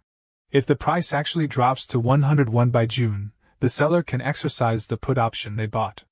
The buyer must buy the goods at 300 won, which have dropped to only 100 won. So the seller will make a profit of about 171. This is how put options work, based on market fluctuations. But conversely, if the price rises or falls in July, not June, and the put option fails, the seller will lose the initial 31. That was a simple explanation of put options. See you next time. In a strange place, Huduan lay dazed on the floor. He held his head and slowly sat up. Where is this? Suddenly, laughter echoed. 3 people were standing in front of him, counting 1, 2, 3, 4. They showed off their muscles and posed in various ways. He could only stare blankly. Suddenly the man asked, You're here? He came closer. You've finally decided to exercise, huh? Huduan quickly denied, No. I just opened my eyes and found myself here. Pao stroked his chin and looked at him. But you're wearing workout clothes. The clothes on him had changed at some point. He was so surprised he broke out in a cold sweat. Finally awake. Huduan was panting. This place is? Pao approached and asked, awake, Huduan? He seemed surprised to see him. Pao? He smiled, welcome to my room. It was pouring rain outside. After being told what happened, Huduan still asked dazedly, so I fainted during the experiment? He chuckled, it happens. I brought you to my room. Your clothes were stained with blood, so I washed them. Those clothes are mine. However, he was only concerned with something else. So, are there any results from the AI experiment? Pao said honestly, it failed. It worked 35% thanks to the cloud, but that's not enough for it to continue operating. Huduan was full of regret. So that's it, Pao reminded him, you should rest first. When your body is better. Then before he could finish, he jumped in, there's no time. The virus is spreading. If we keep delaying like this, the consequences will be huge. I have to go to the lab. Suddenly, Pao hit him. His face was extremely serious. No, doctor. Stop right there. I admire your determination, but you can't continue researching with an exhausted body. Next time, it might be more than just fainting. If you insist on going, I can't help you. Huduan glanced at him. Hearing this, he hesitated slightly and finally complied, lying back down. I understand. I'll listen to the doctor. He replied with satisfaction, the patient is obedient. Good. Suddenly, Huduan said, it's been 7 years since you stopped me. Pao also remembered. 7 years ago was when you punched the professor in the chin, right? Mentioning this, he still felt bitter. Honestly, I still want to punch him a few more times. Pao laughed, if I hadn't stopped you, you would have been expelled. But I felt so refreshed. Hearing this, he suddenly looked at him. Pao winked. I didn't like that professor either. Huduan chuckled. Is that so? After chatting for a while, he suddenly asked, Huduan, why did you want to become a doctor? He was surprised. Why are you asking that all of a sudden? He replied honestly. When else would we have time to talk? Seeing him remain silent, Pao added, if you don't want to talk about it, it's okay. As soon as he finished speaking, he heard him say, I want to cure my sister's illness. She has an infectious disease. Hearing this, he asked, so how is she now? Unfortunately, Huduan said, no, in the end, it couldn't be cured. He stroked the pendant around his neck. Opening it revealed a small picture inside. She's smiling so brightly in the photo. She'd never even been sick before. At that time, I made up my mind to eradicate the disease that took her away. I want to try so that no one else has to suffer like her. After hearing this, Pao suddenly asked, your sister, can I know her name? She's just as the name was about to leave his mouth, it was interrupted. A doctor opened the door and rushed in, saying, Doctor, it's a big deal. There's a problem with the AI. Hearing this, Huduan frowned. Both he and Pao rushed out. What's wrong? Suddenly, Huduan's feet stopped. They both looked up. He said, what should we do about this? The screen is still on. Is the AI still running? Pao asked anxiously, what have you all done? The doctor replied, nothing. The computer suddenly started working. Suddenly, Huduan's phone rang. He took out his phone and answered, yes, Director Kim? The other end said, are you in the lab? He replied, yes, it's because of the AI. He had only gotten this far when he heard Kim-sin continue. If you say so, it seems I've succeeded. Kim-sin happily announced, Satcon is a success. Huduan was still surprised. Satcon? He explained further, yes. We use blockchain technology to connect multiple computers to the company's AI. The number of users has skyrocketed. After just 1 hour. At this rate, within today, the capabilities of about 500,000 computers will be connected to the bio company server. All of this would have been for nothing without the doctor's intelligence. You've worked hard, doctor. Let's eradicate Corona together with money and modern technology. Not hearing a response, Kim-sin called his name, Dr. Huduan? Suddenly, tears fell to the ground. I really thank you so much. He was overwhelmed with emotion. Kim-sin smiled, I'll call back later. Seeing him cover his face and cry, Pao said, look, it's time to name it. He said through his tears, Surin. An eerie silence fell over the lab. Huduan added, that's my sister's name. The number of Satcon users was 500,000. After much effort from all members of the company, the Worm Child project finally. Kim-sin raised his glass in celebration. Everyone, you've worked hard. The success of this project is thanks to all your efforts. Enjoy tonight. Seeing everyone's indifference, he was quite disheartened. No one is listening to me. Right next to him, Mon4Rch, while enjoying the cake, reassured him, everyone must be busy with the party. Suddenly, he wondered about something. But hey, how do you feel? Kim-sin turned and replied, well, it was a success, so I'm happy, of course. However, that wasn't what he meant.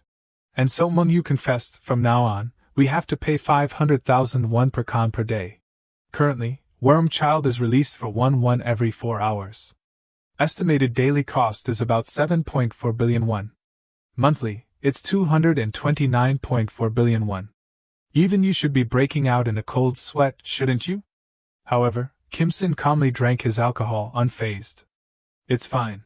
His attitude momentarily startled Mon4Rch. Then he spoke up, that's something I anticipated when I made the plan. Moreover, our initial goal was to create a vaccine. If I were afraid, I wouldn't have started this in the first place.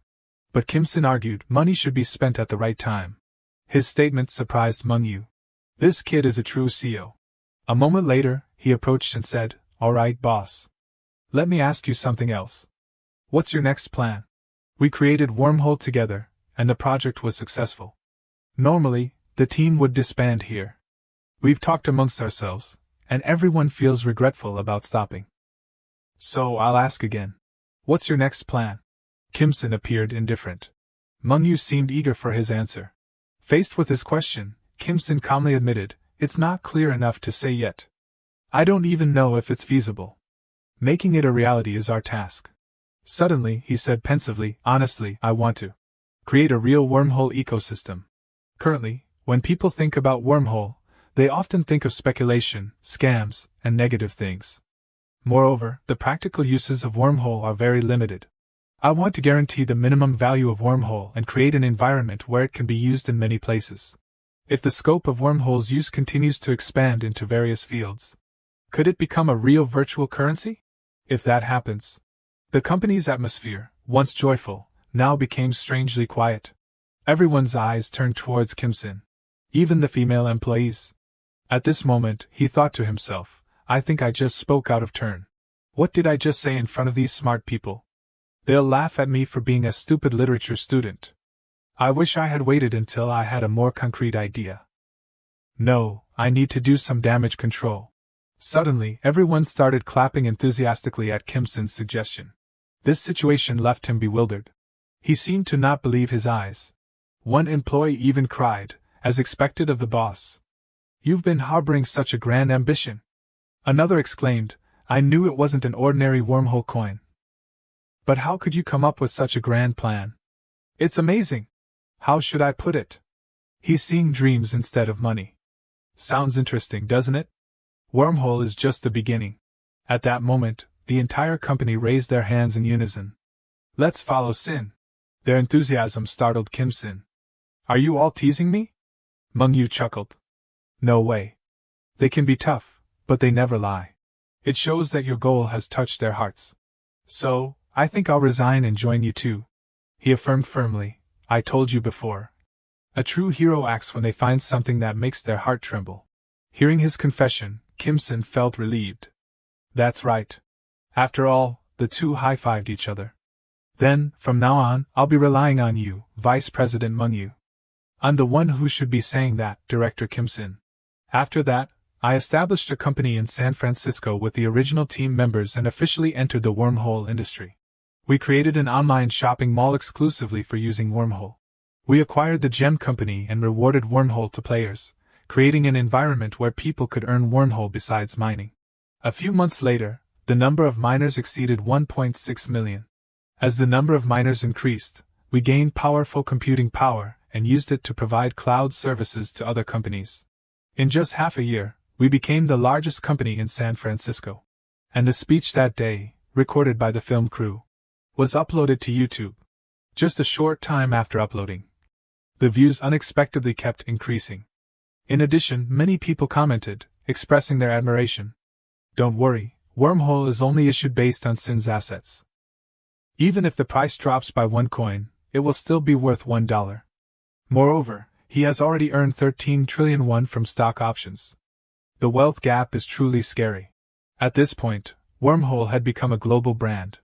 Wormhole values all rose simultaneously. From the above information, someone seemed to have taken notice. With the rise of Wormhole, a report was printed out a moment later. The employee immediately brought it to an authoritative figure. This person quickly scanned through the project information.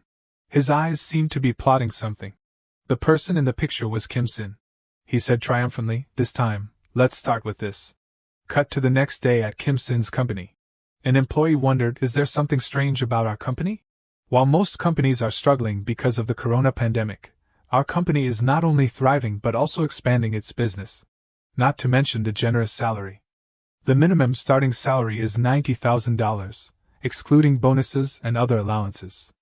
We even get housewarming gifts worth less than $50,000. It's so great that I feel uneasy. It's like looking a gift horse in the mouth." However, another person refuted him.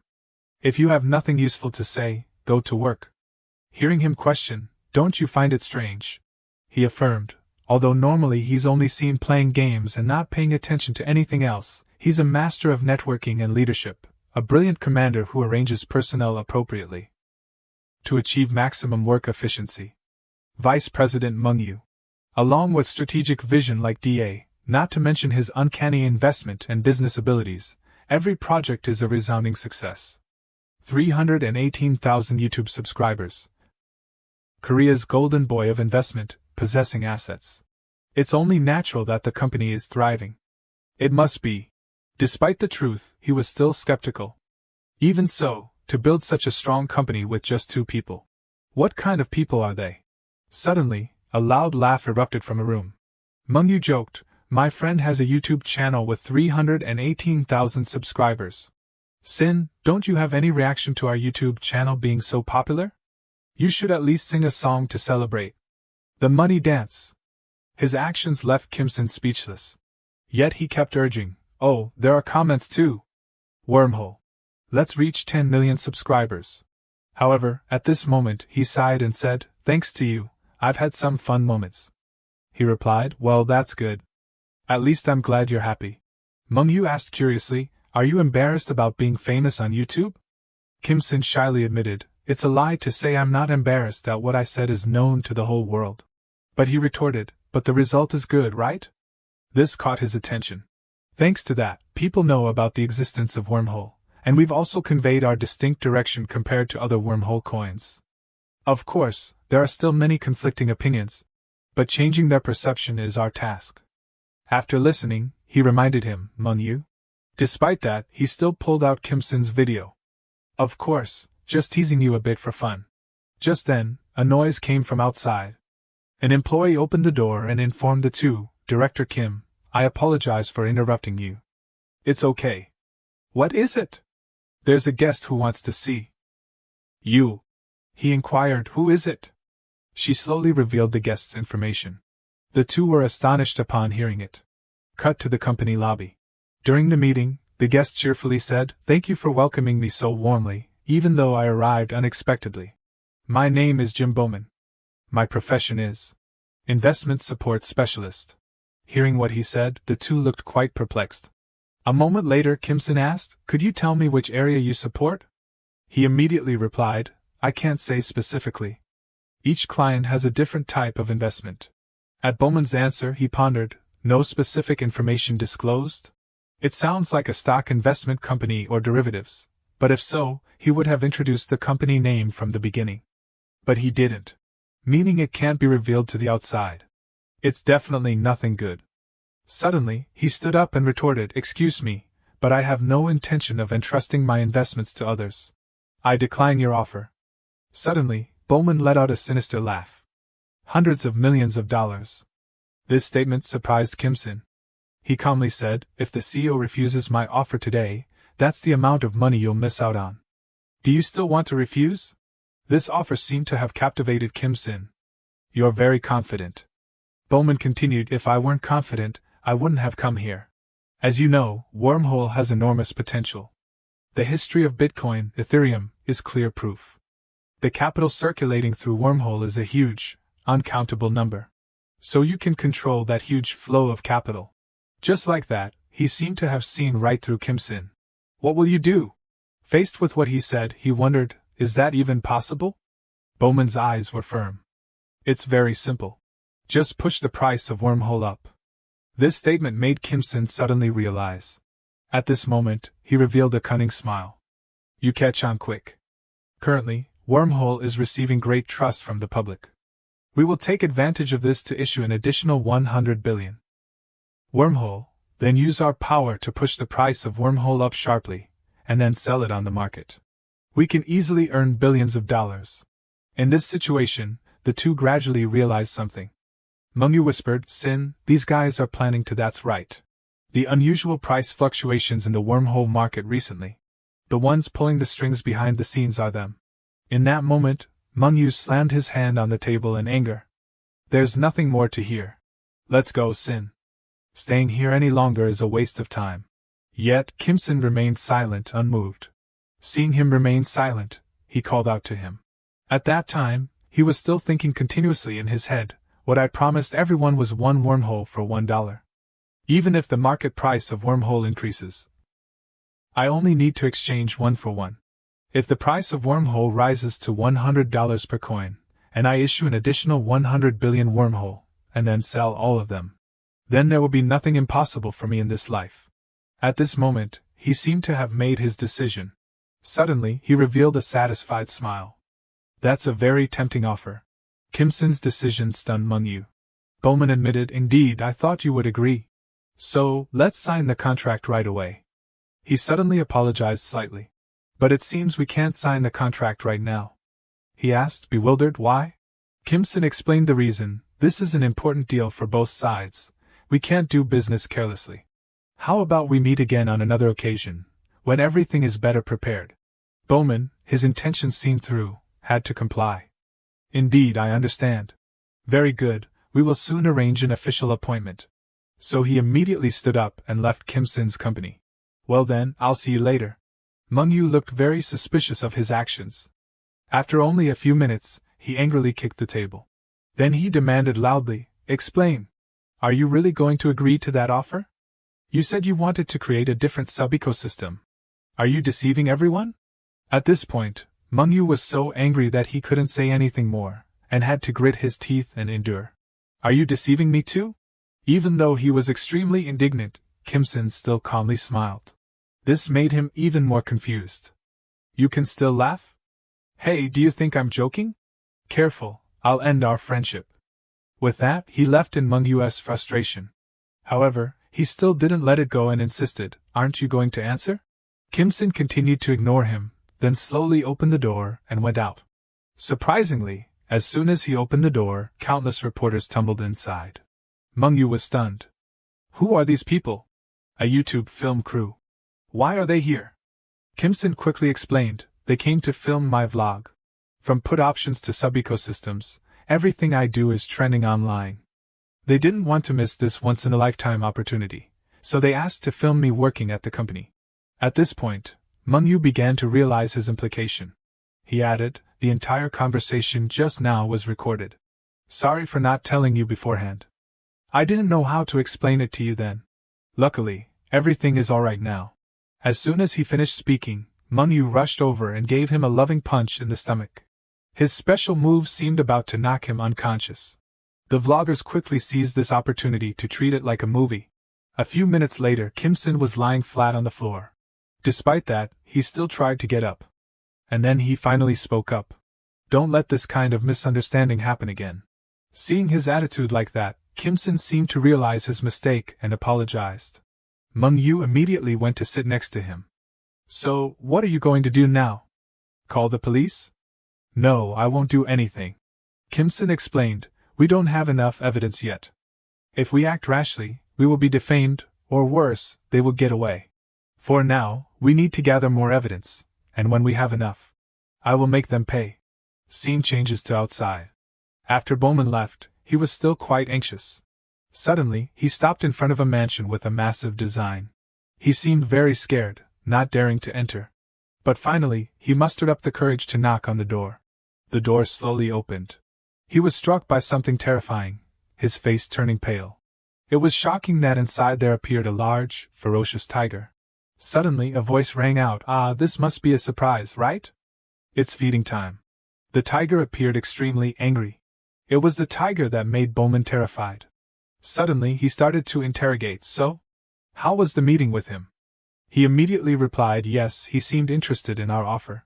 We agreed to arrange an official appointment soon. It seems like he needs more time to think." Suddenly he threw a whole chicken towards Bowman. This made him shocked. Immediately, the ferocious tiger lunged. Blood splattered everywhere. In an instant, it devoured the large chicken. He also walked towards Bowman.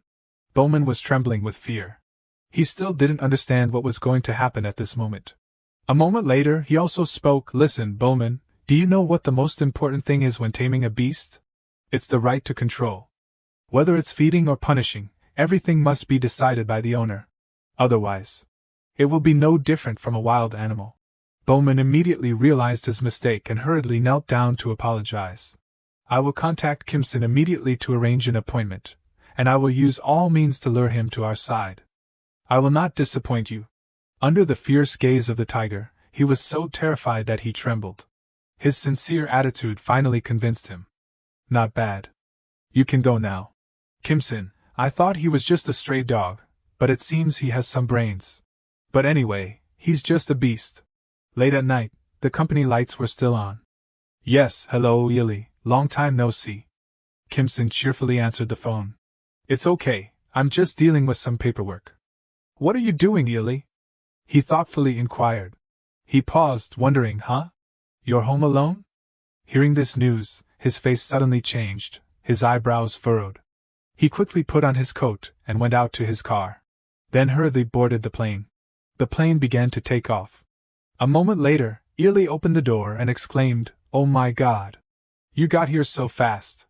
She was surprised to see him appear with 2 mountains of gifts. He tried to give her the brightest smile. Inside the house, while he was arranging the gifts, she sat on the bed, feeling guilty. "I'm so sorry. Did I interrupt your work?" He gently replied, "It's okay." He focused on the food he brought, continuing to comfort her. "I also wanted to see you very much, Yili. I've been so busy lately, so I wanted to come here and rest a bit." "Don't worry." Yili found his actions very heartwarming. "Thank you?" Suddenly, he asked a question that struck her like lightning. "How's your work going lately?" "I've been working very hard, so I've also had a little." As he spoke, he turned to look at her. Yili collapsed on the floor from the bed, her face darkening, causing him to worry. "Yili," she started to tell him, "I'm such a bad manager. They say I'm a stumbling block, no, a piece of used chewing gum." He had to comfort her, "Calm down. How much damage are we talking about?" She held up the number 2. He hesitated slightly, guessing 2%. She held up another 2. He guessed again, 21%. Her voice trembled slightly. 0.21%. Kimson heard the number, and question marks appeared in his head. He really didn't understand. He comforted her, 0.21%. That's not much. Why would they say that? During an economic crisis, that much loss is very good. It means you've been very dedicated to your work, Yili. Contrary to his thinking. She sobbed. He looked at her. Yili, she looked up, tears still clinging to the corners of her eyes. He asked kindly, "Is there anything you want to do today? Just tell me." He placed his hand on her shoulder. "I'll help you." His words and actions made her blush. Everything around her turned pink again. She paused for a moment, then said, "So, Sin, do you like cats?" He didn't understand what she wanted, but still answered, "I do." With that, she crawled under the jet-black blanket on the bed. Once she was under the covers, she turned to face him and breathed a puff of air. A pair of cat ears, the same color as her hair, appeared on her head. In a soft voice she meowed, her hands clasped together, pretending to be a cat grooming itself. Faced with this cuteness, Sin froze for a moment. He was still thinking about real cats, his mind replaying her question. He climbed onto the bed, positioning himself right above her. Slowly unbuttoning the first button of his shirt. "Just petting isn't enough, is it? Are you sure?" He leaned beside her, asking her one last time. She didn't answer, continuing to play the role, meowing in response. Their eyes met, their lips drawing closer, the atmosphere becoming warmer and gentler than ever. When their lips were only a hair's breadth apart. A ringing phone broke the spell. He froze, sat up, and answered the phone. Ely pouted, annoyed at being interrupted like that. It was Huden calling. Director Kim, hello? Sorry to bother you. He politely replied, long time no see, Dr. Lee Huden. He continued to inquire, wanting to know why Huden was calling. I have some very important news to report to you. We've made a major breakthrough in vaccine development. This announcement caught his attention. It seemed to be important news. He was interested. The doctor continued. Although there are still many challenges, including clinical trials, in-depth analysis results have shown an immune efficacy of over 90%. Clinical trials will be conducted in the U.S. I will inform you when the results are available. He smiled and replied to the person on the other end. Everyone has worked hard. Please keep up the good work. As soon as the call ended, he turned to see her face right next to his. She rested her head on his shoulder, looking at him expectantly. Meow. Her sound reminded him of their unfinished business.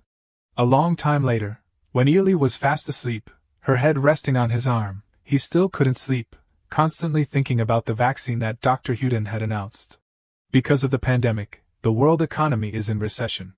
The damage and fear caused by the rampant epidemic are weighing heavily on the market economy.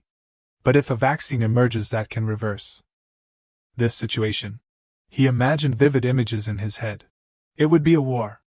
With the vaccine as the hero, defeating the viruses. He asked himself, will the market recover and grow again? Ely stirred slightly, and he immediately looked over to see if she was okay. He propped himself up, half sitting, half lying down. I'm sorry, did I wake you? Ely rubbed her eyes and replied, I'm fine, but you're still awake? He immediately told her about the work issue. Ely, can you help me create a portfolio? I want to buy some stocks. She woke up a little more and asked him, a portfolio? How much are you planning to buy? He replied softly, about $120 billion, equivalent to 16 trillion won. The number made her eyes widen, fully awake. His face was still very calm. I need your help, Ely. The two of them went to the kitchen table to discuss work. She stood with her arms crossed, talking to him. So, $12 billion in stocks and $500 million in call options. You want to invest like that? She asked. He simply replied with a single word, yes. At this point, he was still wondering if she was angry or not. Her face darkened, and then she slammed her hand on the table, her eyes filled with anger. Sin, do you have any respect for me and my profession? Seeing her strong reaction, he started to worry, a drop of sweat rolling down his cheek. Ely. Her face was extremely serious. Yes, I know Sin is a successful investor and a very rich person. But during this recession, you want to invest $12 billion in stocks and $500 million in call options. Investing is not gambling, and it's certainly not a game of chance. Betting everything on one hand. He sat attentively, listening to her. I don't know what Sin is basing this decision on, but if it's just a hunch. As Sin's manager, I object to this decision. He was silent for a moment before responding to her. If so, then I have no choice but to ask someone else for help.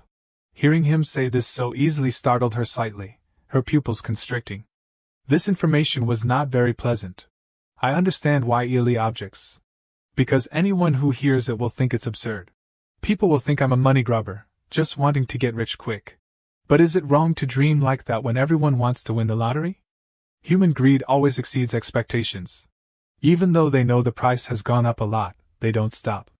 Even though they know the price has dropped significantly, there are still plenty of people rushing in. Despite being warned, despite being told it's too dangerous, they still defy everything. That's greed. I don't deny greed because part of the reason I am where I am today is because of greed. That's why I'm even more certain. Wait for the opportunity to come, and when I'm confident enough, I'll bet everything to get what I want. Returning to the conversation, but I will bet $12.5 billion on my belief.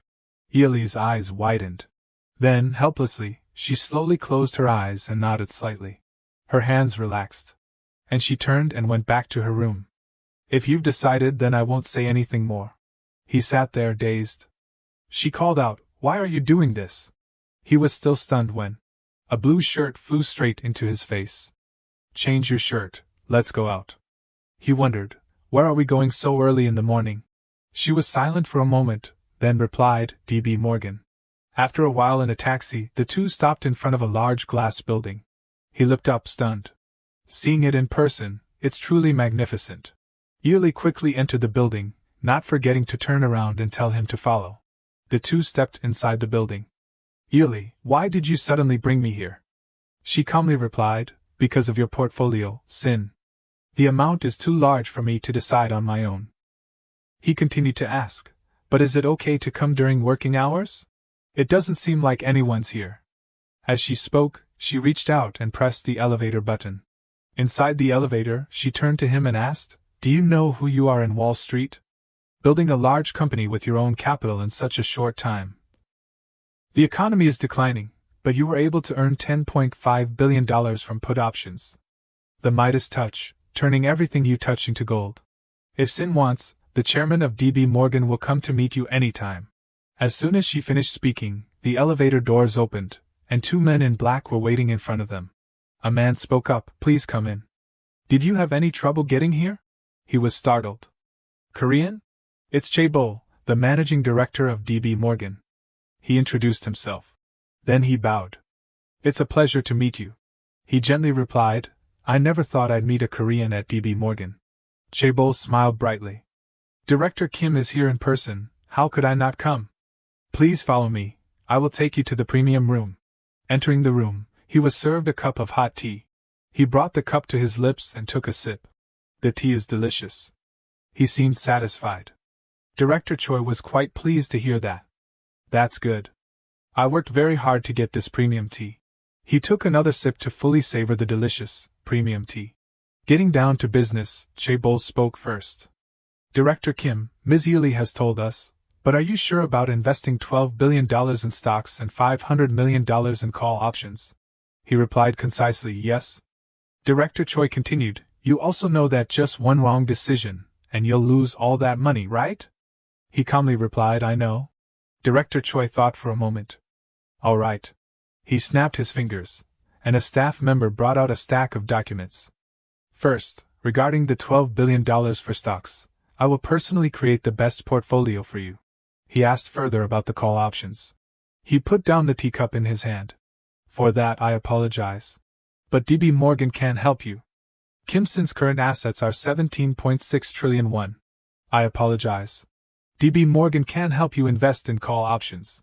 Director Choi continued, but that doesn't mean there's no other way. So what should I do now? He asked. Taking a sip of tea, Chaebol slowly said, Director Kim, I will give you two conditions.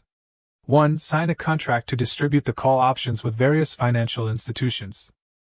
Because stocks only affect investors, while call options affect both buyers and sellers, so we will spread the risk. He thought to himself, he wants to minimize the losses for DB Morgan. Okay, what's the second condition? 2. Let Ely be Director Kim's personal manager. He was slightly confused. Can you tell me why? I just think Ely would be very suitable for this. Of course, I have to assign important projects to an excellent employee. Many thoughts ran through his head. Does he know I'm Ely's person, so that's why he suggested this? No, Ely didn't tell the company. So he really has no ulterior motives? But Yoli and I. Before he could finish his thought, Yoli beside him agreed on his behalf. Then she turned to him, please trust me and leave it to me. I'll do my best. Her face was full of confidence and determination. He looked at her in surprise, Yoli. Director Choi continued, it seems that all the conditions have been agreed upon. Shall we start building the investment portfolio? After the meeting on the way back, he walked quite a distance ahead of her, leaving her behind. Then he pulled a pen from inside his jacket. A pen as a gift? Consider it a souvenir for this collaboration. I hope to see you soon at DB Morgan. All the company's employees wish you continued success. He looked at the pen for a long moment. Success, huh? A $12.5 billion contract. The outcome will make someone happy, and someone will shed tears. Will I be able to make billions of dollars from this gamble, or will I be left with just the pen? It's quite exciting. His face was filled with determination as he gripped the pen tightly. From behind, Yoli called him. Sin, I have something to tell you. Leaves fluttered around them in the wind, creating a poetic scene. He looked into her eyes. They stood facing each other for a moment. He went home, opened the familiar door.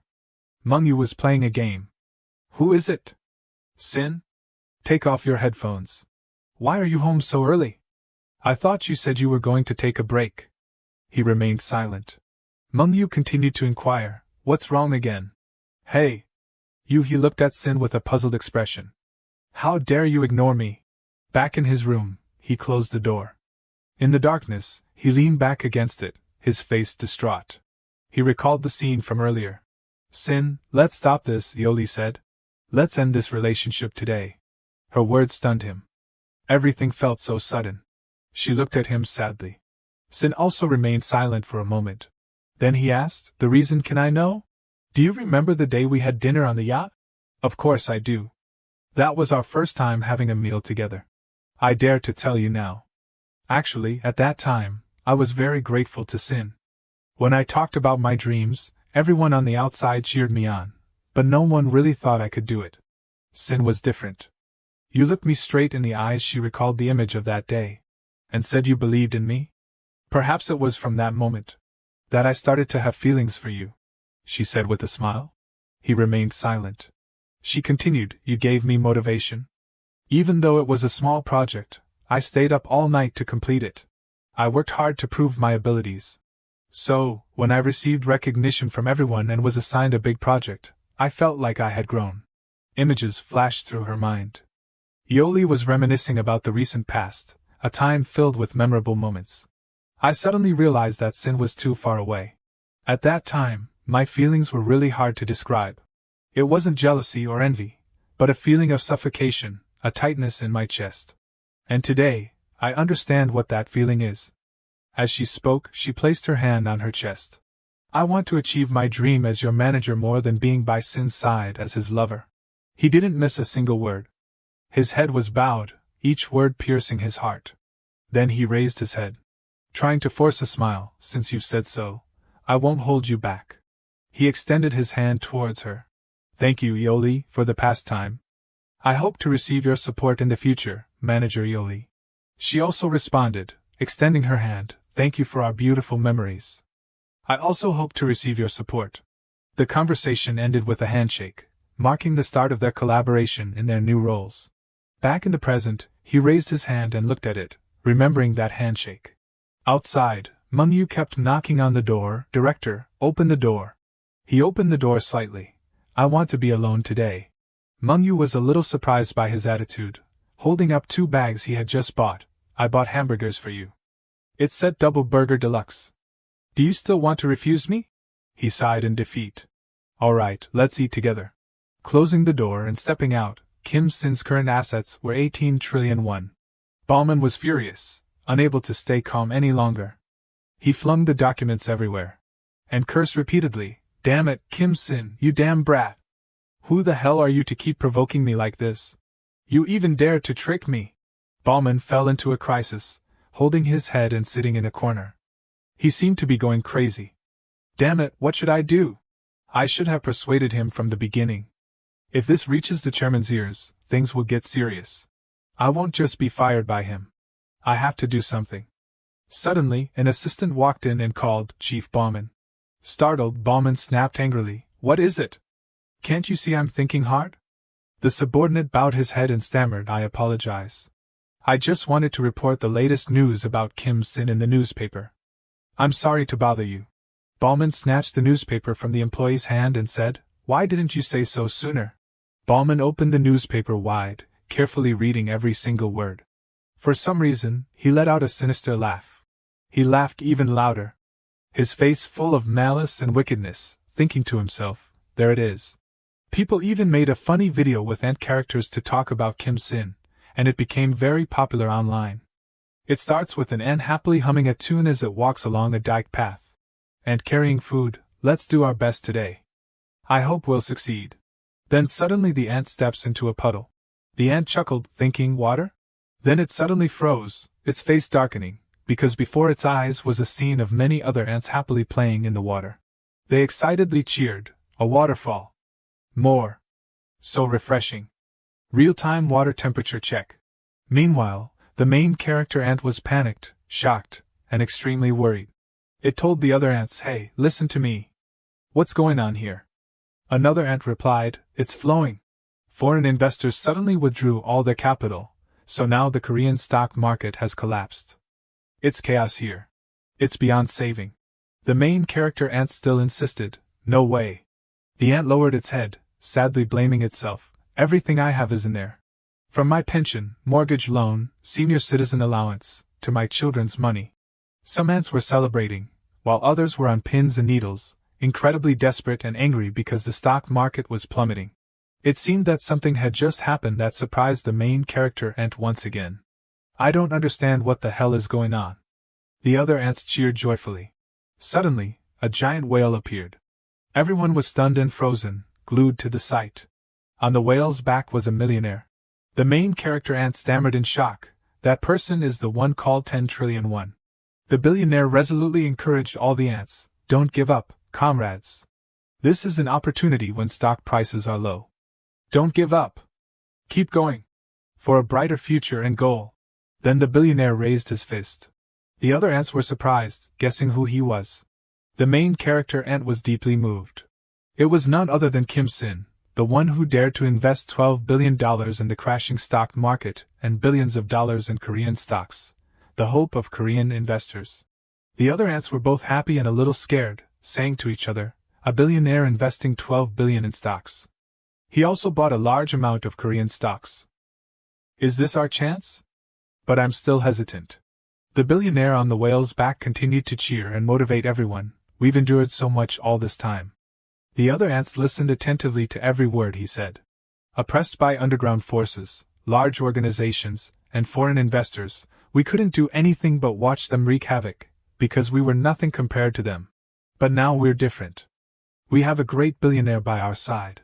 Pick up your gear and let's move forward, brothers. Buy it all. What are you waiting for?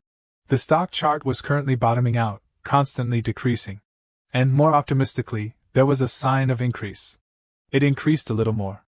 The stock market continued to rise, and the dream became a reality. The video trended and became famous all over social media. Back in reality, Ballman watched the stock market in despair. His face turned pale as he couldn't understand how Kim Sin did it. Investment forums continuously praised Kim Sin, always on top. So brilliant! The scene shifted to Kim Sin, who was watching the stock market on his computer with Mung-yu. Mung-yu was also dumbfounded and asked him, "Sin, what did you do?" Kim Sin was also surprised and dazed, replying, "Nothing." Then he pondered, reflecting, "I really didn't do anything." Kim Sin's current assets were now 21 trillion won. The scene changed to a television studio where the hottest news was about to be broadcast, and the cameras started rolling. The news anchor read the news to the viewers. Breaking news. The World Health Organization has announced more information about a virus called corona with nonspecific symptoms that is spreading worldwide. The Ministry of Health has yet to have official information about the route of transmission of this disease, so everyone must be extremely careful to prevent the spread of the epidemic. Authorities will conduct regular checks. Reporters on the scene also noted, there have been more than 2,500 cases here in just one day. The death toll is rising so rapidly that morgues have had to mobilize additional space for victims from various locations. Unable to bear the continuous quarantine, many people protested. They looted shops on the streets, outraged by the government's helplessness and irresponsibility. Many children were orphaned, a heartbreaking sight. Kim Sin watched the news at home on TV with great worry. The scene shifted to the company headquarters. Kim Sin held an online meeting with the director of bio company, Woo Do-an. Kim Sin expressed his wish, "I want to produce a vaccine, about 300 million doses."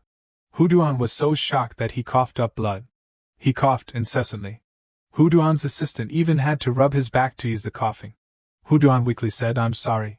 You said you'd produce about 300 million doses of vaccine?" Kim Sin smiled brightly and said, "That's right." Woo Do-an, sweating profusely, said, "You're really taking a big risk." "Of course, I also think we should produce the vaccine as soon as possible, but we've only just completed the first clinical trial. We can't rule out the possibility of side effects. If there are side effects, it will be very concerning." Kim Sin replied matter-of-factly, we'll discard all previously produced vaccines. Hu Duan asked again, what about those who already know? Kim Sin said with utmost confidence, with my current financial resources, I'm sure we can do it. And above all, I trust in the abilities of the doctors and medical professionals. Hu Duan remained skeptical. Kim Sin stood up, stepped closer to the TV screen, and firmly said, if we fail, I'll be the only one to suffer the loss. But if we succeed, we will save so many lives out there. Is that enough of a reason? After hearing these words, Hu Duan still felt uneasy and worried. But he tried to stay calm and said, Director Kim. It turned out Hu Duan was uncomfortable because Kim Sin was too close to the camera. Now, all Hu Duan could see on his screen was Kim Sin's bright, straight, perfectly healthy teeth. Then Hu Duan sighed and continued, I understand. If you said so, I won't stop you. Director Kim seems to like risky investments. Kim Sin humbly replied, one of those investments is the doctor's laboratory. So, I'm counting on you for the vaccine production, Dr. Hu Duan. Hu Duan was startled and asked, me? I'm not very good at production. I only do research. I'm clueless about production.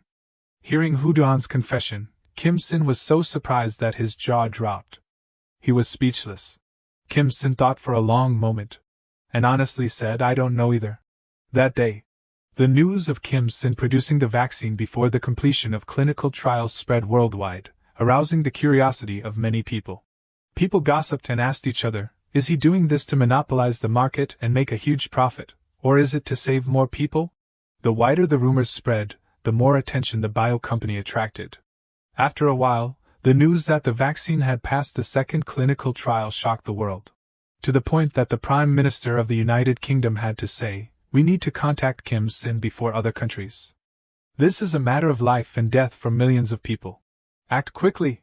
The chairman of Biocan was also very interested when he heard the news. Kim Sin hasn't decided on a production unit for the vaccine yet. He was determined, if so, we must secure it. Choi Sanglip, the chairman of Lysung Biologic, was also anxious. Hurry up. Don't let it fall into the hands of Biocan. He realized that this was the last chance for Lysung Biologic to become the leader in the industry. And besides that, the head of Hessen was having dinner and drinks with Health Minister Sin Gunte. The head of Hessen raised his glass to the minister and said, thanks to you, Hessen has maintained its revenue. I don't know how to thank you enough. The minister laughed and said, don't say that. Isn't it because of the company's talented team? Besides, the thank you gift has already been delivered to my house. You don't have to worry. The bribe that Hessen gave the minister was enormous, filling 2 trucks. The head of Hessen looked somewhat concerned. He raised his glass and drank it dry. Then he slammed it on the table and said, by the way, have you heard anything? The minister looked blankly, not understanding what he was referring to. The other man said, the news about a Korean company successfully developing a corona vaccine. As the owner of a Korean pharmaceutical company, I find it encouraging, but also a little worrying. What if people's health deteriorates from receiving an untested vaccine? I'm quite uneasy. Minister Gunte picked up a piece of salmon and said, that's not good. He slowly chewed the fish in his mouth, and cunningly said, I'll get involved this time as well. Kim Sin's current assets remained at 21 trillion won. The scene shifted to early morning at Kim Sin's house. Someone was in the kitchen frying eggs and making breakfast. Kim Sin was still sound asleep in his room. Suddenly, he smelled something fragrant. What's that smell? It must be delicious. Whyop entered the room and gently called, Sir, good morning, sir. Kim Sin was startled awake by Whyop's face right in front of him, and yelled, why is this guy here? Meng-yu also woke up, surprised by the breakfast, and went into Kim Sin's room to ask, did you make the breakfast on the table, Sin? Seeing Whyop taking care of Kim Sin, Meng-yu froze. Then he left the room and said, sorry to interrupt. Kim Sin kept explaining, it's not what you think. The breakfast Whyop made was very appealing, making one want to eat it. A perfect layer of egg on the outside, rice inside. Kim Sin and Meng-yu slowly enjoyed their breakfast, while Whyop cleaned the kitchen area. Whyop also cared for Meng-yu and asked, would you like some coffee? Meng-yu replied, give me a sugar-free Coke, please. While eating, Kim Sin recalled, now that I think about it, Whyop did say he would come. So it's today. Kim Sin politely said, thank you for the breakfast. It must have been hard for you, coming to my house for the first time. Wyatt replied, "Oh, it's no problem at all, sir. I kind of got the hang of it." Kim Sin was puzzled. Kind of got the hang of it? What do you mean? Wyatt grinned mischievously. I watched all the videos on your YouTube channel. Kim Sin froze, thinking to himself, I need to talk to the film crew. Then he asked Wyatt, do you want to work with me? Wyatt considered the offer for a moment. While pouring Coca-Cola for Mon4Rch, he said, not knowing how to say it. I really want to work in Earth resources, but I also know my abilities are limited. So, if possible, I would like to be your personal assistant. I want to gain more experience from the smallest, simplest tasks first. Kim Sin brought the spoon to his mouth and nodded, saying, that's fine too. He turned around and saw Wyatt's slightly worried expression and said, why are you so surprised? We've been working together for so long. You must have thought about it carefully before contacting me, right? You must have a plan, right? If it's you, I completely trust you. Hearing Kim Sin's words, Wyatt was deeply moved. Bringing out a plate of roast meat and a plate of roast chicken, he excitedly said, do you want anything else? Just tell me, Kim Sin said, a little awkwardly, that's too much. Suddenly, Kim Sin's phone rang. Kim Sin picked up the phone and said, yes, this is he. Who is this? The person on the other end of the phone said, it's Minister of Health Sin Kwanti. Is this Kim Sin's number? Kim Sin said in surprise, yes, it's my number. But how do you know my personal phone number? The minister laughed loudly and said, as if it were obvious, the Minister of Health of Korea doesn't know that? Then he went straight to the point, you had clinical trials in the US, right? If you had done it in Korea, the government would have made it easier. What a pity. Kim Sin replied bluntly, that's because the procedures in Korea are very complicated. The minister, his hands full of gold rings, pretended to laugh and said, what's complicated? Businesses should know how to prepare for such things in advance. And Bio Company doesn't seem to be short of money. Hearing this, Kim Sin understood his intentions. His face tensed up. He asked him a question, is there something wrong? The minister also turned his face, revealing his foxtail, saying, it's nothing. Thanks to your contributions, the government has decided to support Bio Company. Kim Sin was shocked to hear that. But he kept a cool and calm head to analyze, you want to share too, don't you? He clenched his fist, trying to stay calm, I want to hang up right away, but he held back for the sake of others who would be affected and continued to negotiate with him. He asked directly, what kind of support specifically? The minister replied, similar to the US, simplifying the clinical trial process, reducing research taxes, and many other things. I will create the best possible conditions within my capacity. Kim Sin continued to probe, what if I refuse? The minister smiled sinisterly and said, what if? Let me be frank. The company's research will face some difficulties. Although they hadn't met in person, Kim Sin now fully understood the minister's cunning, sinister, cruel, vile, and despicable nature. He angrily gripped the phone so tightly that the tempered glass screen cracked into small pieces. As for the Minister of Health, he was quite smug, thinking to himself, I've touched his pride. Let's see what you can do. No matter how much money you have, you're only one person. How dare you go against the power of the state? The towering building you painstakingly built. I will put it to good use, Mr. Kwanti continued. Once we receive government support, we will cooperate with each other. So I want about 10% of the shares. Kim Sin remained silent, not responding. It seems that the minister celebrated too early. He even mentioned his upcoming plans, saying, I will hold a press conference as soon as possible to reassure the public. He was even more outrageous when he made his bizarre demand, I want you and me to represent Bio Company at the meeting. I heard there is another person involved in the development.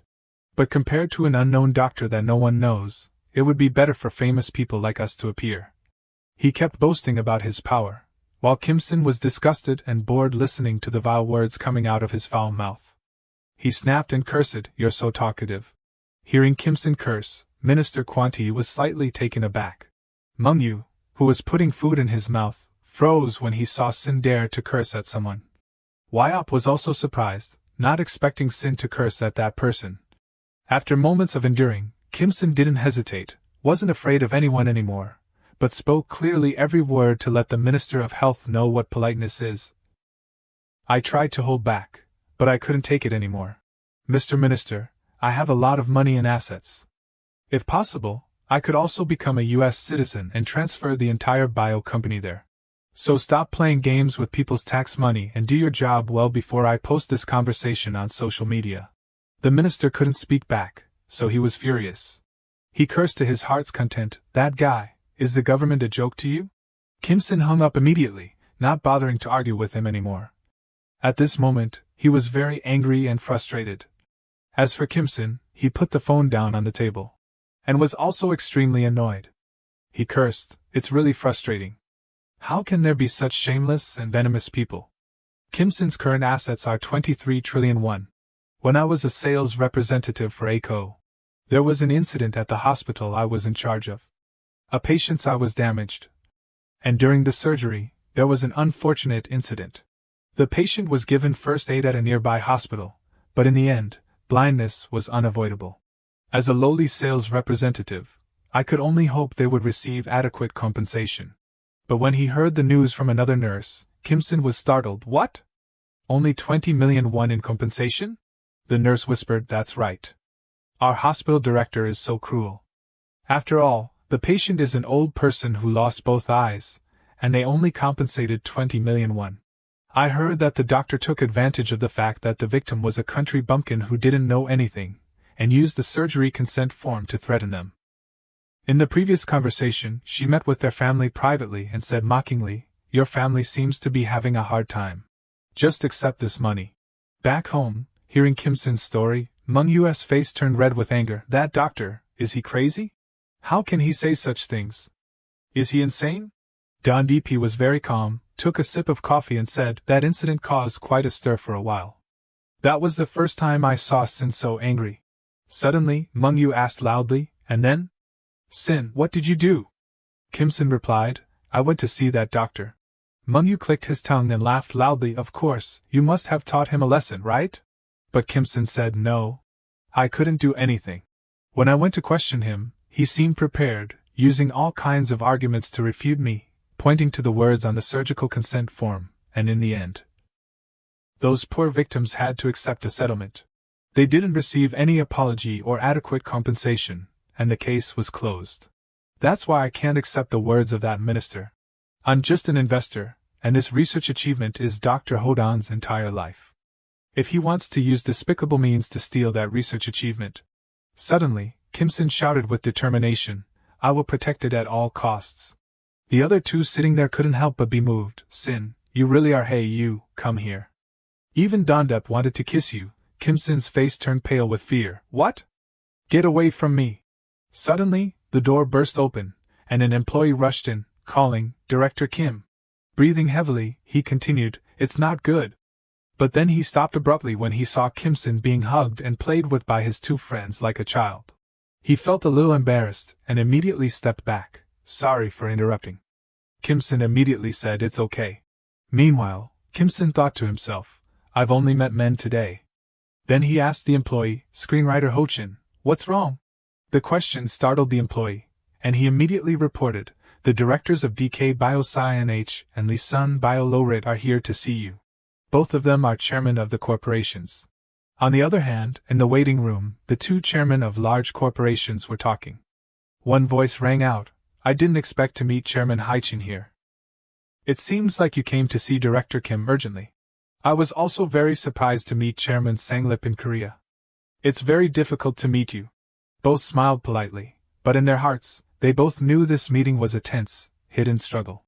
Suddenly, Haichin thought, among the research institutes developing vaccines, only Bio Company has passed the second phase of clinical trials.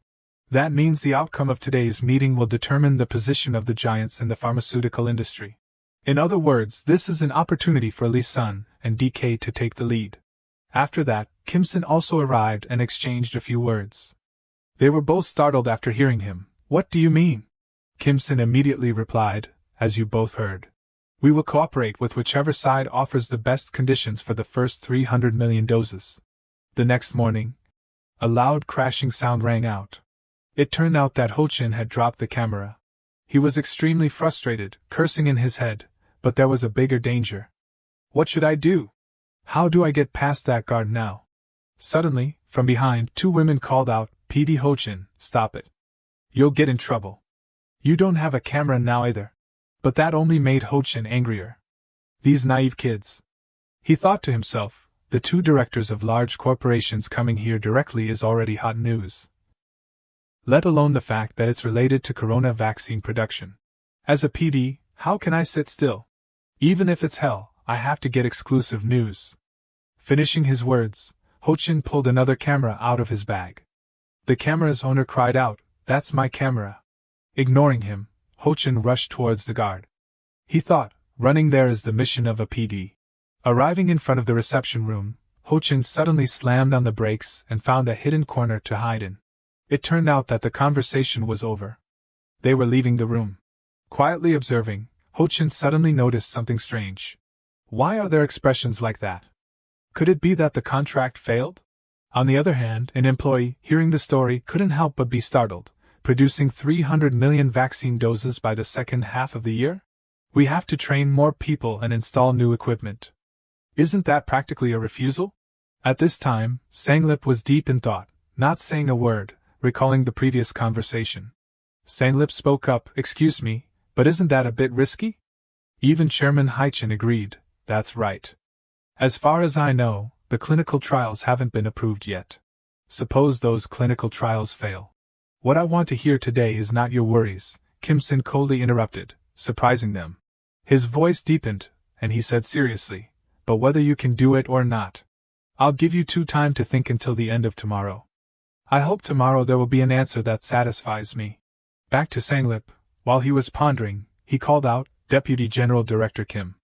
"Yes, General Director." "What do you think, Mr. Kim?" He replied, "Although Kim-sin has made very risky investments in the past, he has never failed. On the contrary, he has always hit it big." Sanglip continued, "He probably has his own reasons for doing so." Deputy General Director Kim replied, "That's what I think." Then, Sanglip turned to Director Back and asked, "Suppose, after we sign the vaccine production contract, bio company's clinical trials fail, what will happen to our company?"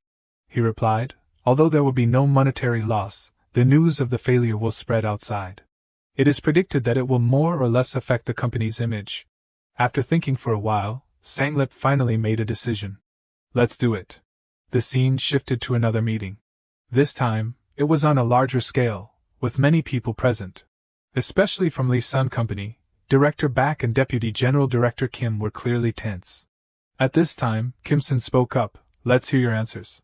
Sanglip volunteered to speak first. "Our Lee Sun Company can produce 230 million doses within the mentioned time frame.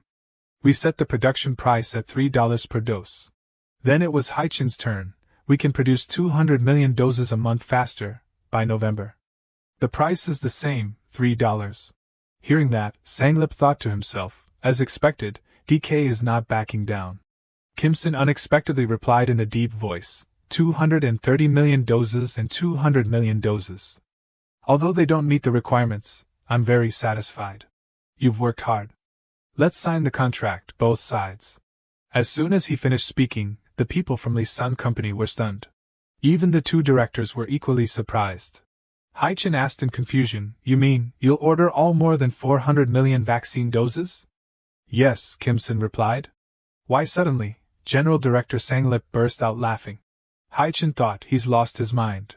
We've been completely outplayed." "You intended to do this from the beginning, didn't you?" Sanglip asked. Kim-sin calmly replied, "I never said I would only sign a contract with one party from the beginning." "You had pure intentions from the start?" Sanglip nodded, "So that's how it is. I'll rely on you in the future." Immediately after, a series of news exploded. Lee Sun Bio-Low-Rit and Bio Company officially signed a contract. DK Bio-Sci-NH, a $600 million production and supply contract. Korea becomes the production center for the developing corona vaccine. Korean stock market surges, stock prices rise thanks to the corona vaccine. US, Israel, France confirm purchase of Korean vaccine. World hero Kim-sin. On the other hand, there was someone who was very angry. He gritted his teeth. "Reckless brat, you think you can continue to succeed without the help of the state?" Then he called someone, "Fine. I'll show you what state power is." The scene changed to the next day. A luxurious yacht was gliding smoothly on the sea. It turned out to be Kim-sin's yacht. He was on vacation. Kimson looked at the vast sky and said, like a king. He thought to himself, my own space on the beach, is this why I bought a yacht? Peaceful and wonderful. I have to bring Meng Yu next time. Suddenly, a voice rang out from behind, hey, I've finished grilling the meat. Which part do you want me to serve? Kimson turned around, a little surprised. Dondep, you seem different. He replied, you can tell? Jason knows a lot of good ways to exercise, so I've become addicted to working out. Do you want to join us? No, you go ahead. At this time, Kimson realized this dish must contain protein, right? Before he could take a bite of the meat, his phone rang. Yes, Professor Hodan, Kimson answered the phone. CEO Kim, can you hear me? Yes, go ahead. Suddenly, Huduan apologized. It seems that vaccine production will be delayed. Auditors from the Ministry of Welfare just arrived. They said they will check everything, to see if the vaccine research and development has been illegal so far. Is there anything missing in the report? So we will have to suspend research until the results are available. I'm really sorry. Hearing that, Kimson frowned, his heart heavy. The scene changed to him practicing shooting. Beside him, bodyguard NIA was clapping continuously. After each shot, Kimson suddenly sighed, tired. Then he called out, Dondep, is there any way to stop the minister from obstructing me? Don DP nodded and then pondered, it will be difficult. The minister is following legal procedures, so he can't do anything. For both new drug sales licenses and factory construction permits, we need approval from the Ministry of Welfare. That's absolute authority. Hearing that, Kimson sighed, is that so? Suddenly, Dondep interrupted, hey, leave this to me. Kimson was surprised, Don DP, leave it to you? I think everyone has their own area of expertise. You are good at investment and business. Chasen and NI are bodyguards. As for me, Don DP paused for a moment and continued, I will do what I'm good at. The scene shifted to the minister's office. He was sipping a glass of wine, sneering, those fools, they must be anxious now. Who told them to speak so carelessly? If you had taken the opportunity when I offered it, this wouldn't have happened. Arrogant brat. Just then, an email was sent. The minister clicked on it and cursed, I'm so busy, who is this? Suddenly he was surprised. Then he laughed heartily, those guys. Have they finally surrendered? Bio company applied for a vaccine business license. Sounds reasonable, but do they want to be approved for vaccine business in Korea? What should I do? After thinking for a moment, the minister picked up the phone and called Secretary Kim. There was just an official document from Bio company, right?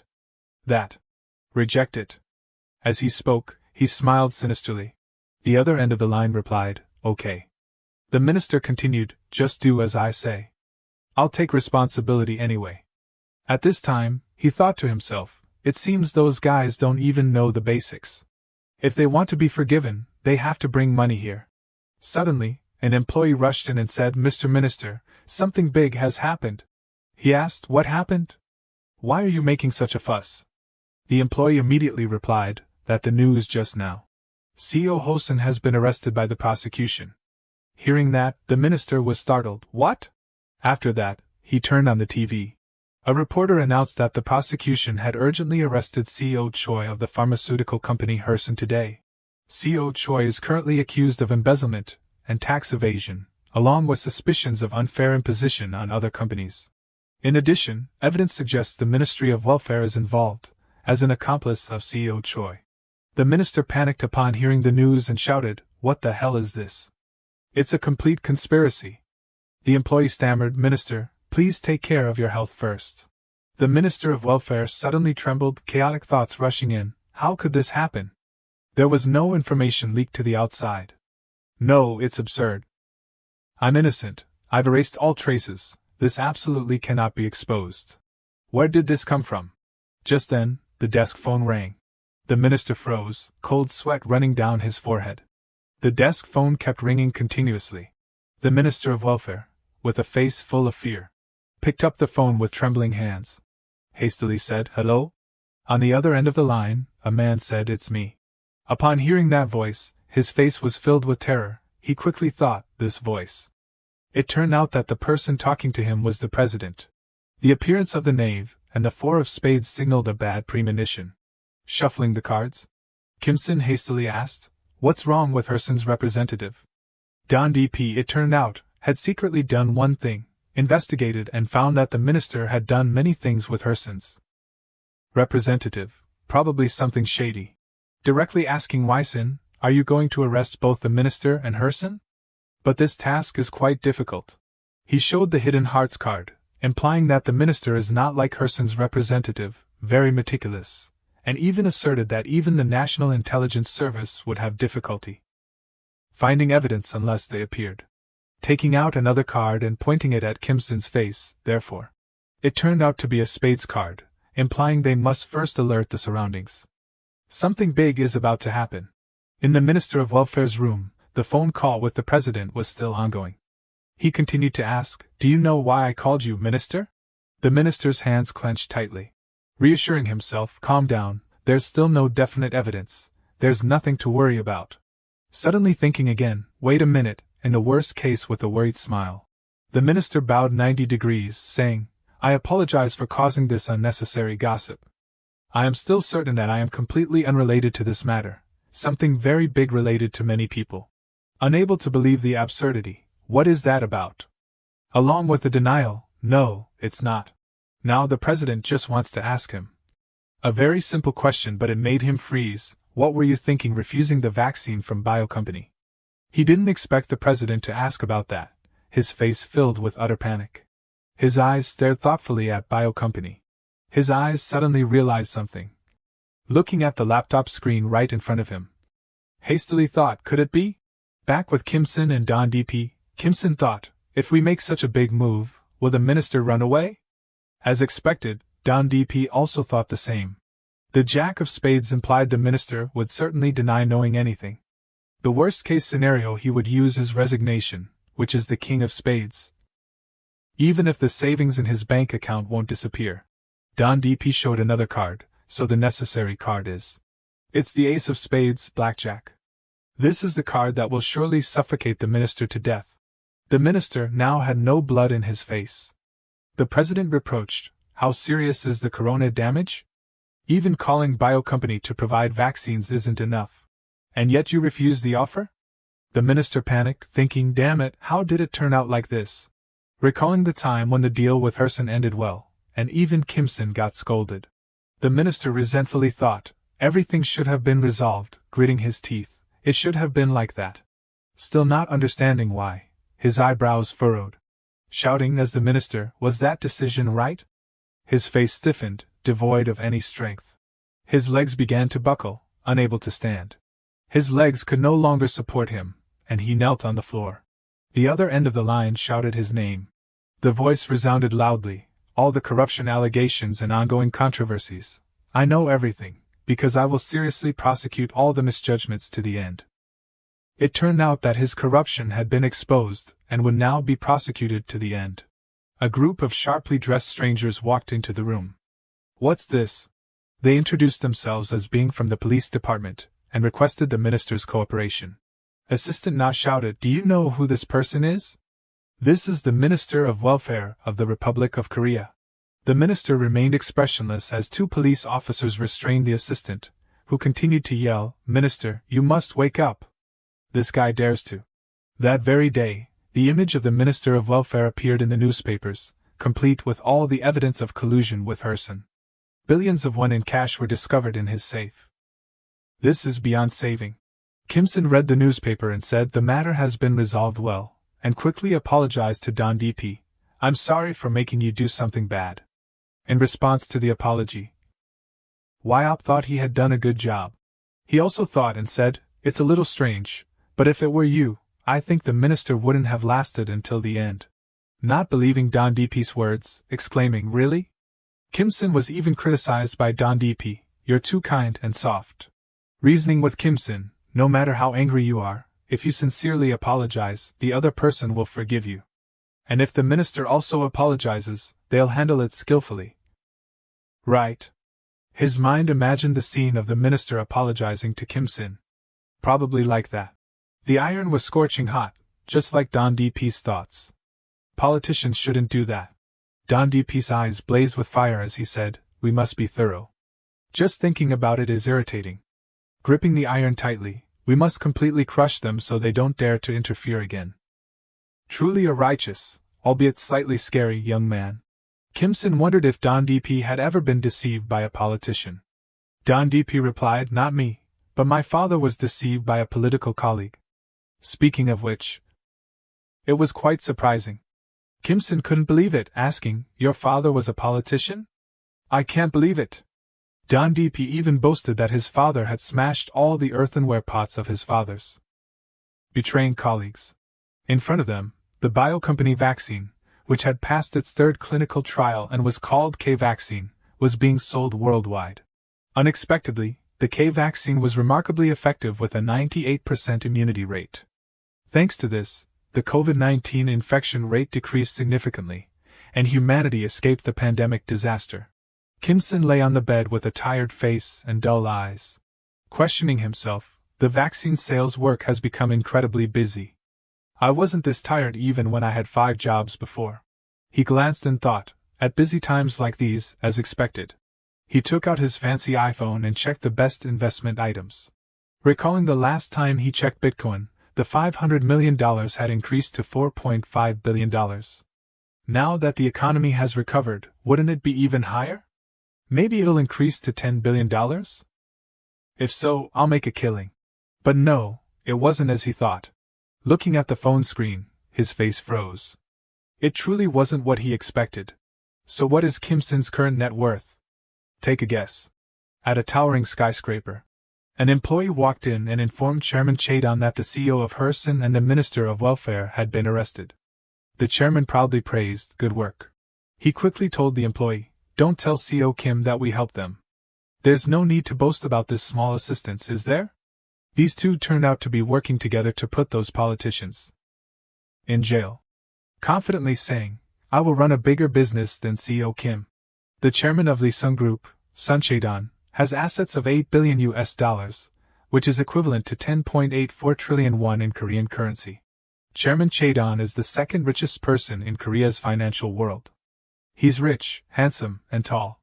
He asked his employee about CEO Kim. "I heard that CEO Kim's assets have fluctuated greatly."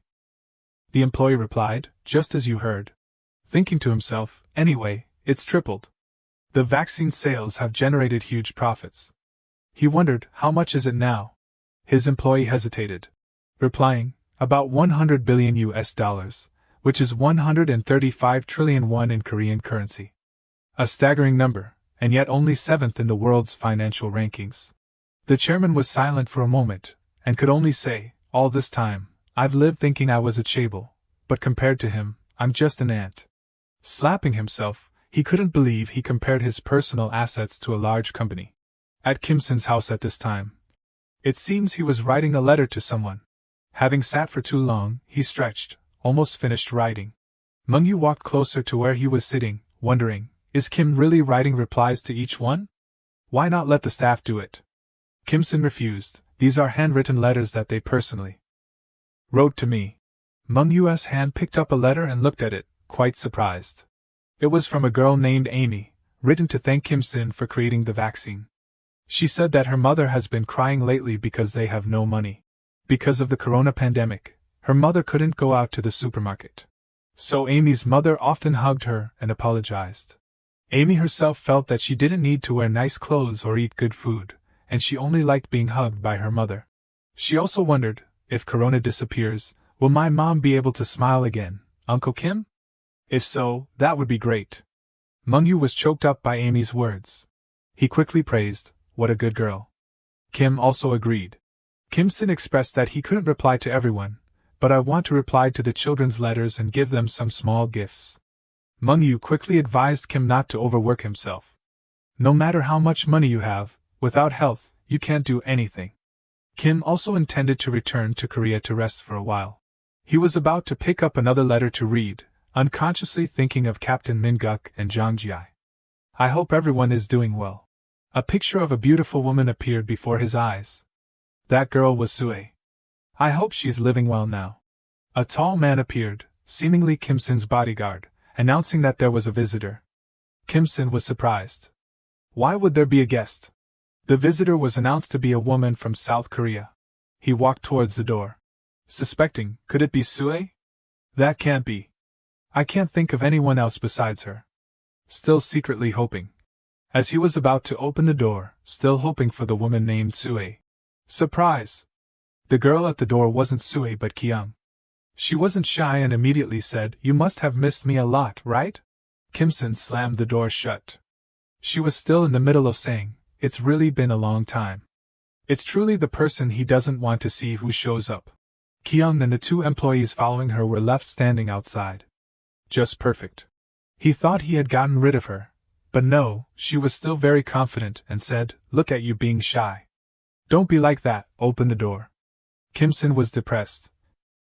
Thinking, what was I expecting? He had rejected her before.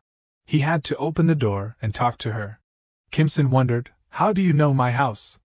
Kyung laughed excitedly and said, "Future company, of course, has to know everything."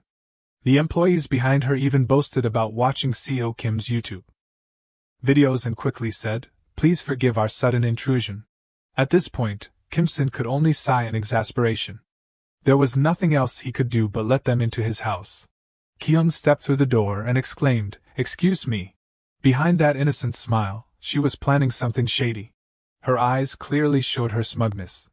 Finally, I have a chance.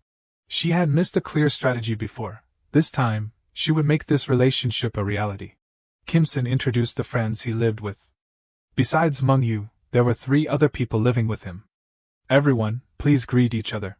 It turned out he wasn't living alone. Kyung froze for 5 seconds. Kim-sin pushed out a cardboard box full of letters and told her to organize them. She didn't know and asked, "What is this?" He replied, "These are fan letters. Just pick out the ones from the children." It was just the right time when he needed help. Kyung gave a wry smile, her face stiffening. "Just the 2 of us?" Kim-sin even cheerfully added, "There won't be anyone else until it's finished. He's playing hardball." At this moment, Kyung turned to stone like a 1,000-year-old statue. She hadn't expected this. Mung-yu, seeing this, quickly thought, the more people, the more trouble. "I'll just go play games instead of staying here." Wyop's voice suddenly called out Mung-yu's name. Wyop asked for a moment to talk to Mung-yu. They went outside to light a fire for warmth. The brightly burning would ease the cold. Wyop frankly said he needed to spend the money stolen from Kim-sin. Mung-yu, his hands still warming up, wondered, "Why do you want to use that money?" "What for?" "Due to the vaccine development, Shin's popularity has increased a lot. Then, Shin will pay close attention to his personal story on TV and in the newspapers." Wyop expressed his desire to address the root cause of potential problems before that happened. Mung-yu looked at him in surprise, as if realizing something. "Could it be that you?" Wyop admitted it was just as Mung-yu was thinking. Kim-sin's ex-wife, Chae-gwon, Wyop planned to eliminate permanently. With sensual lips and a slender, high nose, she is Chae-gwon, Kim-sin's wife, the wife of the richest man in South Korea. Just hearing it sounds prestigious.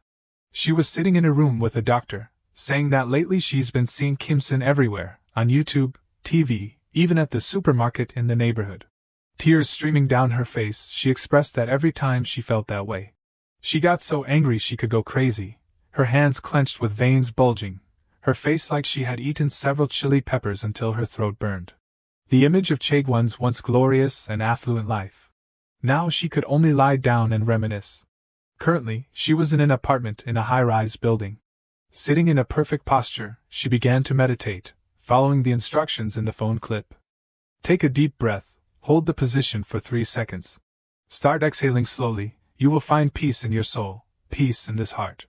The clip she was listening to talked about the best relaxation method. She continued to follow the instructions.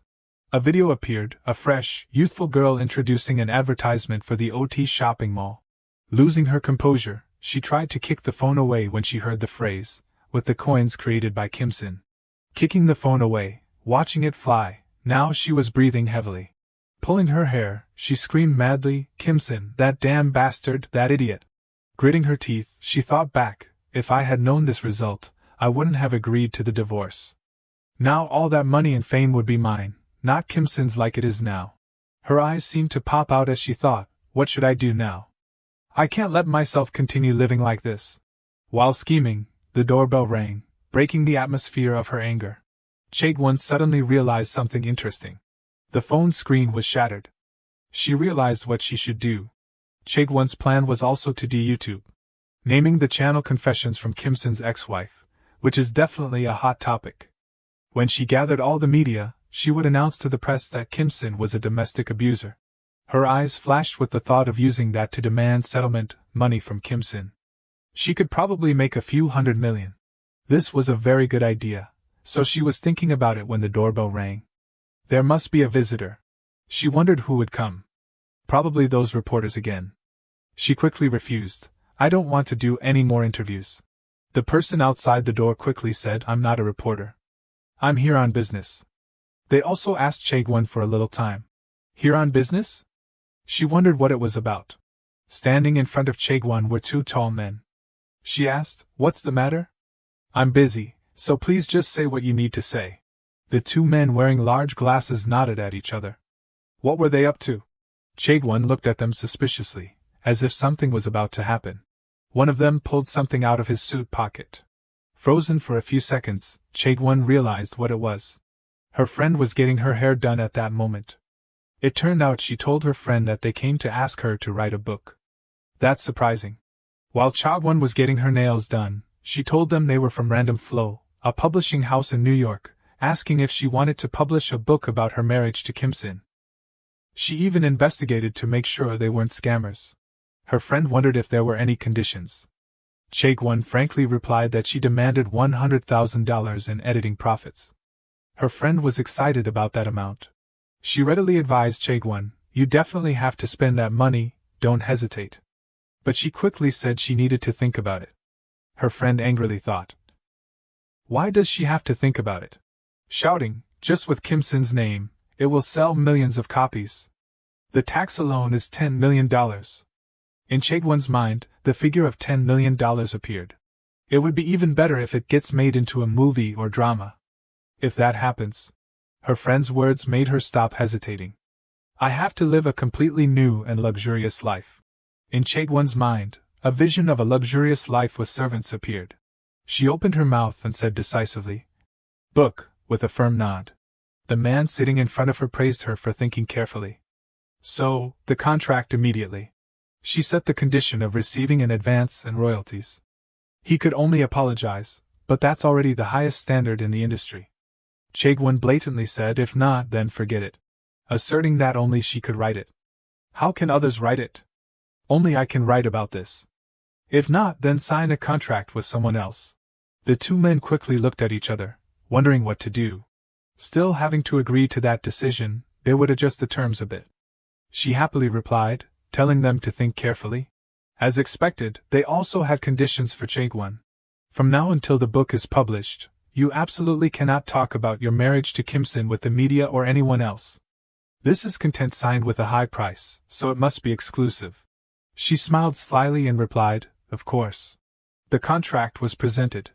Reading the contents, there was a section for a $400,000 advance and 15% royalties. Chaegwon's expression was very satisfied. The man asked if she had finished checking the contract. She excitedly said she was very satisfied. Directly asking, The advance will be given right away, right? That was a given. He replied in a sly tone, We'll transfer the money immediately. There was also a special clause in the contract stating that the content of the book, no matter what, would only contain the truth. If the contract was violated, it would be immediately voided. In addition, the violator must also commit to returning the advance and bear all legal penalties.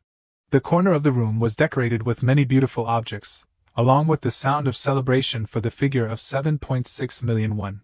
Chaegwon excitedly thought, From now on, I'll make money by writing books, so I have to invest like this.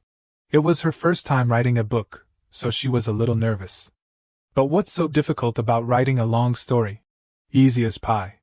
Thinking that, Chaegwon sat down at her desk and began with the first few words. It's unknown how much time passed.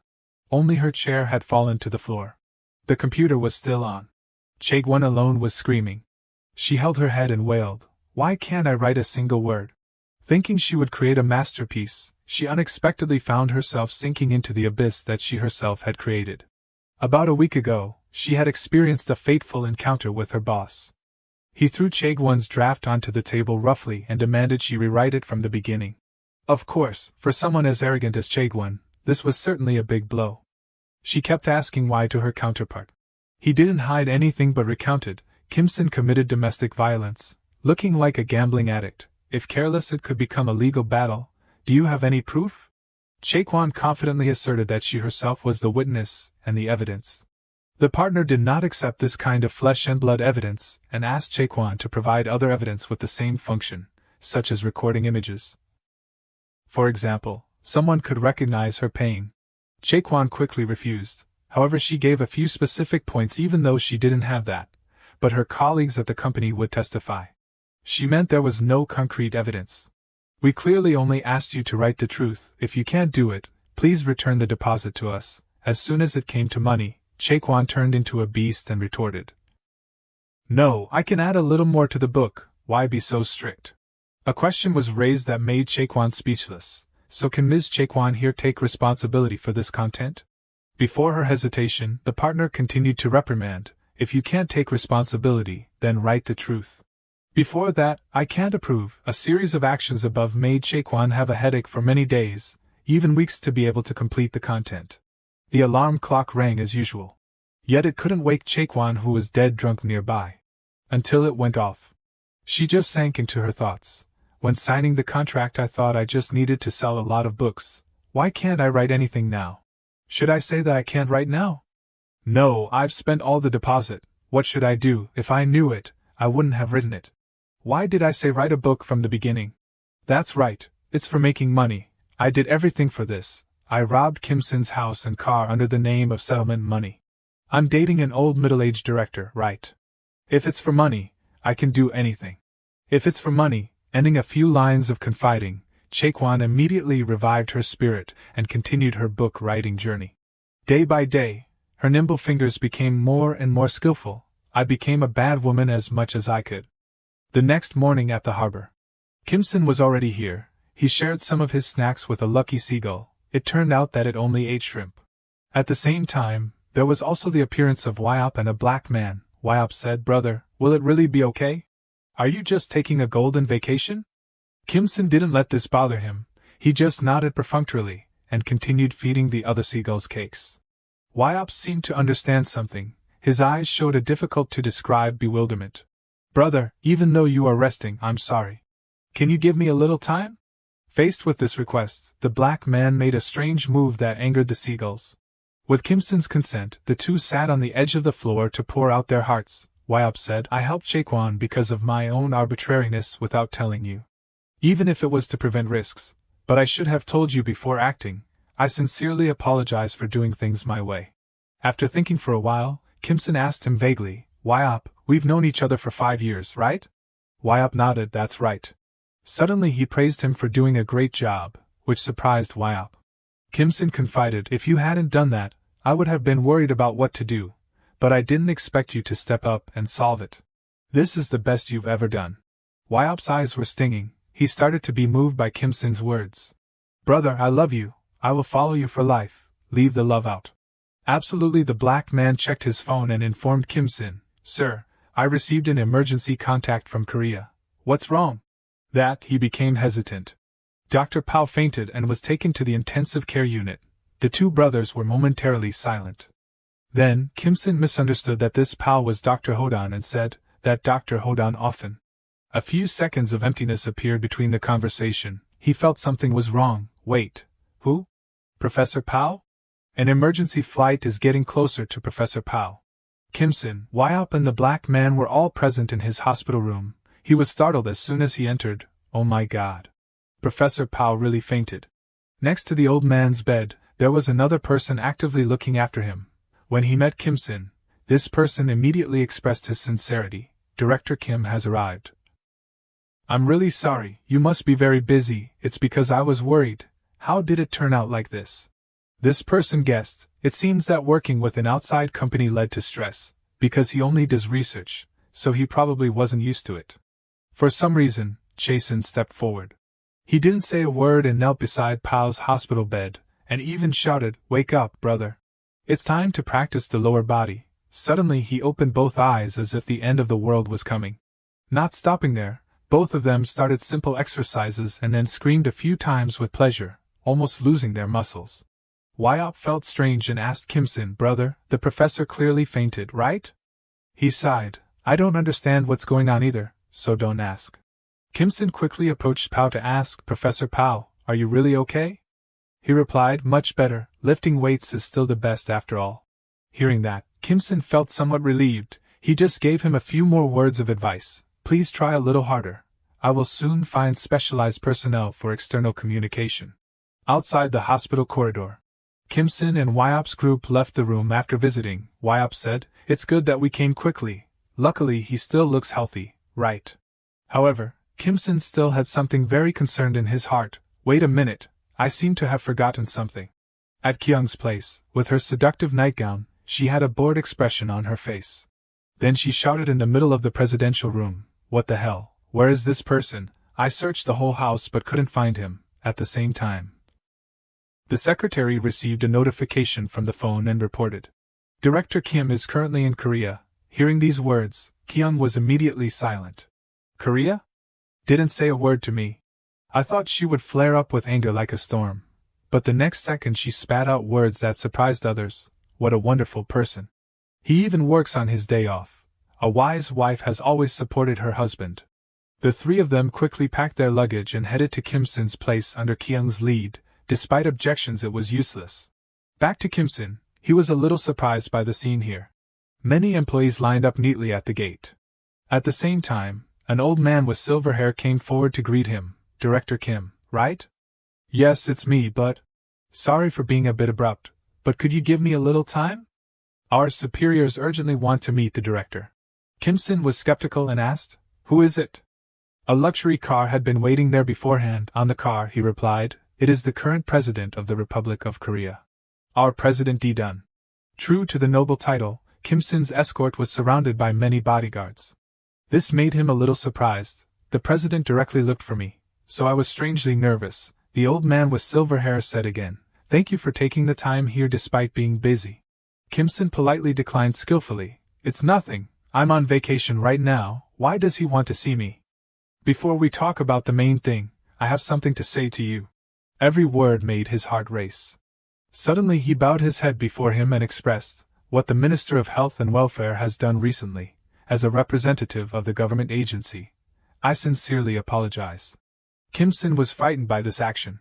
He immediately waved his hand. "Mr. President, please raise your head." He still bowed his head and replied, "I didn't know it. This is also a matter of the government agency. Please accept my apology." The silence between the two began to escalate. "I understand, please raise your head, thank you."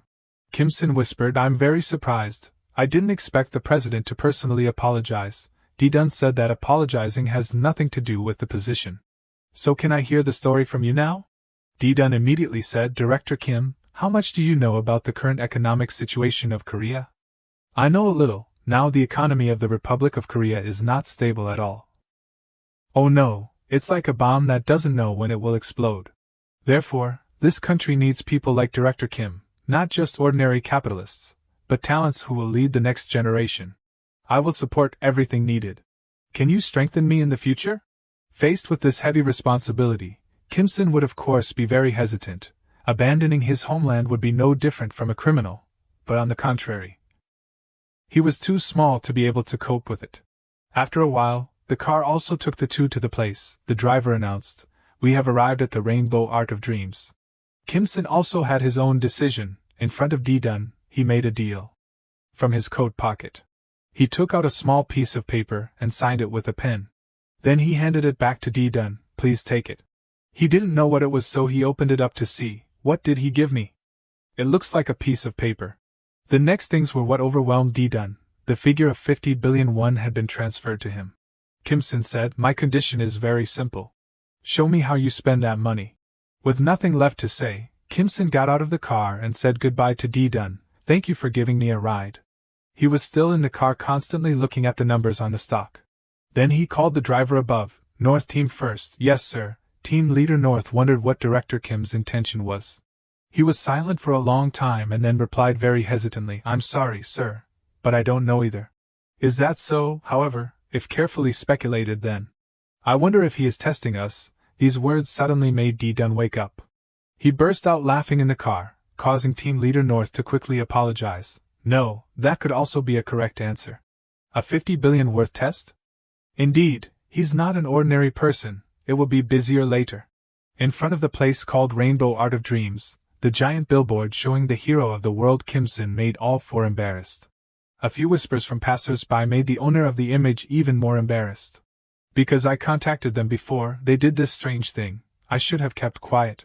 After moving inside, what caught his eye was a neatly decorated stage. From the stage came a voice, Director Kim has arrived. Excitedly, each member of the dance troupe performed a few basic moves to welcome him here. The strangest person had to be the blonde guy. With his artistic blood, countless unsightly movements were constantly displayed. Ending the touching performance, the blonde guy turned his expectant gaze towards Kim Sin. He was met with a bloodless face from him. Ignoring this, the blonde guy immediately became the guide for the four of them. As he walked, he said, "Thank you for everyone's hospitality. How did you feel about the performance just now? This time is a new plan called Cosmic Idol. The idea is a powerful performance." Kim Sin expressed his opinion. The personality seems strong, but wouldn't it be better if the idea was a little more normal? He immediately called the director over. You just heard what the director said, right? Next time, please act normally. I understand. Thank you for instructing me, Director Kim. On the outside, he just laughed it off, but no one knew that he wanted to get rid of this disguised art. Next, Kim Sin asked the blonde guy about the business's development situation. Director Bum-T, how is the content production going? Everything is still going smoothly, Bum-T said. He added, there are currently 5 main films that we produce ourselves. 3 films are being made at the same time. We have also acquired the content of other subsidiaries and are preparing a lot of content.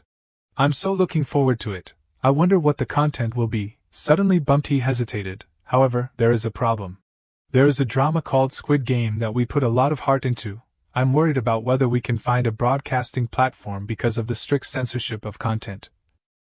Kim Sin was curious to know what the content was and was told that it was a survival game. 500 players participate in a life and death game for a prize worth 50 billion won. It's not a normal game. Like sword fighting, mid-air cockfighting, or something like that, playing folk games with a modern twist. Kim Sin vaguely imagined, a folk survival game? Bum-T suggested, if you want, would the director like to come to the set and try it out? Is that okay? Of course. If you see it with your own eyes, you will surely be amazed. A giant squid model was hung in the air. Michin stared blankly in an indefinite direction. If only all that money was in my account. Putting those silly thoughts aside, she continued to work hard. Money? I don't even have money to spend this month.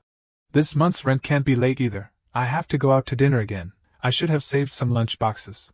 Although this is the job I do for passion, but every time like this, there is no other way but for me to be awakened by reality. Suddenly, Kim Sin accidentally kicked her, causing the brush to not follow the lines that Michin was drawing anymore. The paint also spilled all over the jar, making her very angry. What should I do with this? The props were made with hard work, but how can I use them like this? Do you know that I stayed up all night to make this? How are you going to take responsibility? Kim Sin was stunned by a series of sentences, only bowing his head to apologize. In front of Michin now was an extremely annoyed face, the company's deputy director, the person holding her finances, Bum-T. A scary foreigner with an evil smile, the person holding Michin's lifeline, Chasin. The 7th richest person in the world, major shareholder, chairman of the company, representative of many brands, along with some other titles not to mention. Also the person holding Michin's existence. But now he's worried about causing trouble. Kim Sin softly asked, is there any way for me to take responsibility? Suddenly, Michin fainted on the set, making everyone panic. A short time later, she was taken to the emergency room. As soon as she woke up, the 2 female colleagues questioned each other. Michin, are you okay? Have you regained consciousness yet? Sisters, here is. This is the medical room. I was working when I suddenly fainted. What? So it was a dream? Thank goodness. I might not be fired, however. A voice shattered Michin's dream. Are you feeling better? I apologize for startling you. The main character's aura made Michin's eyes widen. Then she fainted again. A moment later, Michin appeared with a sincere look. I sincerely apologize for my rudeness. The male lead hurriedly waved his hand in denial. No, it's my fault. The girl insisted that no, it's my fault. In her heart, she was full of anxiety and worry. She must beg him. I am the one who made the mistake. If I get fired here, I won't even have money to eat tomorrow. I still have to pay the rent. Suddenly, Kim-sin made an offer, even so, but apologizing and letting it go like that. Don't you need anything else? I will meet your request. This news was like a bolt from the blue for Mi-chin. She thought to herself, something necessary? Immediately after that, her head only revolved around the word money. She mustered up the courage to plead. If so, then, could you increase the salary for the employees? Outside, everyone was listening attentively and exclaiming, Mi-chin is also really bold. That's right. If it were me, I probably wouldn't be able to say a word at all. While they were buzzing with discussion, the young man suddenly stepped forward and asked, what's going on? Why is everyone gathered in front of the medical room?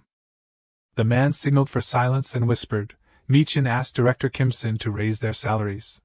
The other person's face changed after hearing this. What? The other person continued, if it can be done today. Perhaps today will become a historic day. Inside the room, Mi-chin looked at the person in front of her expectantly. Kim-sin was carefully considering this matter. He asked, what is the current salary system for employees? Suddenly Bum-T intervened. I apologize, Director Kim. This isn't something that a busy person like the director should be concerned about. I will handle this matter well myself. Hearing these words, Mi-chin was slightly disappointed. Suddenly, the male lead spoke up, Deputy Director Bum-T. Even if it's just a name, I'm the director of Durham at Rainbow. Shouldn't I know the salary of the employees? The man knew he had been rude and bowed his head to apologize to the director. Kim-sin turned to the girl and continued the conversation, interrupting her. Can you tell me what your salary is? Mi-chin honestly replied, depending on each project. The salary will be different. Normally I receive about 2 to 3 million won project? The young man wondered. The other person quickly replied, yes, we receive salary by project, not monthly salary. The male lead asked again how long each project lasts. Mi-chin confided, 4 months at the shortest, and 6 months normally. Hearing this, Kim-sin suddenly froze. He hesitantly asked, could it be? You work for 4 to 6 months with only 2 to 3 million won? The more he thought about it, the more annoyed he became. Waiting until the girl actually admitted that this was completely true, Kim-sin immediately turned to question Deputy Director Bum-T. What's going on here? The man quickly justified that it's been the custom in the industry for a long time. If you want to earn more income, what can you do? The surrounding atmosphere suddenly became quiet. Bum-T asked again, what should we do about this? The young man replied, what to do? Discuss with the directors to adjust the budget. I will handle it in the direction of increasing salaries from about 10 to 20 months at a time. Bum-T suddenly protested, don't do that. But this still didn't shake Kim-sin. He firmly said, I will do that. The minimum salary for each team is over 3 million won, of course. It must be increased according to ability. Pay all night shift allowances and holiday allowances.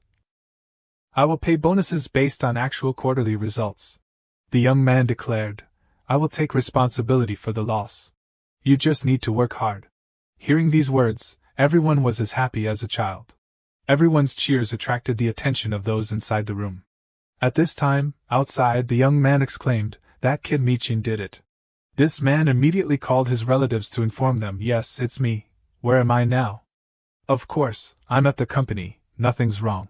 Speaking of this, the young man was so moved that he burst into tears, choked up and said, I just got a raise, I get paid every month, now I don't have to bow my head and ask for money to buy powdered milk anymore. You've really worked hard during this time, honey. Inside the room, Mi-chin stood frozen. She couldn't believe that what she had always longed for had now become a reality. On the other side, Bum-T exclaimed, there will definitely be strong opposition from the industry. Kim-sin quickly reassured the deputy director, just focus on production. I will handle the outside matters. The scene changed to him stepping onto the stage under pressure from reporters. Director Kim, please say a few words about the sudden increase in labor costs this time. There has been an emergency across the industry. Is it true that you want to rob all the talent from other companies? I want to ask how you will compensate the damaged businesses? The male lead stepped onto the podium and declared, there will never be a change in apology from me about this. I think I did the right thing. Suddenly someone loudly objected. If so, then all other industries will go bankrupt? Kim-sin tried to convince him. try to change your stance and think, suppose this reporter has got the job he dreamed of. The company only pays him 1.2 million won in salary. He endures and works reluctantly, but it is difficult to live. Then don't you feel skeptical about the profession you are doing? I guess so, the other person replied in confusion. Kim Sin continued, but the director changed and raised my salary to 4 million won. Life became peaceful, and the harder I worked, the more I was rewarded. Did I talk about the industry and go back to a salary of 1.2 million won at that time? Hearing these words, the man was speechless. The main character continued, on the contrary, I want to ask, in this industry, what can be done when unfair practices still exist? Elsewhere, before the article about Kim Sin declaring war on the film industry, Min-guk wondered if there was any hope. Sin is on the front page again, the other person replied with a smile. That's not the first time. Not long ago, he even developed a vaccine. He has become a star unlike any other. Min-guk put his phone down on the table and said dejectedly, I've been thinking for a long time whether I should contact him. I almost bothered him. Suddenly the door opened. The waiter invited them in. Kim Sin slowly entered the restaurant. So there's a fried chicken restaurant here? Seeing him appear, the young man from earlier was extremely bewildered. He was on the verge of tears at Kim Sin's question. May I join you? Min-guk suddenly remembered the days when the main character was still new to the industry. Hello everyone, from today, I, Kim Sin, will join the business support team. Manager Min-guk, I know you're busy, but I'm sorry, can I ask you a question? Manager, are you off work yet? Want to grab a drink tonight? Lost in thought, the main character's voice brought Min-guk back to reality. Manager in. Can I pour you a drink? The man happily replied, yes, pour me a drink. Immediately afterward, they sat down at the table together, and raised their glasses. Min-guk took a refreshing sip and said, it's been a while since I had a drink with Sin, so the alcohol is so sweet, really sweet. Then the main character softly asked, nothing special going on lately? The former colleague replied, don't even mention it, the business performance is terrible. When Corona became more serious, the surgery schedule at the eye hospital was cancelled indefinitely. They asked if I hated it or not. I can't do business in a situation where surgery is impossible. Actually, it's like an indefinite vacation. Suddenly Kim Sin asked, do you know Bayer Kempen? The man quickly replied, of course, it's the #1 company in the country right now. Kim Sin suddenly made a proposal that startled everyone. Have you considered moving to Bayer Kempen? The young man wanted to confirm, to Bayer Kempen? The main character agreed, right. The other person was still surprised. Isn't that a vaccine research institute? How can sales staff like us? The main character explained, I need people to support business-related work. Not research, because I'm in the US, so I can't take care of every single thing. The position will probably be executive director. The salary will probably be around 300 million won. I will also adjust the individual benefits for you. Hearing these words, the man excitedly exclaimed, hey Min-guk, what kind of luck is this? I'm so tired of this sales job, this is great. No matter what, I'll do it. Min-guk flatly refused. Sin, I'm sorry, but I probably can't do it. The other person, upon hearing this, looked puzzled. Why? Kim Sin couldn't help but wonder, may I ask why? Min-guk drained his glass of beer and replied, reality. I'm currently holding the position of department head at ACO, but I know my own level. I don't have the ability to be a director of a large company like Bayer Kempen. Of course, I also want the title and salary, but I don't want to cause you losses because of my incompetence. That's the reason. At the table, the other person was sleeping soundly. This man was speechless. And Kim Sin had a similar reaction. After a while, he suddenly exclaimed, Manager, do you remember the ophthalmology incident in Nanhayan district years ago?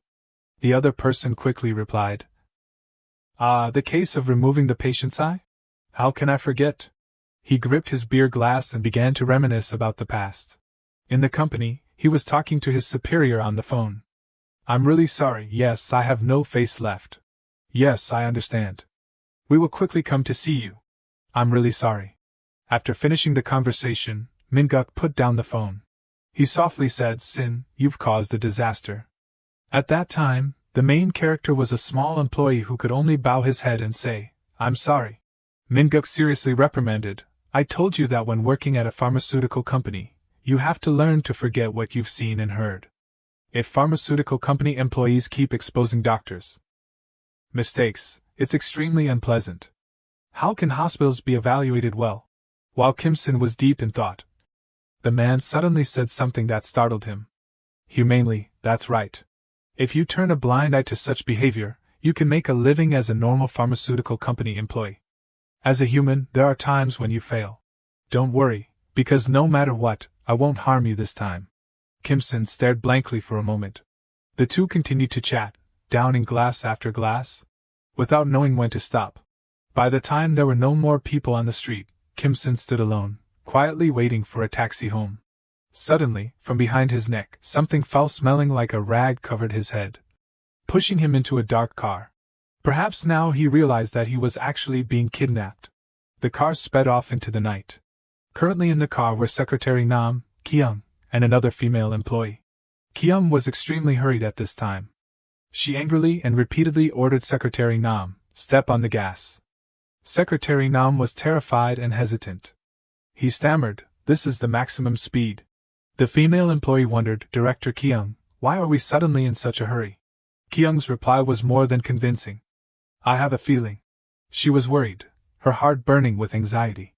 She tried to calm down and voice the worst-case scenario. "If we don't find Mr. Kim-sin quickly, I might regret it for the rest of my life." The scene changed to Kim-sin. He was blindfolded and tied up by the kidnappers, extremely terrified. Kim-sin was sweating profusely and kept shouting, "Where am I going? What should I do? This is so suffocating. If this tie is loosened even a little, there's a very high risk of danger." Several men rushed in and took his clothes off. Kim-sin screamed, "Not that! Why are you taking my clothes off? Don't! No!" Then the car slowed down and parked to drop someone off. Then started up again and sped away. Kim-sin had been released. He inhaled the car exhaust and coughed violently. After regaining his senses, Kim-sin was shocked and surprised to find himself wearing a very handsome, neatly tailored suit. He had to ask himself, "What's going on? Wasn't I kidnapped?" Suddenly, a girl called his name from afar, "Kim-sin."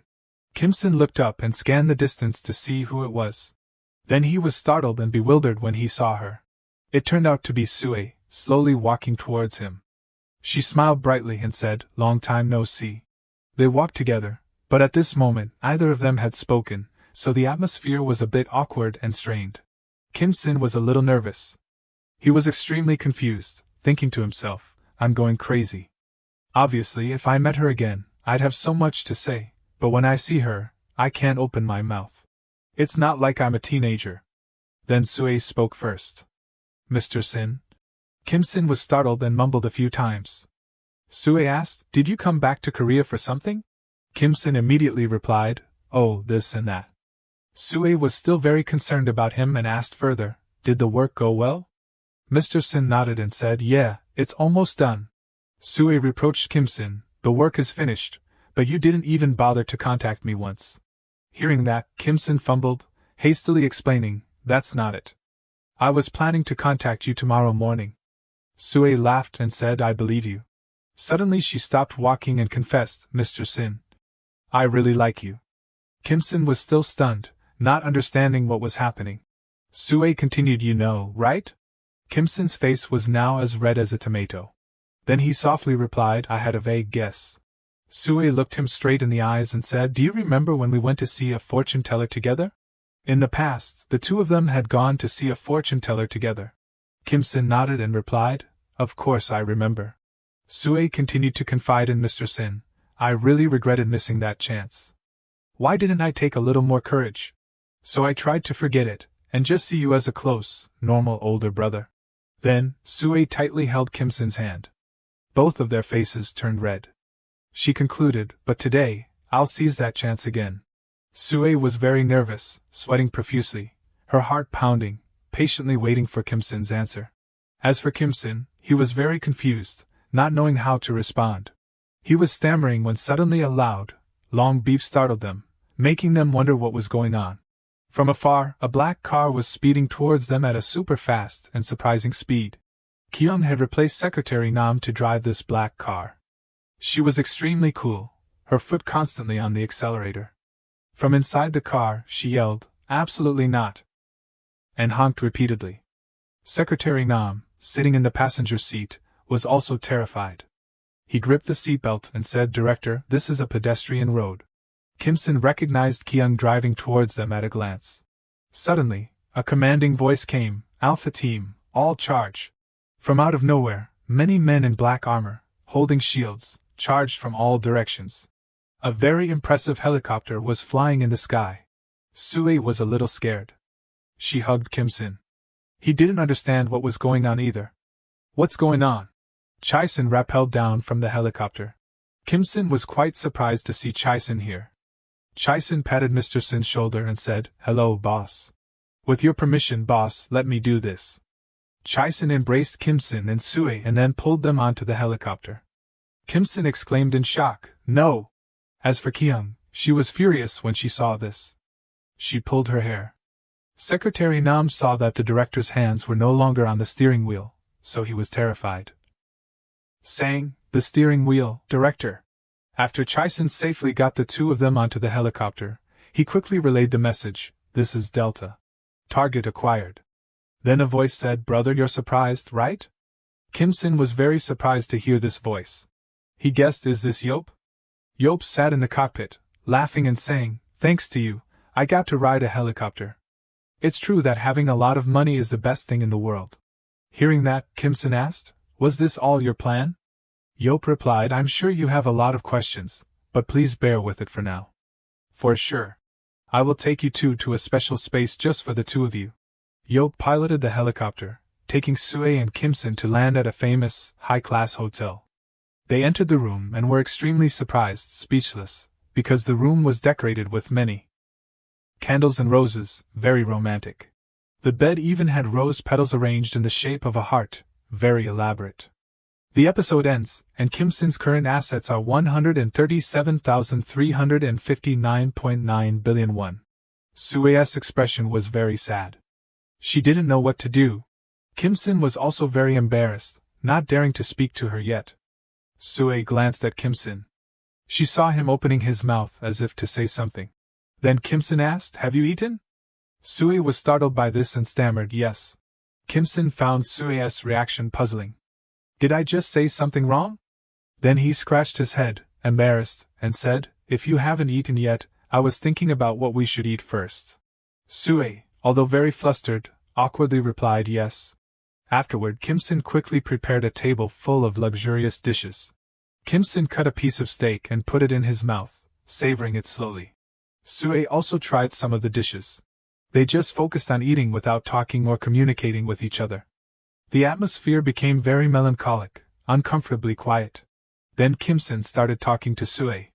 He said, "Luckily there's food in the kitchen, but isn't it too obvious?" "That Yop." Compared to back then, Kim-sin stammered, unable to finish his sentence. He suddenly felt nervous, sweating profusely. He was very puzzled, not understanding why his heart was beating so erratically. The image of Sue confessing her feelings, "I like you," kept flashing in his mind. Then Kim-sin choked, spraying food from his mouth. Sue asked in alarm, "Mr. Sin, are you okay?" Kim-sin wiped his mouth with a handkerchief and nodded, "I'm fine. I'm so sorry." Many different thoughts were running through Mr. Sin's head. "What's with me? Please calm down. That's right, take a deep breath." Kim-sin was very tense. Then, once again, Sue's words, "I like you," echoed in his ears. Kim-sin was haunted by that image. He coughed and kept apologizing to Sue. Sue sadly said, "I'm sorry. I didn't mean to make you uncomfortable. It seems like I bothered you unnecessarily. I just wanted to express my feelings. I'm really sorry."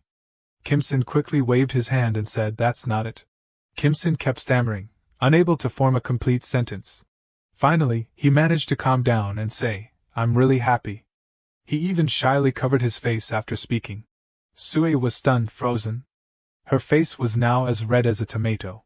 Both of them were embarrassed, and didn't know what to say to each other. Then, Sue asked, "Since when did you know about my feelings?" Kim-sin replied, "Sue, it seems like more than a year ago." She asked further, "So you knew and pretended not to?" Mr. Sin honestly said, "I thought, how could you like me? You could meet many better and richer men than me. Kim Sin thought to himself, actually, I still can't believe it. Since I joined the company, the girl I had a crush on, she still has feelings for me? At that time, even though I knew Sue's feelings, I couldn't rush to approach her. I didn't know how to express my feelings. Because at that time, I had nothing. So I was always curious, personality, virtue, appearance, that girl has everything, so why? Kim Sin continued to Sue. What do you like about me? Sue was silent for a moment. Then replied, the reason? I think there are many. Things like when you greet me warmly, or the way you guide me so attentively. Paying attention to small details and making me feel comfortable. Then she concluded, if you look at it that way, I see everything about you as good. Hearing that, Kim Sin's eyes and mouth widened in surprise. He thought to himself, this is serious. What should I do? In a mood like this, it seems like I was advised on how to act. Kim Sin remembered what Mr. Minguk had told him. Sin, listen carefully. In your life, there will be moments when you feel, this girl. At that time, you must endure. If you can't endure, it's over. Do you understand? You must remember what I said. If you miss that moment, it's all over. When you come to your senses, you'll be on the red carpet. You can't run away. Just you. Then, Sue suddenly froze. It turned out that Kim Sin was slowly approaching her and giving her a sweet kiss. Sue was so surprised that she didn't blink, not expecting Kim Sin to escalate things so quickly. Then the two kissed passionately. On the rooftop of the hotel, the helicopter was landing. Fireworks were shot into the sky. A beautiful and sparkling heart shape. As if congratulating the happy couple. After Kim Sin and Sue confirmed their feelings for each other, Minguk was sitting on a bench somewhere else, lost in thought. He muttered to himself, I still can't find it. Meeting Sin again, receiving a job offer, from the position of executive director to the highest salary, can such good things happen all at once? Suddenly, Minguk's phone rang. His wife was calling. Minguk answered, yeah, honey, it's me. Minguk excitedly told his wife, today, I have something great to tell you. Before he could finish, his wife yelled from the other end. What took you so long to call? Minguk was deafened by her yelling. He humbled himself and said, I'm sorry, I didn't call you because I had something important. His wife continued to scold him, what's so important? It's Friday night. Is family not important? Minguk stammered, listen to me, the good news is. His wife didn't give him a chance to speak. She cut him off and started ranting and raving. Drinking since early evening, having a good time, huh? Our child's tuition fees are already a struggle. And you're still drinking. Coming home late every day because of work, I'm the only one doing all the housework and raising the children. Seeing your wife working so hard at home, you should think about coming home quickly to help, but you always want to drink. You're even calling now. What time were you planning to come home? You have a mouth, so speak. Why are you so silent? At this moment, Minguk sadly and decisively said, honey, I'm not coming home tonight. Memories of his family flooded his mind. Minguk's family consisted of 3 people.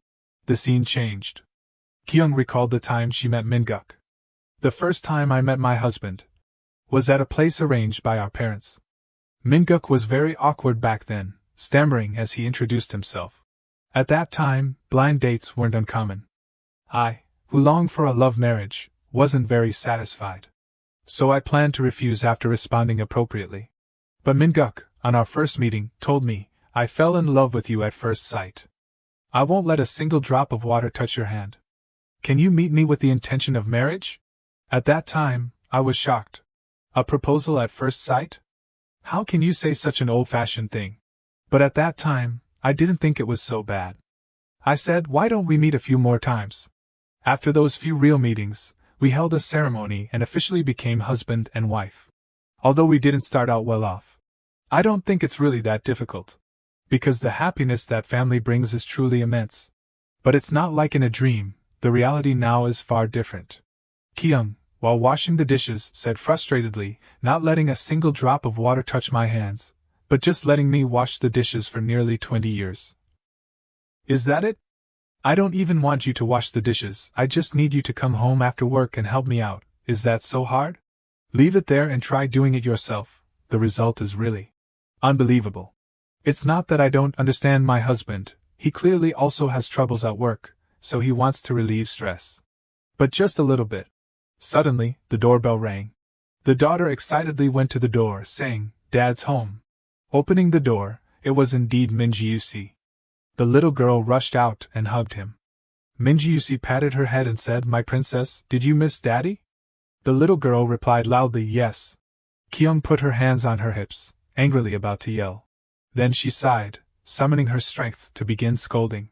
Kyung flared up, shouting, "Didn't you say you weren't coming home today? Just a while ago, you were so loud and arrogant. Do you even have the face to come back here?" If that's the case, then from the beginning Mon4Rch interrupted her, not letting her continue. He said, "Kyung, let's go out for some fresh air." Mon4Rch led his wife and daughter down to the parking lot, in front of a luxurious car. Kyung gasped, "Honey, is this a Bentley?" Mon4Rch replied, "It was a gift."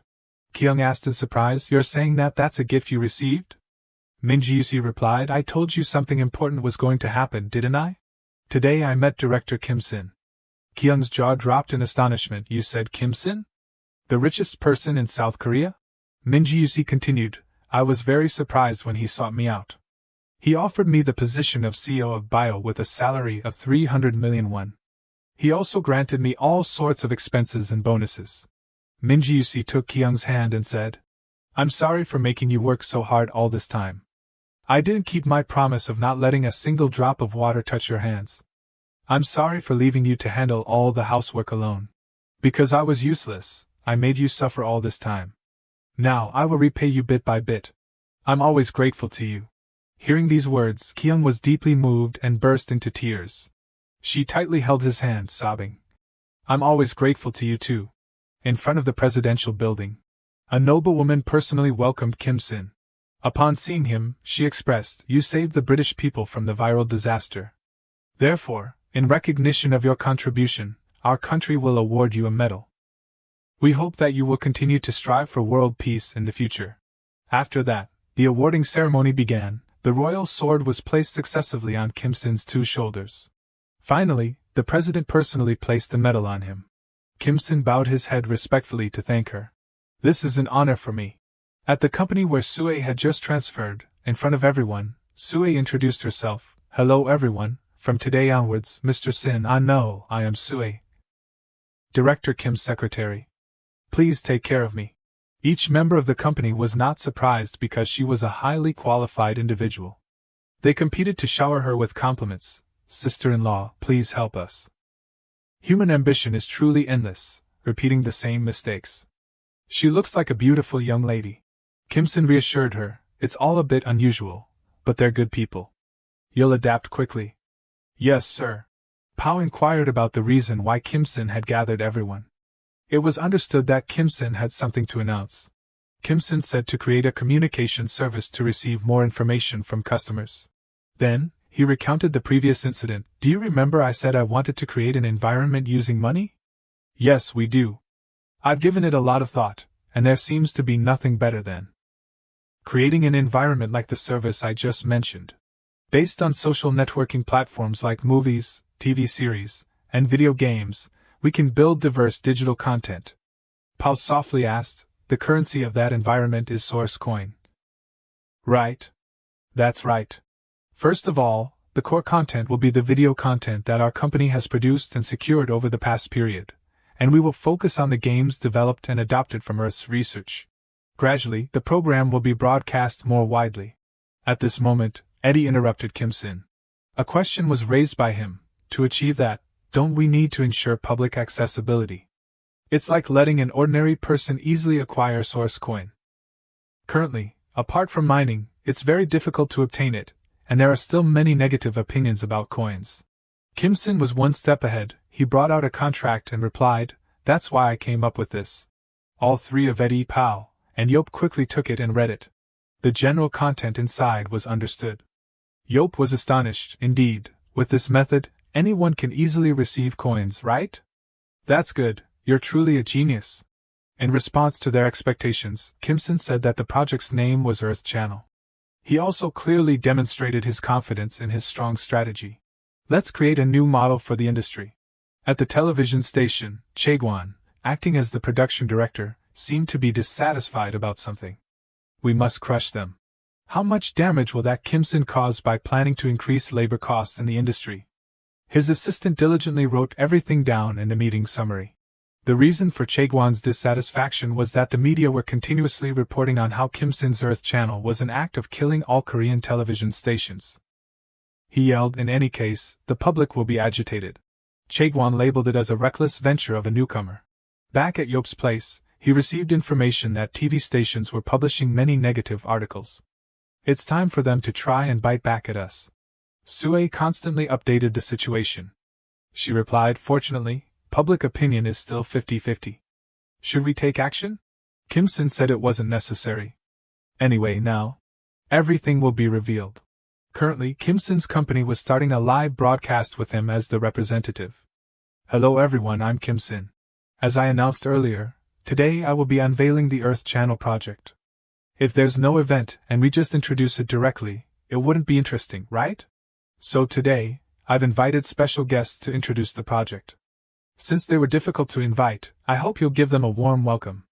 This skillful introduction quickly spread the project's reach and attracted thousands of shares. The screen started to play, a red light flashed through the night. Along with it was the shattering of glass shards. The special guest was Tom. He appeared exactly as he did in the Mission Impossible parody he had auditioned for. I can't avoid being given impossible missions, but I will challenge myself. The next guest was gradually revealed. This time, a hand reached through the glass. A refined gentleman stepped out with a polite greeting. I am a wizard from the magical world, Hano. With just 2 guests, the entire audience went wild. Concluding the appearance, Kim Sin stepped forward again and said, seeing your reactions, it was worth the trouble I went through to invite them. Now I'd like to introduce the final guest. As usual, the glass showed signs of cracking. A loud explosion rang out, and a red-haired girl emerged from behind a halo of light. These full lips, this alluring red hair. It was none other than Shin, the global superstar with an incredibly large fan base.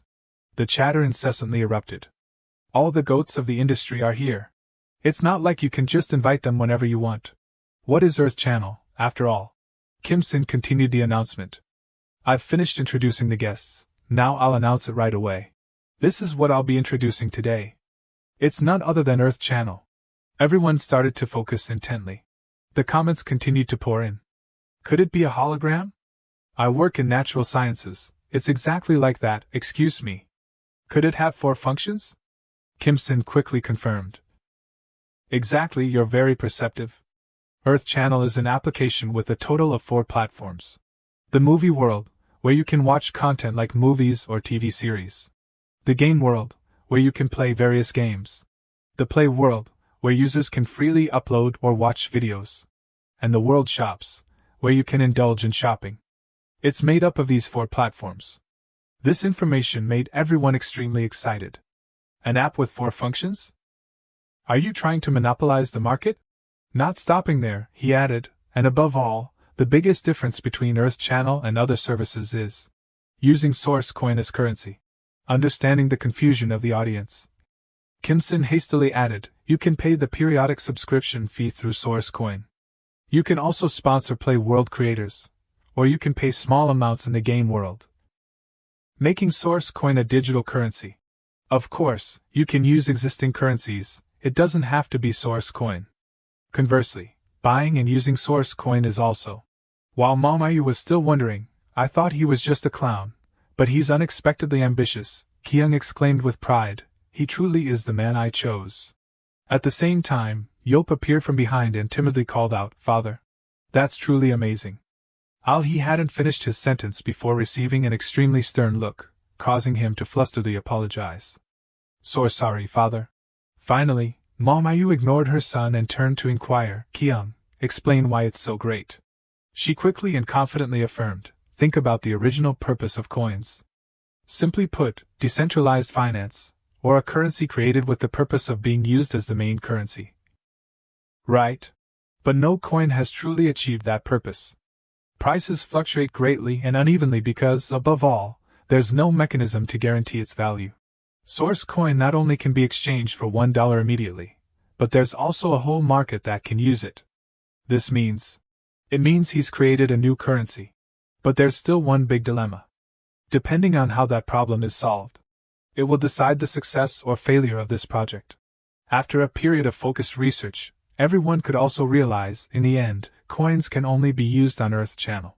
If you break records in the game world or through mining, you'll receive Source Coin. Despite that, there were some mixed comments. The purpose is good, but it seems a bit premature. The mining part is a bit annoying to me. Mining probably has some important function. But in the end, it's still about spending money. No matter what form it takes, it's a project that only benefits Kim Sin. Questions continue to erupt. Can I use it without playing games, just using Earth Channel? Can I use other coins? But is there anything worth watching from the beginning? I don't play games that much. From the start, coins are already currency. Kim Sin immediately used a loud clap to gain attention. Thank you for your support and for asking good questions. Clearly, in the current system, it's very difficult for the public to acquire Source Coin. There were times I also asked myself what I should do. But I've found a solution. And that is mining with your phone. This information stunned everyone for a moment, and they continuously asked questions. Mining what? Kim Sin quickly explained further. If you install the Earth Channel app and agree to the terms, smartphones, tablets, and laptops, anything can do it. This caused the director, upon hearing it, to immediately order Secretary Han, halt the development of the smartphone currently under development. Summon everyone from director level and above. This is the chance to become a genius of the Lisung Corporation. Kim Sin then continued to introduce features. The mining time can be determined directly by the user. You can mine it even when you're not using your phone, like when you're sleeping. This is all thanks to the AI technology of bio company, CERN, and the world's top programmers. Earth Channel's official service will launch in 1 month, scheduled for 7 p.m. We eagerly await your support. After his persuasive words, he received many supportive comments such as, Loyal. My phone is a gold mine. Sell land for money, even using your phone earns you money. Everyone, let's shout together, God of Fortune. At this time, it was 7 p.m. at the Earth Resort building. The Earth Channel service had begun.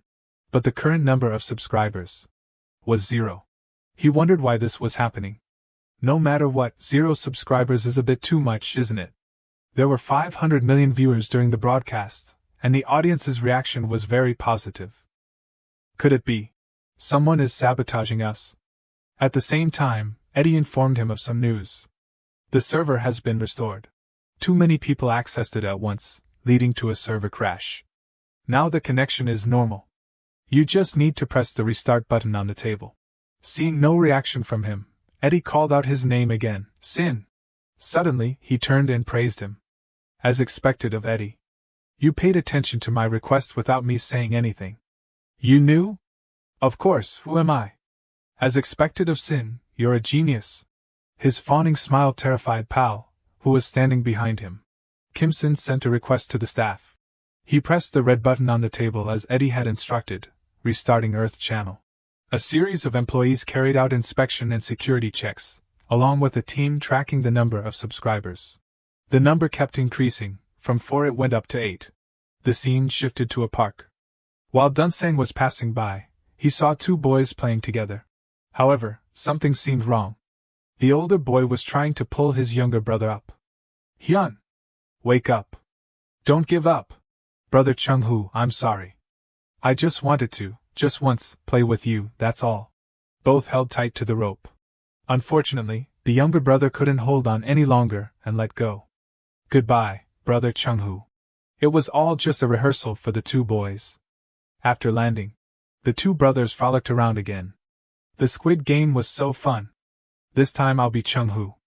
Then let's play chicken fight. As for Dunsang, he walked away as if he had lost his soul, very unsteady. At the same time, he ran into a friend. After confirming some familiar features, he and Minsik chatted animatedly. Minsik, you watched Kingdom 2? Does Dunsang think so little of me? I stayed up almost all night watching it. To protect the people who became zombies because of the unknown virus, the queen herself became a zombie. I really cried a river. Minsik continued. In the end, she stabbed herself in the heart with the cure. Really? The 2 then made a promise. Let's go to school with the Josian-era zombie dance. In a certain household, a son was being scolded by his mother for constantly being glued to his phone. Phone all day, phone all the time. Will that put food on the table? The boy turned the tables by showing his mother that he currently had 6 coins. This was unexpected for the mother, making it hard for her to believe. From anger, she strangely started to dote on her son. Even kids can mine source coin. Stay with your family? The situation was created by Bumte. He said, I made an advertisement that evokes this feeling. What do you think, Director Kim? Kimson simply said, reject it. At the same time, Sui spoke up. Director Sin. This is the list of brands that want to advertise on the Earth Channel project. Could you check it for me? Kimson's attitude quickly changed, and he replied sweetly, Sui, just do as you see fit. Do whatever you want. This directly wounded Bumte's fragile heart. Ignoring this, Pao asked Kimson, this is important. Is that decision okay? Shouldn't you at least look it over once? He said that he always trusted Sui, which made Pao give up. That sounds good. But we already have famous brands requesting advertisements. That's really impressive. Yeah, when there were 0 subscribers, my heart skipped a beat. But now the number of subscribers has exceeded 400 million. Manhwa's divine blessing is truly great. If it weren't for you, I wouldn't be making money. Manhwa chuckled smugly, glad you know. Kimson continued, so I want to fulfill your wish. Manhwa asked in surprise, could it be the one I mentioned before? Kimson laughed and replied, that's right. Any amount is fine, let's try it once. Manhwa sighed, you really are. A voice called out loudly, Mr. Sin, there's a phone call. Manhwa, who was saying something, suddenly stopped and asked, that voice, could it be Sui? Kimson nodded. Yeah, I always want to hear her voice. Wait a minute, Manhwa. Kimson quickly answered the phone. Hello, who is this? A raspy voice on the other end said, who? If you're asking about me, I'm the leader of the free world, the 46th President of the United States of America. I am Joe Biden. In a secret cave. Suddenly, a projector in the middle of the table displayed the 3D images of 6 people. It turned out that these people were 6 of the richest billionaires in the world. At this time, Reed Hastings, CEO of Netflix, spoke up. Thank you all for being here despite your busy schedules. Tim Cook, CEO of Apple, also added, what's the urgent matter? I need to prepare for a presentation, so please keep it brief. Seeing this, Jeff Bezos, CEO of Amazon, started to get bored, yawning repeatedly. Billionaire Bill Gates from Microsoft wondered, is it something related to Kimson? Reed worriedly replied, Kimson is developing too quickly. If this continues, he will become a threat to us. Suddenly, Jeff interrupted him. Too wordy. Hearing this, Reed asked in surprise, what? Jeff Bezos didn't beat around the bush and said directly, look, Reed, let's be honest. Then, he grimaced and continued, I'm saying Kimson is too scary. At this point, Reed became annoyed. The veins on his face bulged as he said, Bezos, we're colleagues after all. Think carefully before you speak. Jeff Bezos pointed to his head and said condescendingly, ha, colleagues. Yeah, right. But Jeff Bezos angrily and sullenly asked, I don't remember being on the same level as him. Hastings was stunned, a sense of fear washed over him. Zuckerberg, who was next to him, seeing things getting out of hand, intervened. Bezos, that's enough. Jeff Bezos crossed his arms and looked at her. Zuckerberg cheerfully asked, did we gather here to argue? Li Chang looked at Jeff Bezos and said, Susan is right. Jeff Bezos, feeling annoyed at being interrupted, turned his head, propped his chin on his hand, and snorted. Li Chang crossed his arms and continued, this isn't the time for us to argue. Li Chang continued, now we have to decide. Li Chang said again, whether to eliminate Kimson or to bring him over to our side. His words caught everyone's attention. Hastings had an extremely unpleasant expression. Tim Cook showed no emotion, maintaining the same expression he had throughout the meeting. Zuckerberg smiled at Li Chang's suggestion. Jeff Bezos and Bill Gates had malicious grins, as if they had already concocted some evil scheme. Li Chang propped his chin on his hand and looked at everyone with boredom. Make a decision. The scene changed. Early the next morning, at a conference where many people were standing outside, Ho Chin looked at the scene in front of him, overwhelmed. Whoa! Chai-sin, standing next to him, was equally bewildered. Kimson, in front, had an expressionless face, But inside, he was actually surprised that so many people had come to the World Economic Forum. Ho-Chin continued, so this is the level of the World Economic Forum. Bill Gates was chatting and laughing with people, some were happily cooking, there were famous people present. And some were using selfie sticks to capture the moment. Ho-Chin said in bewilderment, they must all be famous. Ah, of course, Director Kim is the most outstanding. Kim-sin turned to look at him, gave a wry smile, and said, make sure I look good in the photos and videos today. Suddenly, a group of men in black sunglasses appeared. One of them said, Mr. Sin, is it? Kim-sin replied, yes. The man gestured towards him and continued, thank you for coming all this way. We will guide you to the VIP seats. Kim-sin asked back in bewilderment, VIP seats? The man replied, yes, let's go. He followed them to a luxurious room. In front of him was a bright red door. The man said, he has personally invited you. The door opened, and the light inside shone brightly outwards. Kim-sin stepped into the room and saw famous people already seated. Everyone looked at him. The meeting leader spoke, one of the 5 distinguished guests. He gaped, looking around in amazement, and thought to himself, wow, there are more participants than I thought. He saw reporters pointing their cameras towards him. Kim-sin closed his mouth and calmly thought, since I'm a distinguished guest, now after thinking, he went and sat in his designated seat. The light shone on him. And he continued to think, I've been able to sit in this position. Li Chang glanced at him. Then he smiled as if he had some scheme in mind. The first reporter suddenly spoke, isn't that the 5th richest person in the world? The second reporter said in astonishment, just meeting one of them would be big news. But there are 5 of them here. The third reporter in the room snapped a few pictures and said in surprise, these aren't just ordinary billionaires. The third reporter's jaw dropped, so surprised that he stopped taking pictures and said truly. First, there was Aoneo, the wealthiest person, casually crossing his arms and smiling at everyone. Next was Muosi, the second wealthiest person. His hands were clasped together, his face serious as he looked at the hall. Next was Li Chang, the third wealthiest person. He was closing his eyes to relax. And then there was Kim-sin, the 4th wealthiest person. He smiled smugly at everyone. Finally, there was Chepbil, the 5th wealthiest person. He was annoyed as he unbuttoned his shirt and said, so frustrating. Kim-sin thought to himself, the billion-dollar stars. Suddenly, a sound came from the red curtains. The sound caught everyone's attention. A person emerged from there, his feet hitting the floor hard. It turned out to be Boden, slowly approaching the podium. Everyone fell silent and looked towards Boden. Boden cheerfully said, hello to all the distinguished guests. I am Chio Boda, the 46th president-elect. Thank you all very much for coming to this economic conference. Now then, Boden continued, the World Economic Conference may now begin. After he finished speaking, the reporters continuously photographed him. Boden cheerfully raised his hand and said, the Fed's medium-term goal is to achieve 2% inflation. This can be easily achieved. I will spare no effort to fully support U.S. economic growth and complete labor recruitment. The president continued, furthermore, interest rates are at 0 and the forward guidance remains accommodative. Kim-sin and Li Chang sat next to each other, both listening intently to the speech. But inside, he was feeling so boring. Kim-sin looked at the president and thought, I thought there would be something special at an economic conference, but it turns out to be just a reception event. He imagined people applauding enthusiastically at the president's humorous remarks.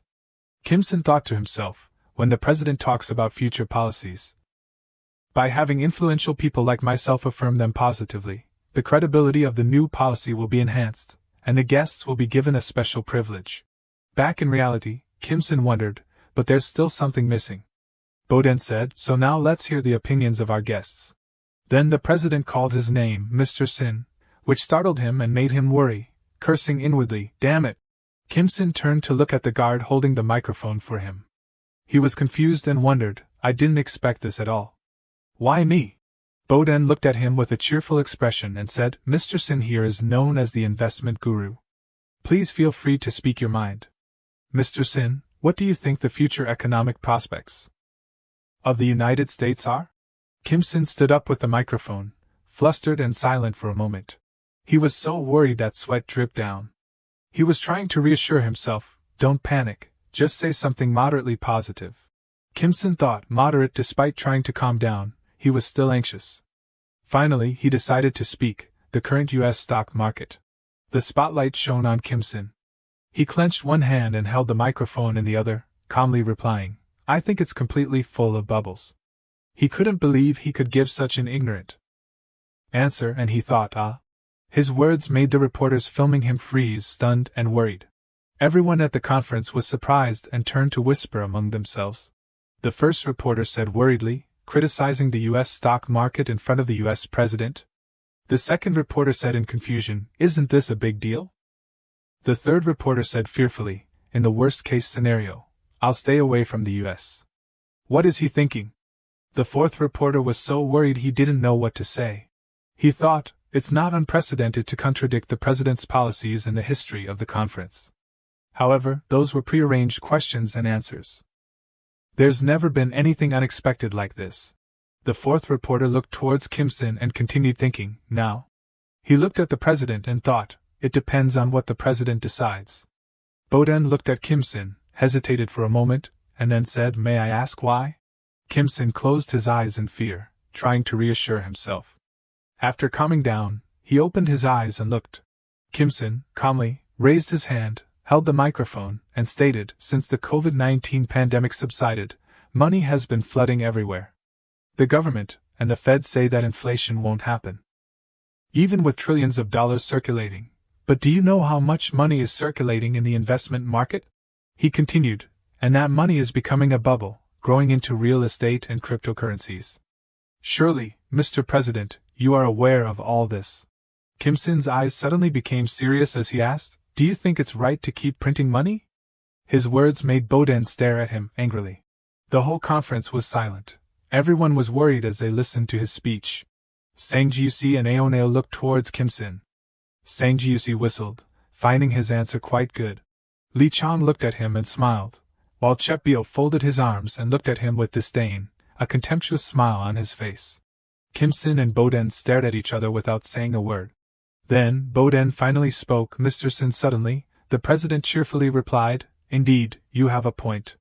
Thank you for your insightful perspective, Mr. Sin. His words surprised Kim-sin, leaving him speechless. The president continued, his words are very courageous. I will take them to heart. Boden added, I hope you will continue to offer more advice to the United States in the future. Kim-sin just stood there dumbfounded, not knowing what to say. Scene change. In a high-rise building in the city. Yoli angrily scolded the person on the other end of the phone. What in the world did you mean by saying that? Kim-sin was sitting in an armchair, his face bewildered as he said, well, it's Yoli shouted, I told you not to say well, it's in front of the whole world. The U.S. president, you completely contradicted him. She shouted at him, making him hold the phone away from his ear.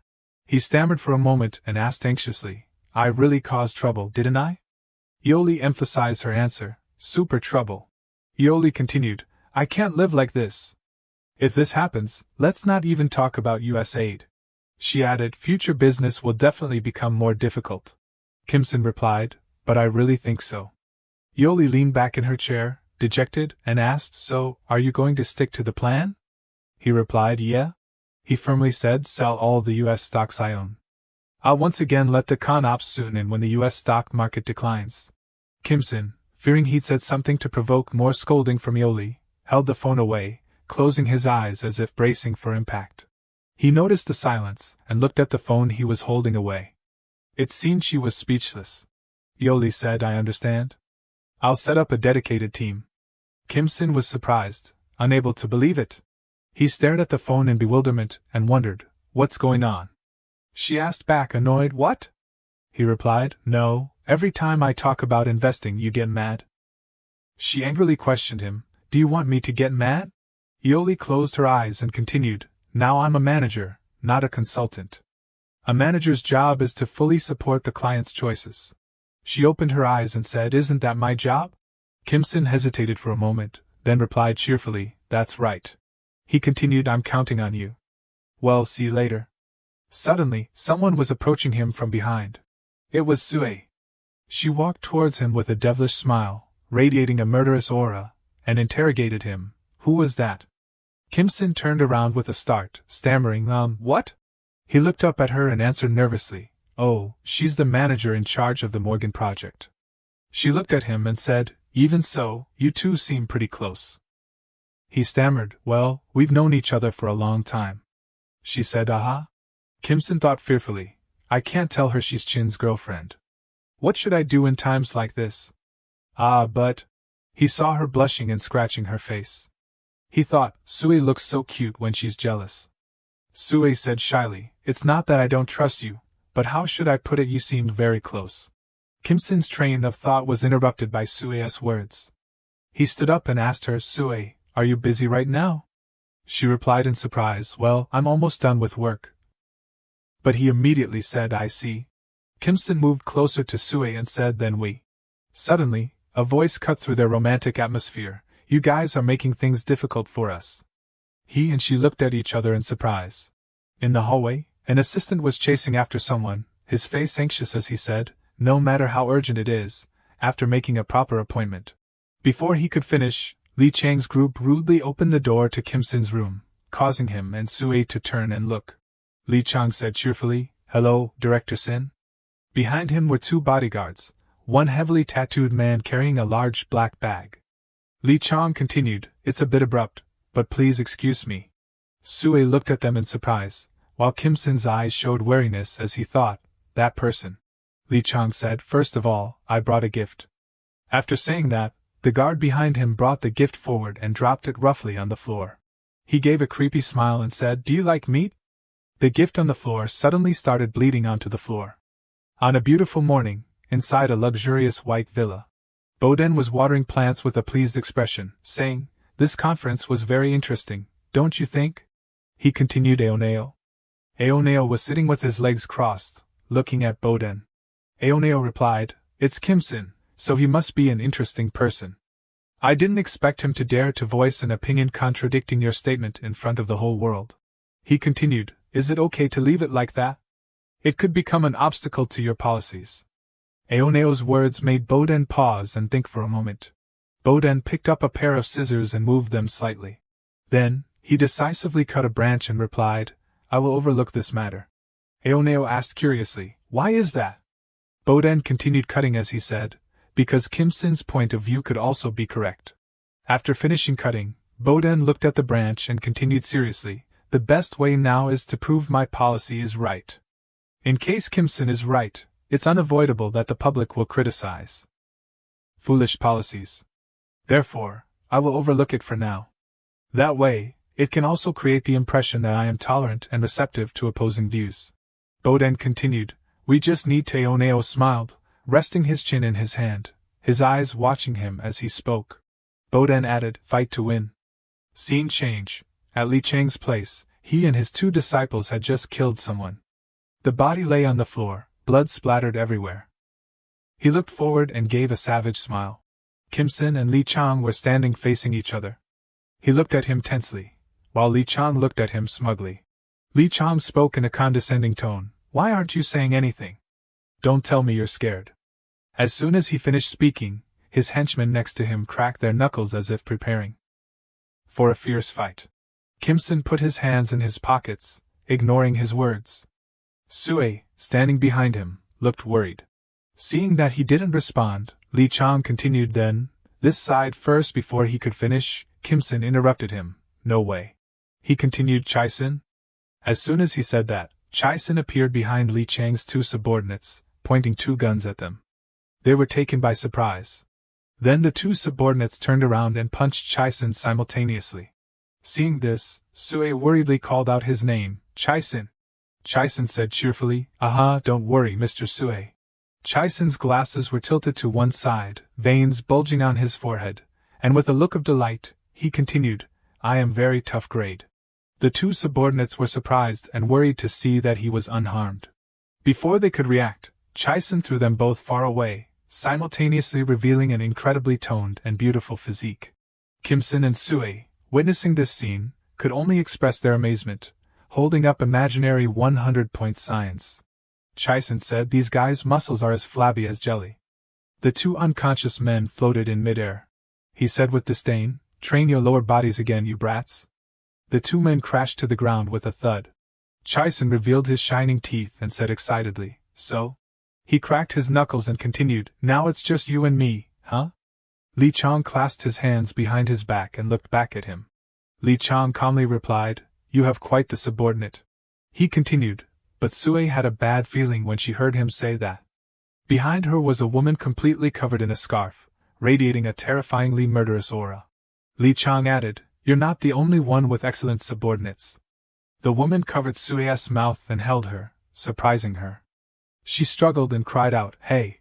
Seeing this, Kim Sin anxiously called her name, Sui. Seeing the fear on their faces, Li Chang said triumphantly, now you choose. He continued, keep fighting like this, he added, or share a conversation with me. Kim Sin glared at him angrily, as if wanting to tear him to shreds. After calming down, the two sat down together. Li Chang calmly drank tea. He sipped his tea and cheerfully asked, this tea is delicious. Is it Korean tea? Kim Sin clasped his hands, his face serious, and said, please get straight to the point. Li Chang lowered his head, closed his eyes, and replied, it seems I've been met with bitter resentment. Fine then, I'll just ask you one question. He looked at him and asked, what is your purpose? He asked back, puzzled, what do you mean? He replied, exactly what I said. Li Chang intertwined his fingers and continued, I've had you investigated. You lived a very poor life under a gambling-addicted father, spending your whole life taking care of him. But in the end, your father died in a traffic accident. You got married, but then divorced not long after. Hearing his recounting, Kim Sin frowned angrily. He added, but they say life is full of ups and downs. Li Chang said the coins your father invested in while he was alive skyrocketed to 25 billion won. With that money, you've lived a completely new life. Hearing him say that, Kim Sin was startled. He asked, aren't you satisfied yet?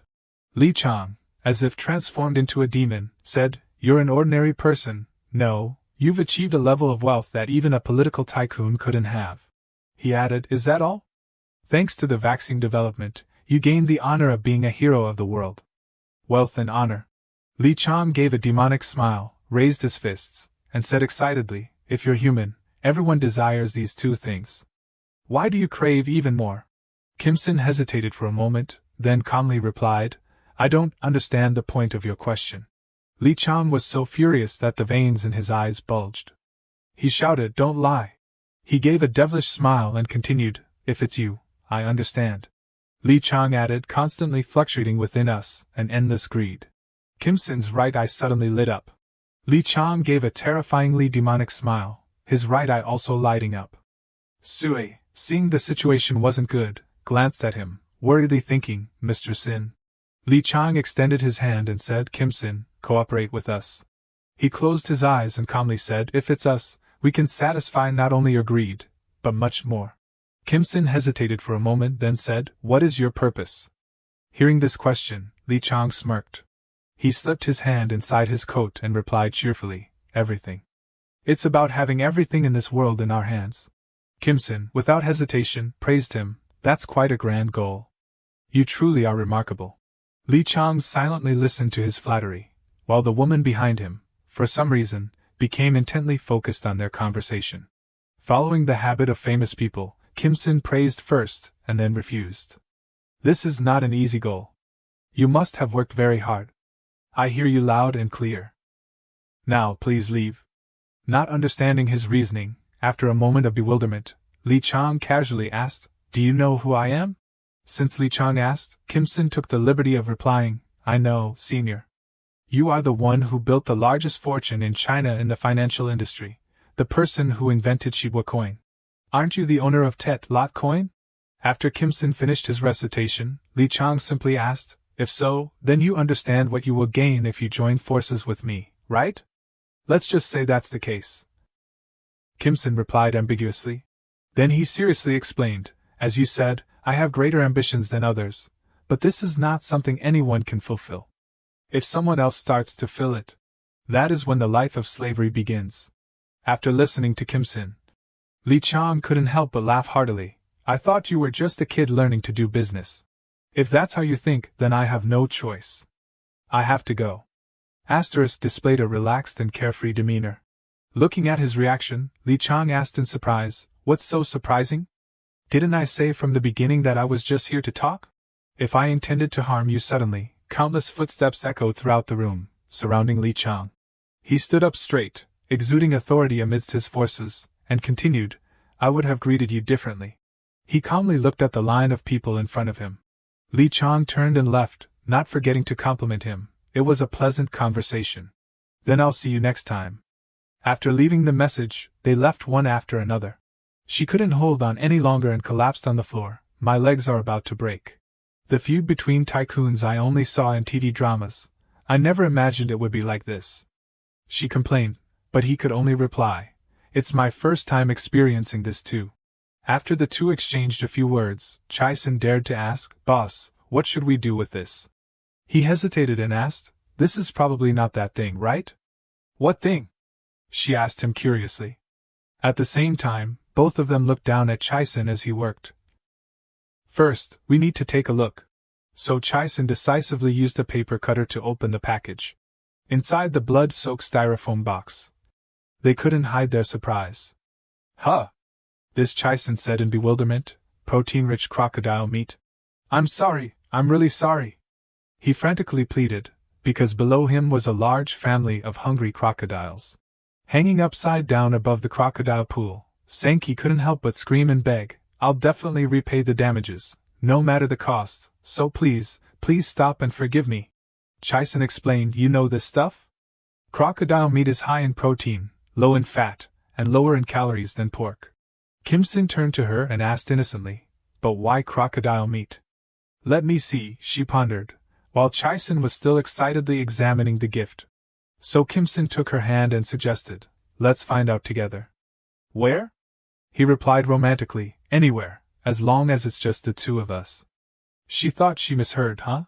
Suddenly Dondep rushed in and asked, "Mr. Sin, are you okay?" Both of them turned around in surprise, their hands still intertwined. Chai-sen, who was going crazy with the crocodile, also looked up in surprise. She turned her face away in embarrassment, leaving Kim-sin to deal with it. "Dondep, you're on vacation, right?" "Yes, but I came running here as soon as I heard about you." "I see," Kim-sin said, looking understanding. Dondep exclaimed, "Anyway, it's a good thing you seem to be okay." He agreed, luckily no one was hurt. Hearing this, Dondep asked curiously, "Why would reading a book hurt someone?" Even Kim-sin found it strange and asked back, "A book?" This made Dondep even more confused. "Don't you know already? I heard that Chaekwon finally wrote a book or something." Hearing Dondep's words was like a bolt from the blue. Kim-sin asked faintly, "A book?" Dondep continued, "It's about her married life. I thought she wouldn't be able to write it if she only told the truth, but she wrote it anyway. I've already received the PDF version." Kim-sin sank into his own world, wrote about married life in a book. He was engulfed by past scoldings. "That's always your problem. Don't repeat what you've already said. Are you really reflecting on yourself? You didn't listen to me again. Did you? You're pathetic." Countless yous followed by countless complaints enveloped Kim-sin's entire body. He couldn't bear it and fainted. "Honey!" she called out worriedly. Chaekwon placed a manuscript on the table. "This is the manuscript as promised. From beginning to end, there's not a single lie. This manuscript contains my entire married life with Kim-sin for over a year. The title of the book is I Used to Be a Villain." On a luxurious ship, a gentle young man spoke to his beloved, Chai-won, "I have something to tell you." Despite him shouting at the top of his lungs to stop it, "No!" The memory continued, the young man getting down on one knee and proposing, "Will you?" He cried out in agony, "Please don't do this." Even as the ring box opened, he still tried to shout, "Please stop." Unfortunately, Kim-sin in the memory still spoke, "Spend the rest of your life with me?" Kim-sin woke up from the nightmare in shock. No! He was alone. Kim-sin clutched his head in anguish and couldn't help but curse. The image of Chaekwon binding him with the proposal ring kept replaying in his mind. Kim-sin looked gloomily at the book titled I Used to Be a Villain in front of him. Gloom filled the space. Dondep said apologetically, "I'm sorry, I didn't expect Chaekwon to write a book." Although deeply upset, Kim-sin didn't scold him. "It's okay, you didn't know." As if trying to make amends, Dondep volunteered, "Let me try something." "How?" Kim Sin questioned. Clearly, Dondup was just taking a shot in the dark, no matter what. We have to dig up some dirt and stop the publication. Of course, he wouldn't agree. That won't do. He then calmly explained, whatever the reason, the contract has already been signed. Jaekwon wrote the book according to the contract, so she has to keep her promise. Dondup said dejectedly, I'm sorry. Suddenly, Kim Sin picked up the book and opened the first page first. I'll read it. Though extremely uncomfortable, Kim Sin reluctantly began to read. The first time I met Kim Sin was on a rainy day in front of the company. At that time, she was discouraged and thought, I tied my hair neatly and wore my favorite clothes, so why is it raining on days like this? Should I call Hogu, the person I met yesterday? Suddenly, from behind, Kim Sin called out, Hey you! At that moment, for the first time, I knew. The flame of love.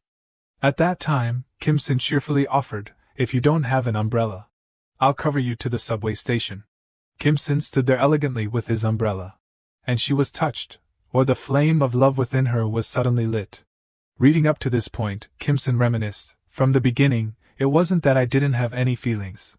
The story quickly progressed to the part, after that, Kim Sin proposed to me, and we got married, but people say marriage is reality. I, who couldn't stand playing with fire even for a moment, ended up living like a bug in a small villa in the suburbs of Seon, while my friends, who met good husbands, lived a luxurious life in apartments in Gangnam. I was so resentful. I, who had only cared for myself all my life, became a beggar, while my friends, who were worse than me, lived a prosperous life. Since then, I vented my anger on Kim Sin in every way, seizing economic power, assigning all housework, cutting his allowance. At this point, Kim Sin couldn't help but frown, thinking, that's an unbelievable reason. Dondup cautiously probed, calling out, Brother? After seeing Kim Sin engrossed in reading, he responded, Yes? Dondup expressed his concern, You're reading more intently than I thought. After a moment of silence, Kim Sin suddenly replied, This, compared to what I thought. It's interesting, and then continued reading intently, surprising Dondup and her.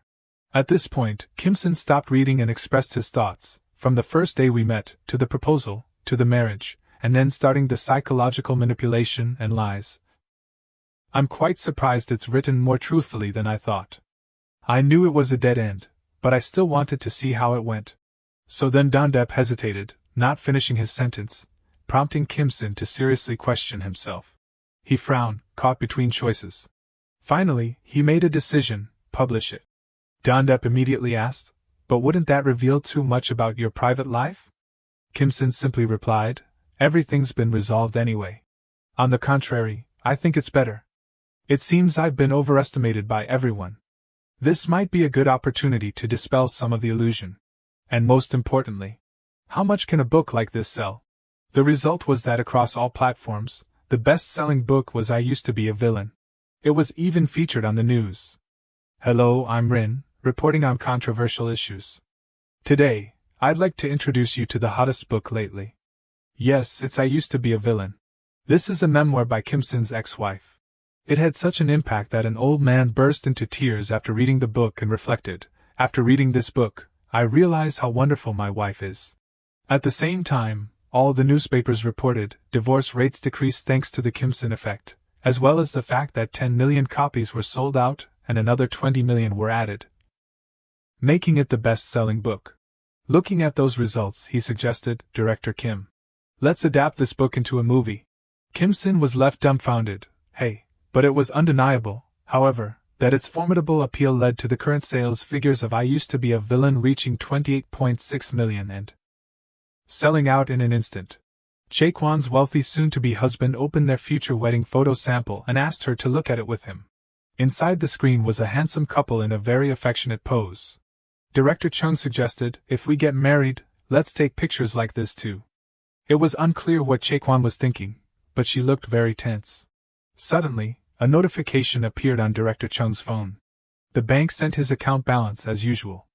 What caught her eye was the number reaching 20 billion kwon, a figure that 10 Jaekwons working their whole lives wouldn't dare dream of. Jaekwon was instantly stunned. Seeing his fiancée so dazed, Director Chung was worried. Honey, what are you looking at? Unexpectedly, Jaekwon slapped him hard across the face.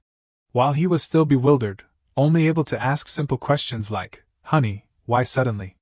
Jaquan took an unforeseen action. She directly took off their engagement ring to reaffirm their relationship. Jaquan resolutely threw it back at him, under his astonished gaze. Not only that, but she also said, "I won't beat around the bush. Get out of my life." The situation was so sudden that Director Chung couldn't react. He was kicked out of the apartment after it was put in his name. Outside the door, Director Chung kept harassing her. "Let's talk, okay? Do you really want to end it like this?" From the intercom, Jaquan yelled, "Is what I said difficult to understand? Stop acting like this." Director Chung stubbornly retorted, "No, there must be a reason why you're acting like this." "Reason?" Jaquan listed what she considered the causes of the breakup: old, ugly, big belly, and now not even as rich as me. "So do I need to see you again?" Director Chung understood everything. It turned out that Jaquan's approach wasn't out of love, but only for the wealth behind him. He bowed his head dejectedly, then said, "Well then, I just want to ask you one last question. Did you ever really love me?" The other end didn't answer. The silence seemed endless.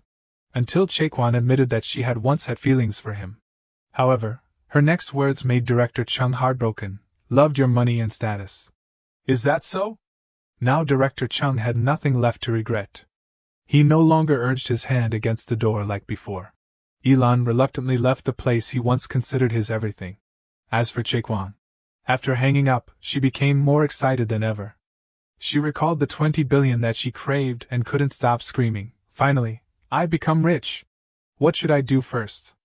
Buy what I want first, or buy a house with a view of the Han River?" Reality pulled her fantasies back. That string of numbers completely changed Jaquan's thinking. Wait, why am I thinking such stupid things? I can do it all. Without waiting another moment of wealth, Jaquan transformed herself into a glamorous rich woman, carrying hundreds of luxury shopping bags. She looked at herself in the mirror and couldn't help but exclaim, "Truly so happy. I can spend endlessly. This is the joy of spending money." Reaching the next shopping level of the mall, Jaquan browsed all the brands there but still didn't know what to buy next. Passing by two employees, she overheard them whispering about her. "Is that person Jaquan? The one who wrote I Used to Be a Villain? Ah, that wicked woman? How evil can she be? That's what I'm saying. I was also very surprised when I read her book. Disgusting. And she still wants to go shopping? Probably using Kim Sin's money to buy those things. How shameless." Unfortunately for the two female employees, their entire conversation reached Jaquan's ears. She walked straight towards them. Contrary to what people thought, Jaquan expressed gratitude that they had read her book. The two girls were very surprised, seeing two completely different personalities of Jaquan. Then, Jaquan justified the rumors. "I can only make money by selling out my ex-husband. Anything I can exploit, I will definitely take advantage of. That's why I'm living comfortably." After speaking, Jaquan brought her face close to one of the two female employees, her tone much firmer. "So, I hope to receive more attention from you all in the future." That evening, Elan had a glass of wine placed next to the bathtub. Along with her humming, Jaquan was enjoying a prosperous, even lavish, life. She looked at her account balance and wondered, "I don't understand why people find it difficult to be insulted. It's all attention and money." The reason Jaquan could respond so boldly was because her account had reached a crisp 9-figure sum. This was probably what she was most proud of about herself, even though she had no talent whatsoever. "Even though I'm spending lavishly, there's still over 8 billion left. I guess I have to write another book. If the book continues to sell well, there will definitely be more money, right? And if there are additional projects like TV series, then..." Leaving that wicked girl aside, turning to Kim Sin, his expression was unreadable for some reason. Wyop was beside him. Both were observing the situation inside the studio. Kim Sin spoke up. "Wyop, can we continue like this? Didn't we decide to do it this way?" He replied. "Isn't it good? The movie isn't based on Jaquan's book, but on your life." It seemed they had everything prepared and were starting the first scene of the day. A few simple lines were read by two professional actors. "What? Dad, you want to borrow 10 million kwan from me? Recently, there's something called a new currency. Everyone believes it will become the currency of the future. Surely 10 million kwan will become a huge sum. I value money earned through hard work more than unclear money, Cindy. Kim Sin seemed quite surprised by how they stormed the scene. Who is that? It was obvious that professional actors would participate in the film, but it was very different from the original version. The content also felt a bit. The actor playing the son shouted, "To escape poverty, you must understand the flow of money. Investing is the only way to survive. Which stock will create a fever this year?" Recently, the pharmaceutical industry has been getting attention. Buy low and sell high, this is the winning investment method. After saying that, he signed the commitment paper. That's right, I will definitely succeed. For a few seconds, Kim Sin saw himself just like years ago, when he was struggling with life and thought about investing to make a profit.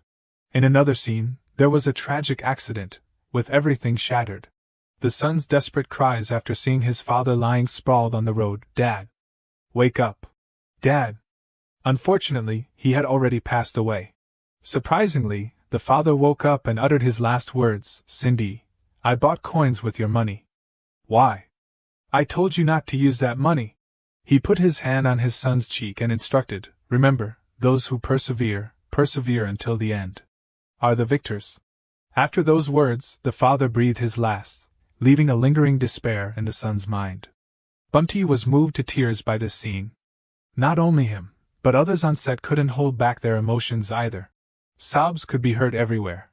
As for Kim Sin and Wyop, he was beaming inexplicably. "Unbelievable. I heard there was an adaptation, but I didn't expect the content to change so much. Is it okay to make things so messy?" A thought suddenly struck Kim Sin. Wait a minute. Even making a movie about my life makes me feel uncomfortable, and now the movie's content is like this. Will it be difficult to succeed? If the movie is released like this, then Director Bumty, I'm sorry, but don't ever let it succeed. After the movie's release, the first screenings were held in theaters, with countless viewers. Their emotions were mostly diverse thanks to the captivating narrative, ranging from humor, family affection, to a touching ending. This was clearly reflected in the applause of the audience in the theater. Some prominent viewers commented, "Unbelievable." The reason for Kim Sin's success is clearly shown in the movie. Perhaps developing perception skills from a young age is very important. Yes, I have to show my kids this movie right away. I'm already looking forward to the second part of The Investment God. These words were completely contrary to Kim Sin's wishes. In the VIP seats, he just quietly observed. Bumty glanced at him to check his reaction. Then, he expressed his satisfaction to Kim Sin. It was surprising that he was moved to tears by the movie about his own life. His eyes were wet after watching it. Shortly after, the film's press conference was held. Kim Sin said to Wyop, "Sometimes I wonder if my life is a Truman Show. Do you think so too?" "Indeed, I think so too." To explain briefly, The Truman Show tells the story of a man who spends his entire life on a live broadcast. Without knowing it, where everything is staged and watched by millions of people every day. Wyop quipped, "Hey, is it possible that everything you touch turns into a major milestone?" Viewers came one after another to express their feelings to the main character of the movie. A boy in military uniform couldn't contain himself and came forward to shake his hand. "Hello, sir. I always follow your YouTube channel. Can I shake your hand?" This was too simple for Kim Sin. In front of the boy's camera, they shook hands enthusiastically. Elon, another person, was more extravagant, asking Kim Sin to sign his back. And so, the moment was captured when the two words Kim Sin were imprinted on the fan's back. The next person was a rather slender young man. He expressed his desire to ask for some of Kim Sin's assets. Before he could react, the security team escorted the man out of the interview, to Kim Sin's astonishment. He took a sip of water to regain his composure. "I admit there are many strange people." The next audience member, a middle-aged man, said, "It's been a while, hasn't it, my friend? Seeing how you've been following everyone's wishes so far, I guess you really indulge your fans. So, can you fulfill my request?" Kim Sin slowly looked up and was stunned to discover you are. It was Elon, the richest man on the planet, even the richest of all time. He came to invite Kim Sin to join him on a trip to Mars. Mars? He froze completely. Unexpectedly, they really did take a trip to distant Mars, in spacesuits. Both were settled inside the rocket. The system inside the cabin transmitted a sound, launch preparations complete. Starting countdown. 3, 2, 1. Rocket launch! What's happening? After an unknown amount of time, Elon and Kimson successfully set foot on Mars. Elon seemed very happy to have safely reached this distant planet, while Kimson was utterly bored. Suddenly, he called Elon over here. It's just a film set. Elon burst out laughing. At the same time, the director called cut. Anyway, it's quite realistic, isn't it? Remember to take the recording home. Kimson called Elon again. Can you tell me why you brought me here now? Elon's expression suddenly turned mysteriously somber. He put his arm around Kimson and began to confide. Oh my, someone like you, Sin, doesn't know that? There's no other way. Let's try the racetrack first. Elon's strange series of actions made him unable to discern whether his true purpose was simply to enjoy life with him, or if there was another shocking deal in the works. A few minutes later, they arrived at Elon's private racetrack. Elon's supercar sped past at a terrifying speed, startling a bird into flight. Understandably, at 300 kilometers per hour, even Kimson turned pale, let alone the bird. He gripped the seatbelt tightly in the car. Hey Elon, isn't this too fast? He reassured him. Don't worry, you won't get a ticket here. No, it's too fast. Elon's next action truly terrified him. He completely let go of the steering wheel. If you're that worried, how about this? It turned out that the car was equipped with self-driving capabilities. Kimson couldn't believe his eyes as he watched the steering wheel turn back and forth. Ahead was a daunting 90-degree turn. He yelled, "The steering wheel!" As mentioned before, modernity and safety were among the top factors to becoming a billionaire's car. Without Elon's input, it quickly steered and reduced speed, making a spectacular turn. From afar, it could be seen that the front of the car perfectly hugged the guardrail of the racetrack without any error. After successfully overcoming the obstacle, the supercar returned to the normal track. Elon chuckled. Exciting, isn't it? He explained, that was the self-driving feature I'm incredibly proud of. Currently it only works on pre-programmed racetracks. But I guarantee it will soon be widely available. It will definitely create a transportation revolution. However, when he glanced at Kimson, he was so carsick from the previous turn that he was about to vomit. When Kimson woke up, he was in the hospital. Right, I fainted during the test drive. So where's Elon? A robotic arm on the opposite bed caught his attention. It used a pre-prepared towel to wipe his face, frightening him. At the same time, Elon approached. Wrong. The robot kept urging, receive care, human. Kimson didn't understand what was happening. He questioned Elon, what is this? This is a robot being developed by the company. Currently it's manually controlled like this, but we will create a robot that can think and move independently. This cold and personal care reminded Kimson of the warm attention he once received from Sue. With a pensive expression again, you still don't understand why I brought you here, do you? It's not strange that you don't know. So I'll ask you a question. How do you define yourself? Faced with a difficult question, Kimson didn't answer immediately but fell into silent thought. Seeing this, Elon continued, it's really hard to put into words, isn't it? You don't know where to start and how to explain. So I simply showed you everything about me. My dreams, my passions, my goals, everything. So today, I think I've introduced myself enough. Now, tell me about yourself, Sin.